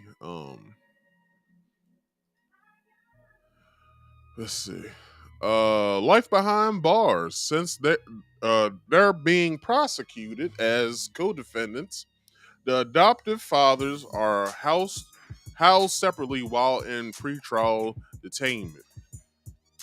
An out of county transfer placed Zachary, Zuluck and Barrow County detention centers, maximum security unit due to the nature of the charges. Zachary appears to be experiencing what's don't know that word. Коллоквиали. Colloquially called jail justice, part of an honor code amongst inmates in brand of justice directed at offenders who would harm children in any way, child murderers, rapists, and molesters, aka chomos. Y'all remember I told y'all that they're called chomos. I never read this article. Like all these articles, I never read them. I just saw who wrote them, who was in connection with them. Read the Mia's Twitter threads. Got these articles from her Twitter threads and present them to you guys now. But I told you my I was about to say my dad. My brother is in corrections. He's a correctional officer in a jail here in Maryland, or a prison really here in Maryland. And he told me, yeah, you know, chomos they get fucked up, cuz like if a motherfucker come through there and he's labeled a chomo, it's basically a death sentence. Like they either might as well kill themselves or try to see if they can get solitary confinement. Because if they get placed in general population, they're done for. So, in terms of the lockups, pecking order, sorry, they're the lowest rung at the hierarchical ladder. Meanwhile, the most William Zolik Jr. is contending with his dietary restrictions. Look, dog, you in jail. Like there is no dietary restrictions. You eat what the fuck they got and shut the fuck up. How about that? Zach, well, you know, human rights and all that and whatever. Fuck it. Anyway. Zachary told his relatives who exclusively shared their series of tapes jailhouse calls from the fall of 2022 with wait a minute, one of these articles had a video attached to it. They must have took it down because I saw it earlier. Oh, this is the one right here. So I'll play that later. So what was that? Okay, so Zachary told his relative, who exclusively shared their series of tapes, jailhouse calls from the fall of 2022 with Townhall, he's fearful that a fellow cellmate laced his drink. I think someone put something in my drink. Zachary suspected in an October phone call. Yeah, he probably pissed in it. That's probably what he did. What's this word? Elucidating. There was a comment made to me last night. Someone tried to give me something, and when I didn't, the way the inmate said it, like, you want another one?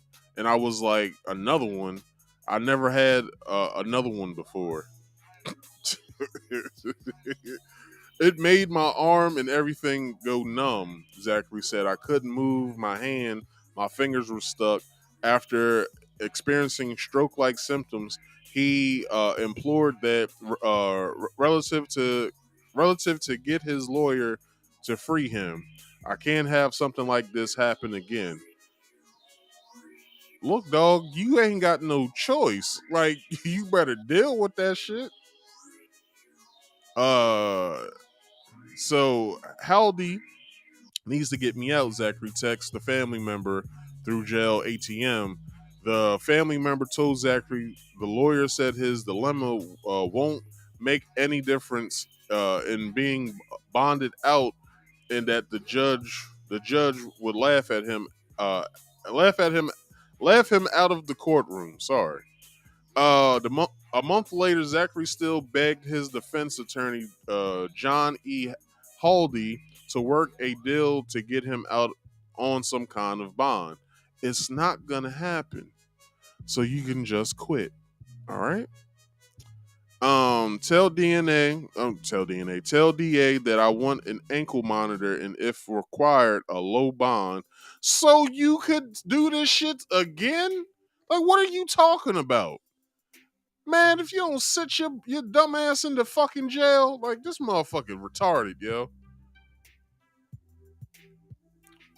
Zachary demanded in a message to the relative, Haldy, needs to try everything possible to get us out.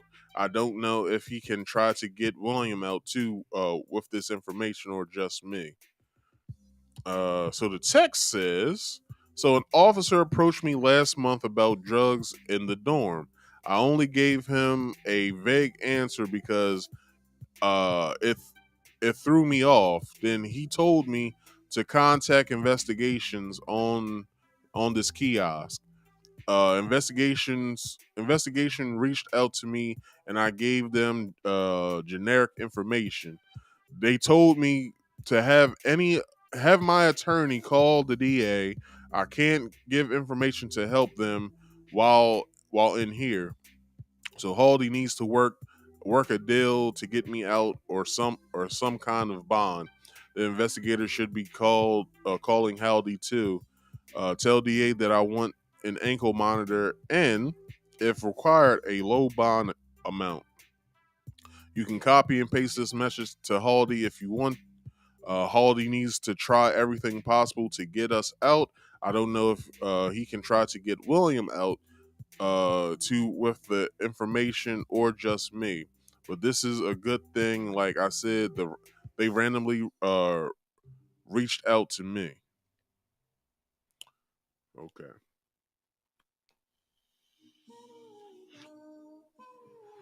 It's not my fault that I got drugged.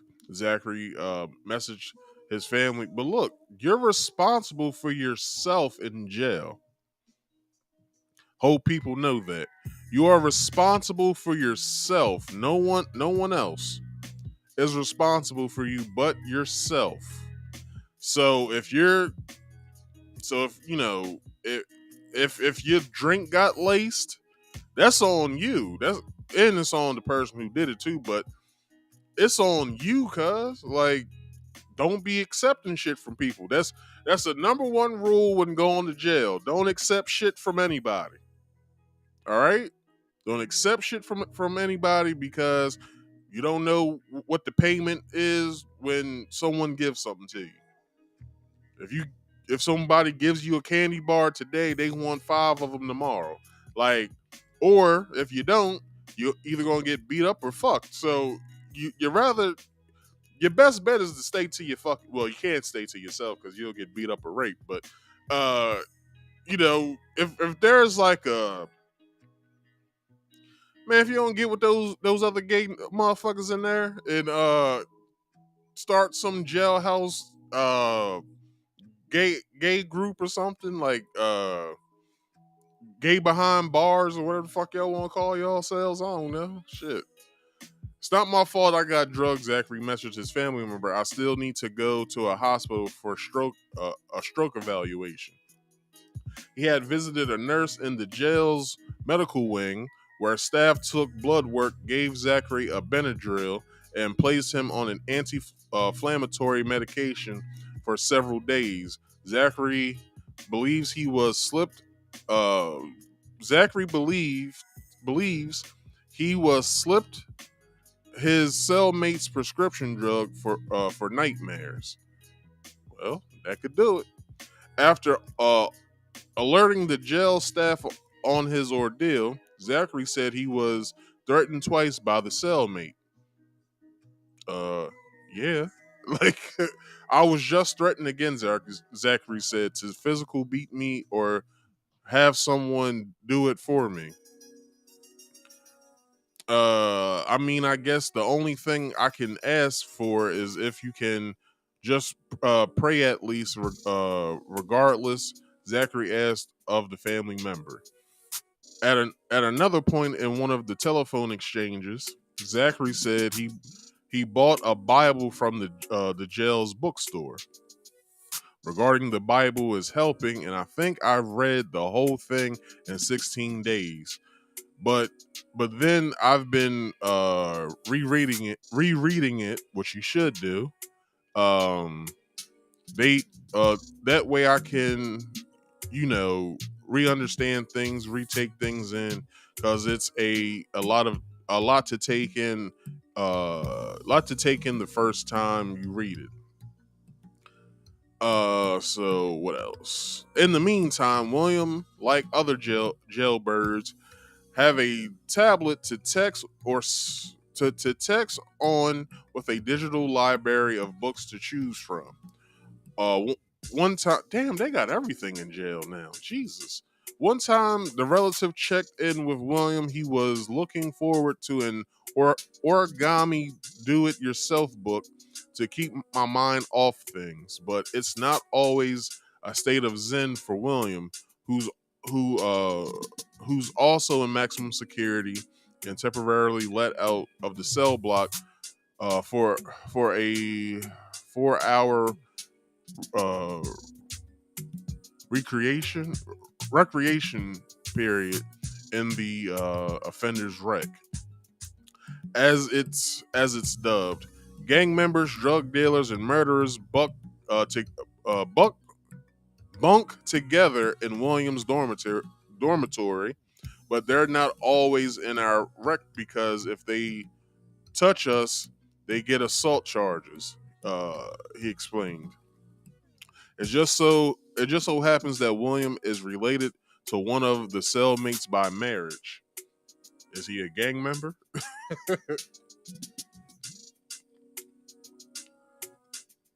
I'm one of the last troubled ones in here, William claimed. They don't know how to talk normal. They like to yell, William said, when detainees were shouting in the background of the call. Cause motherfuckers is doing shit. They making shanks and, you know what I'm saying, and making calls and shit and recording TikTok videos, and you gotta do shit when you in jail. William, who's lactose intolerant and cannot drink the milk at breakfast time or any dairy products, offered in the slammer, complained about the soy patties and bologna and cheese sandwiches for lunch, which he doesn't eat. I don't even know a dog would eat these bologna sandwiches. That's how low grade the meat is. Fussed William, whose weight is down to 120 pounds. How the fuck you gonna be complaining when you in jail? Nigga, you in jail. Complaining stops. Like, I probably would be like, man, fuck it. Like, they having eggs and sausage and shit. I don't know if you can get in trouble for wasting food in jail, but I would just have to suck it up and eat the eggs. Like, I'm like, fuck it. I'll just have to eat these eggs. Like, I don't personally eat eggs, as I said earlier, but I'm saying I'll probably have to just suck it the fuck up and eat eggs. Like, well, I guess I eat eggs today. Like,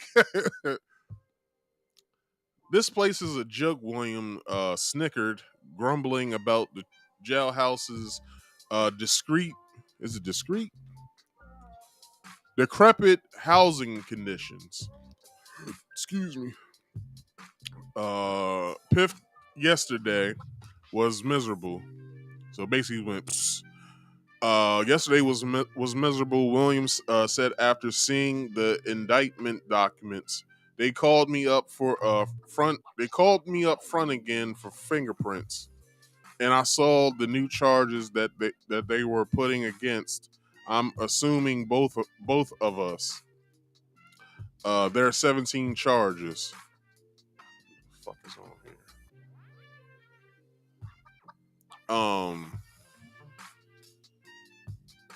Documents. Charge they're putting against, I'm assuming, both of us. All right. The public statement mentioned there were child porn videos. I can imagine there were more than one video that I will be a separate separate count. Sorry. Do you think that's what they're doing? The relative suggested. I'm assuming so. William conceded hesitantly. William said he's really worried about his spouse's mental well-being.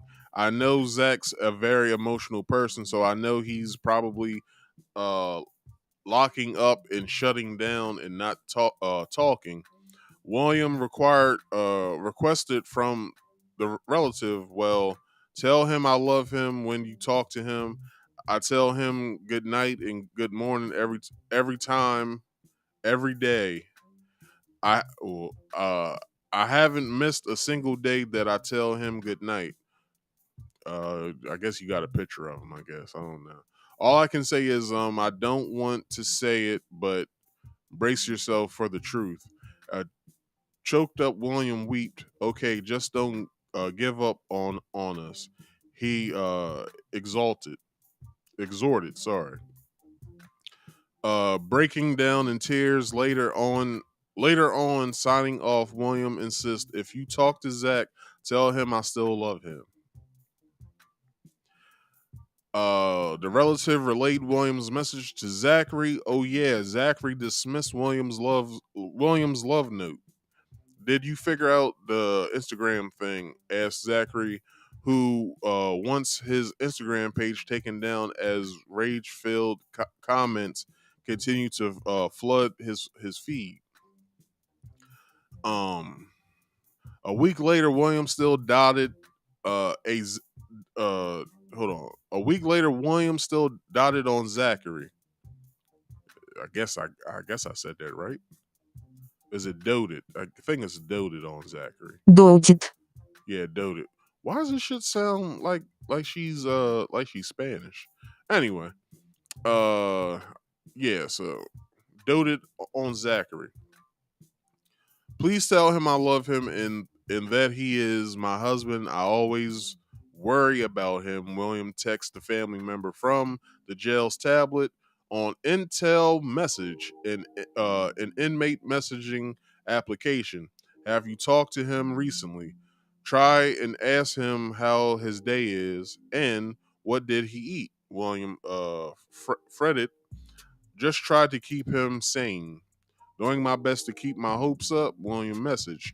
William also divulged he voted in the 2022 midterm election by mail-in absentee ballot. You can vote in jail? I didn't know that. Oh, let Zachary know I got a letter in the mail for an absentee ballot. I mailed it into so I can vote since I'm not convicted yet. See if he got one. He text. So it's this text here that he sent to the relative, and it's basically said, "Hey, just wanted to check in and see how y'all doing. I'm doing okay, doing my best to keep my hopes up. I hope my husband is as well. Please tell him I love him and that he is my husband. I'll always worry about him. Have you talked to him recently? Try to ask him how his day is. What did he eat? Just try to keep him keep him sane. Or let him know I got a letter in the mail with the absentee ballot and all that other good shit. Blah blah blah blah. All that other craziness." Then Zachary, who proudly posted an I secured my vote" sticker after voting in Battlegrounds Georgia critical 2022 midterm primaries, revealed on Facebook that he voted for President Joe Biden during the state's primaries in 2020 presidential election. He later regretted casting his ballot for Biden and wished he backed far left socialist Senator Bernie Sanders. Now this motherfucker got buyer's remorse. Zachary was fervent. Okay, that shit doesn't matter. What's next? Haldy, the Zulak couple's legal counsel, who waived the preliminary hearing to avoid the judge hearing any more jarring details about the case from the prosecution, has filed a special demurrer and motion to quash the 17-count indictment in November, claiming that the charges don't specify the manner in which the co-defendants allegedly committed the various child sex crimes. Okay, where am I at in time? I'm almost at 5 hours. Rather, the counts simply state the sanctuary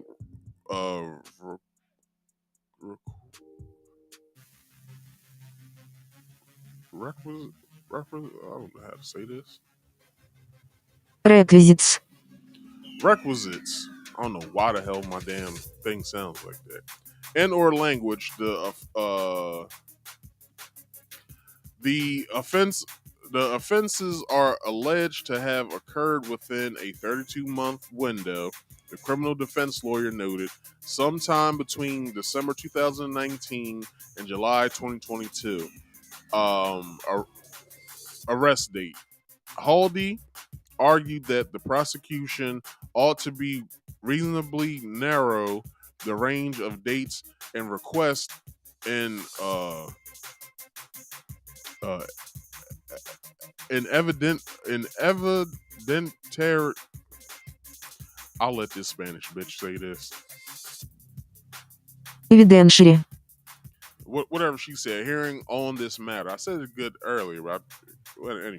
If an indictment is dismissed as a result of a successful demurrer, the state does have the ability to re-indicate the case. Very often, however, the dismissal will afford the defense another opportunity to convince the state of the weakness in the case and effort to prevent a second indictment, which can lead to an ultimate dismissal of the charges, according to the Georgia trial lawyer. Under current Georgia law, OCGA subsection 17-7-5.1, and 2 indictments are dismissed as a result of special demurrer or demurrer. I don't know how you say that. Demurrer. I don't know. Or any other legal motion, the state will then be barred from any further prosecution of the co-defendants, who then cannot be charged again. DA Randy McGinley has since filed a motion to disqualify Haldy and move to serve the Zulaks at trial. Since they're jointly indicted as co-defendants, McGinley intends to call upon William and Zachary as witnesses in their separate trials if served. At first, after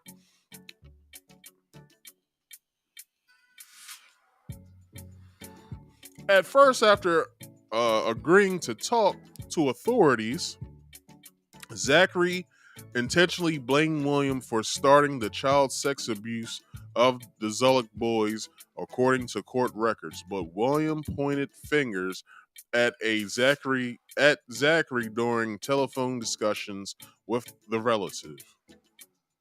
So basically, they're ratting each other out. There's a lot of stuff that went on that I don't know about, William told the relative when questioned about his and Zachary's taped confessions.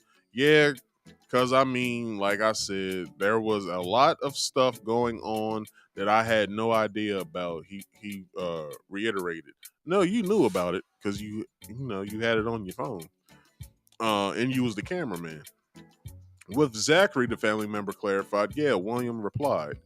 When they came to our house, I had no idea what was going on, William claimed. William also denied knowing Lawless. I never even met him. I didn't even know the name until then, he alleged. The relative pressed William if he was even aware of the 2011 child rape case naming Zachary. 2011? I don't know anything about any of that because that was before me, said William, stressing he didn't start dating Zachary until August 2023. One of these niggas got a boyfriend in the pen. That's the reason why that they going at each other.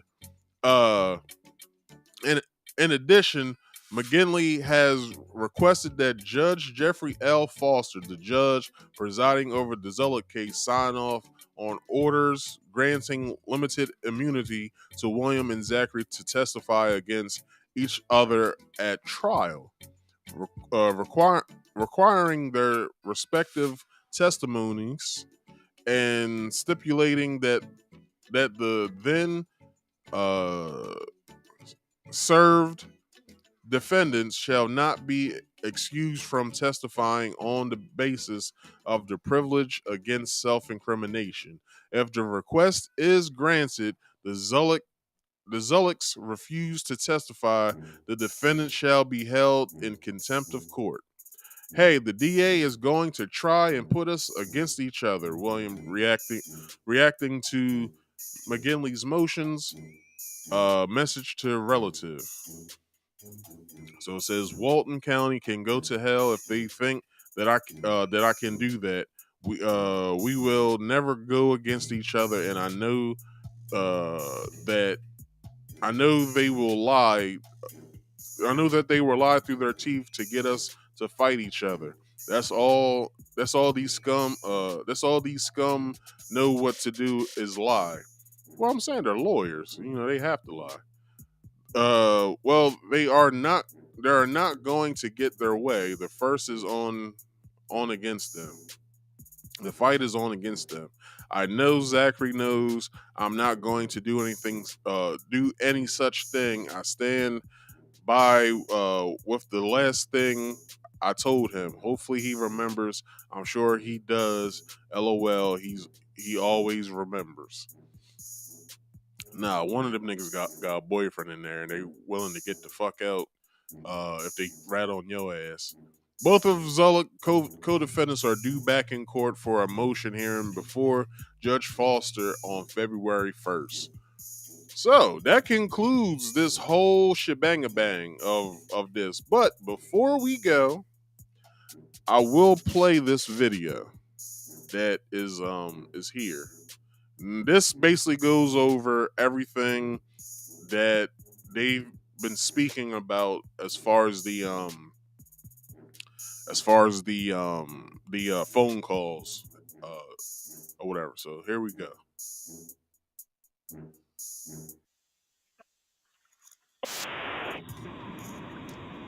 I think that they have those pictures here.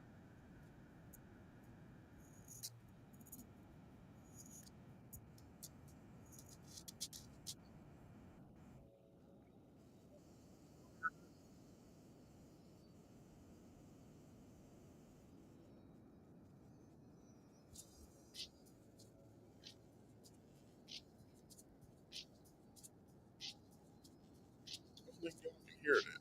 Can you?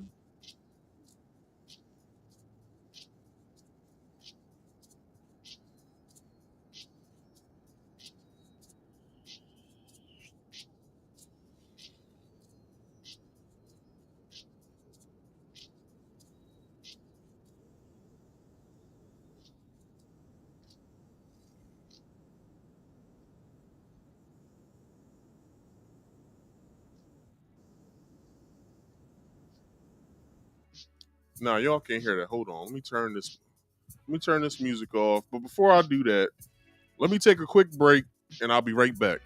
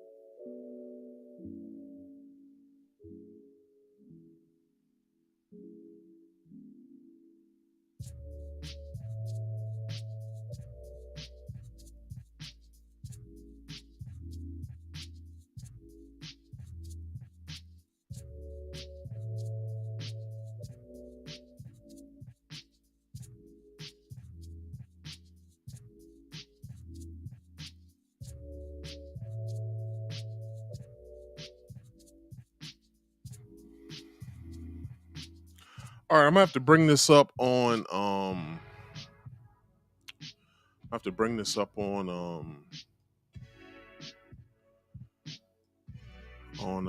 Safari.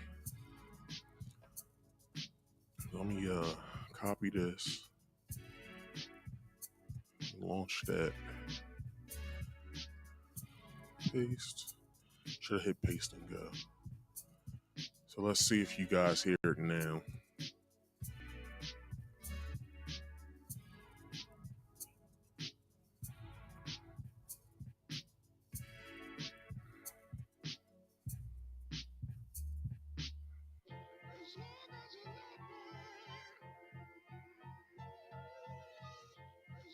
So why isn't Safari on now? What the fuck?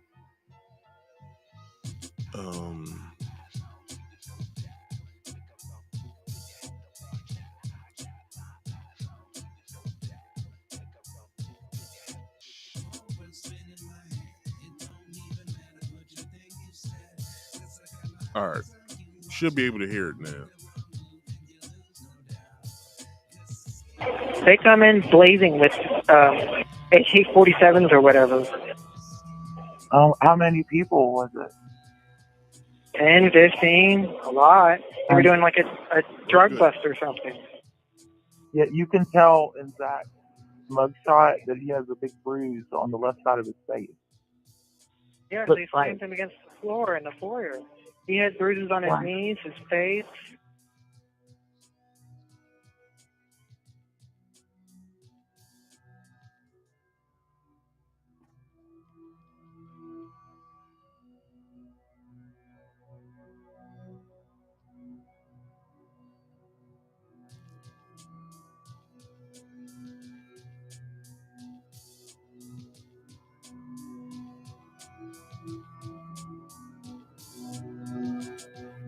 They slammed him on the floor, and I hate to say this, but I don't sleep in clothes, so they arrested me in my bed naked, put me in a cruiser with no clothes.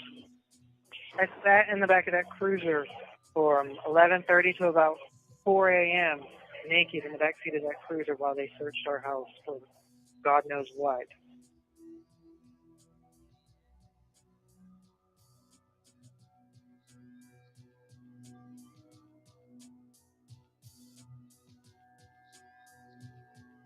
They seized the house, everything inside of it, and all of our cars on the property.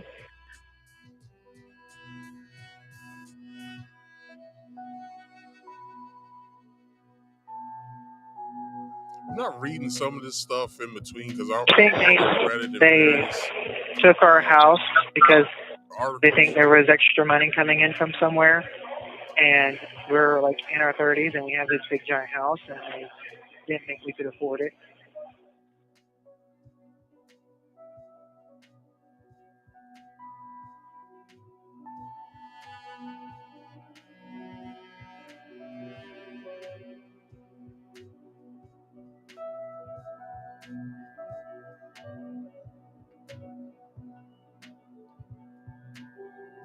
I mean, can I ask you, does this guy know you at all, or some random thing he's just trying to, rat somebody? I mean, can I ask you that, or? So last time he was here, I told him something, and I told you last time he was here, I told him something. I wrote down something, gave it to him. It's something around those lines, but more. Me and Zach worked our butts off for everything we've had.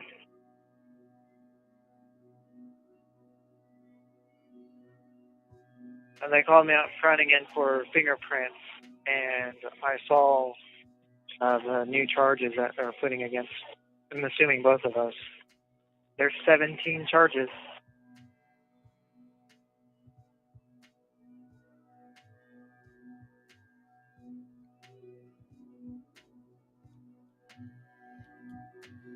Should be more, but I mean, are you worried about the boys? Of where they are, or? I mean, yeah, but I definitely can't talk about that.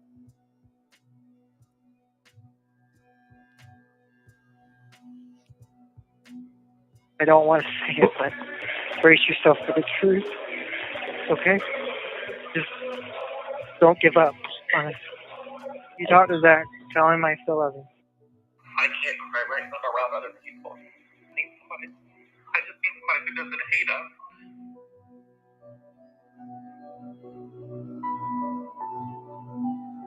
All this I've already read, so they're just doing this, split up the calls and stuff. So. Fair use though, I am giving the credit to Townhall.com as well as the author of these articles, Mia Campbell, however that's her name. But yeah, that's it. That's it in a nutshell. That's the whole thing. That's the whole shebang bang. That's how these sick fucks was getting down with their adoptive children. Thank God that no one gives a fuck what you think, Siri. She always trying to butt in and shit. Yeah, that's everything. That's from the story of and the conviction. Well, not convicted yet, but their indictment. But this is probably the longest fucking live stream I've ever did. But anyway, with that being said, people, we're gonna get on out of here. If you wanted to call in, I'm sorry, because I'm getting out of here. Probably next week, I'll probably might start out this show with this. This, just in case anybody wants to come in and talk about this, I will dedicate the first hour of next week's show to this. All right. So if you're watching, just remind me. If I'm up here saying, yeah, what's up? This is Mark Speaks and blah blah blah. Yeah, just let me know. All right. So with that being said, let's hit this theme music. And we are going to get out of here. Now, what I like to do is give you guys some promotions. That's what I want to do. So, everybody, every Friday, I do a game stream called Marcus Speaks Play. You can watch that here on Marcus Speaks, all right? You can also watch it over on Marcus Speaks Play. But as of March 1st, I will be getting rid of the Marcus Speaks Play channel. I'm getting a lot of traffic over there. I have let my subscribers over there know, the 3 people that subscribe to me over there, to come on over here, subscribe. They can see everything that I did over here, plus more. All right, so anyone who is watching this, if you're not subscribed, go ahead and subscribe to me. All right. Also, go to my Rumble link that is in the description box below. There is a link there that you guys can hit. When you hit that link, it takes you straight to my Rumble channel. When you get to the Rumble channel, hit follow. All right. My first 25 subscribers, I can start live streaming over there. So make sure you guys go over there and hit that link, because with things I can't speak about here on YouTube, we can talk about over there on Rumble. So if conversation ever gets heated to where we can't say certain things over on YouTube, I can shut this stream down over here on YouTube and we can go straight over to Rumble. All right. So with that being said, please go and subscribe to Marcus Speaks. All right. Go and subscribe to Marcus Speaks. It's right there. The link is in the description box below. You guys can do that. All right. Also, if you ever want to come up here and talk to me, there's always a link. There's always a pinned message in the live chat with a link in it that will send you here to the backstage. All right. The backstage will always have a question that states, "Would you like to be on camera? Yes or no?" Because there are some rules when you come back here and you want to be on the show. Rules are: number one, you must be on camera at all times. That means here on the backstage, and if you want to be on camera to the public. Now, rule number two: if you don't want to be on camera to the public, that's fine. Just let me know here in the private chat. Do not make it a conversation. Just let me know what your name that is over top of your name that is over top of your screen. Let me know if you do or do not want to be on camera, and I will make it happen to where you are on or not on camera to the show. Right? Also, please silence all background noise. I'm trying to at least run a semi-professional podcast here, so if you could, go to a nice secluded spot in your house, away from your screaming children or your barking dogs, and you can come up here and you can talk. But make sure if you have me on, either on your phone or the television, you have me on, please either turn them down or turn them off. Right? And lastly, please like this video, subscribe if you're new here, and hit that bell icon to all, and share this video to your respective social medias. With that being said, I got one more thing to say to you guys, and that is, please focus on getting the money, because we all know that the money makes the world go round. Also, drink more water for health purposes. All that juice and all that sugar and shit, it's not really good for you. So make sure you drink more water. Also, mind your own damn business. It's good for sanity purposes. You don't want to go insane by knowing somebody else's bullshit. So mind your own goddamn business. And lastly, do your own research. This has been Marcus Speaks. I have been your host, Marcus. I thank y'all for watching, and I'll check you guys out next week. Peace out.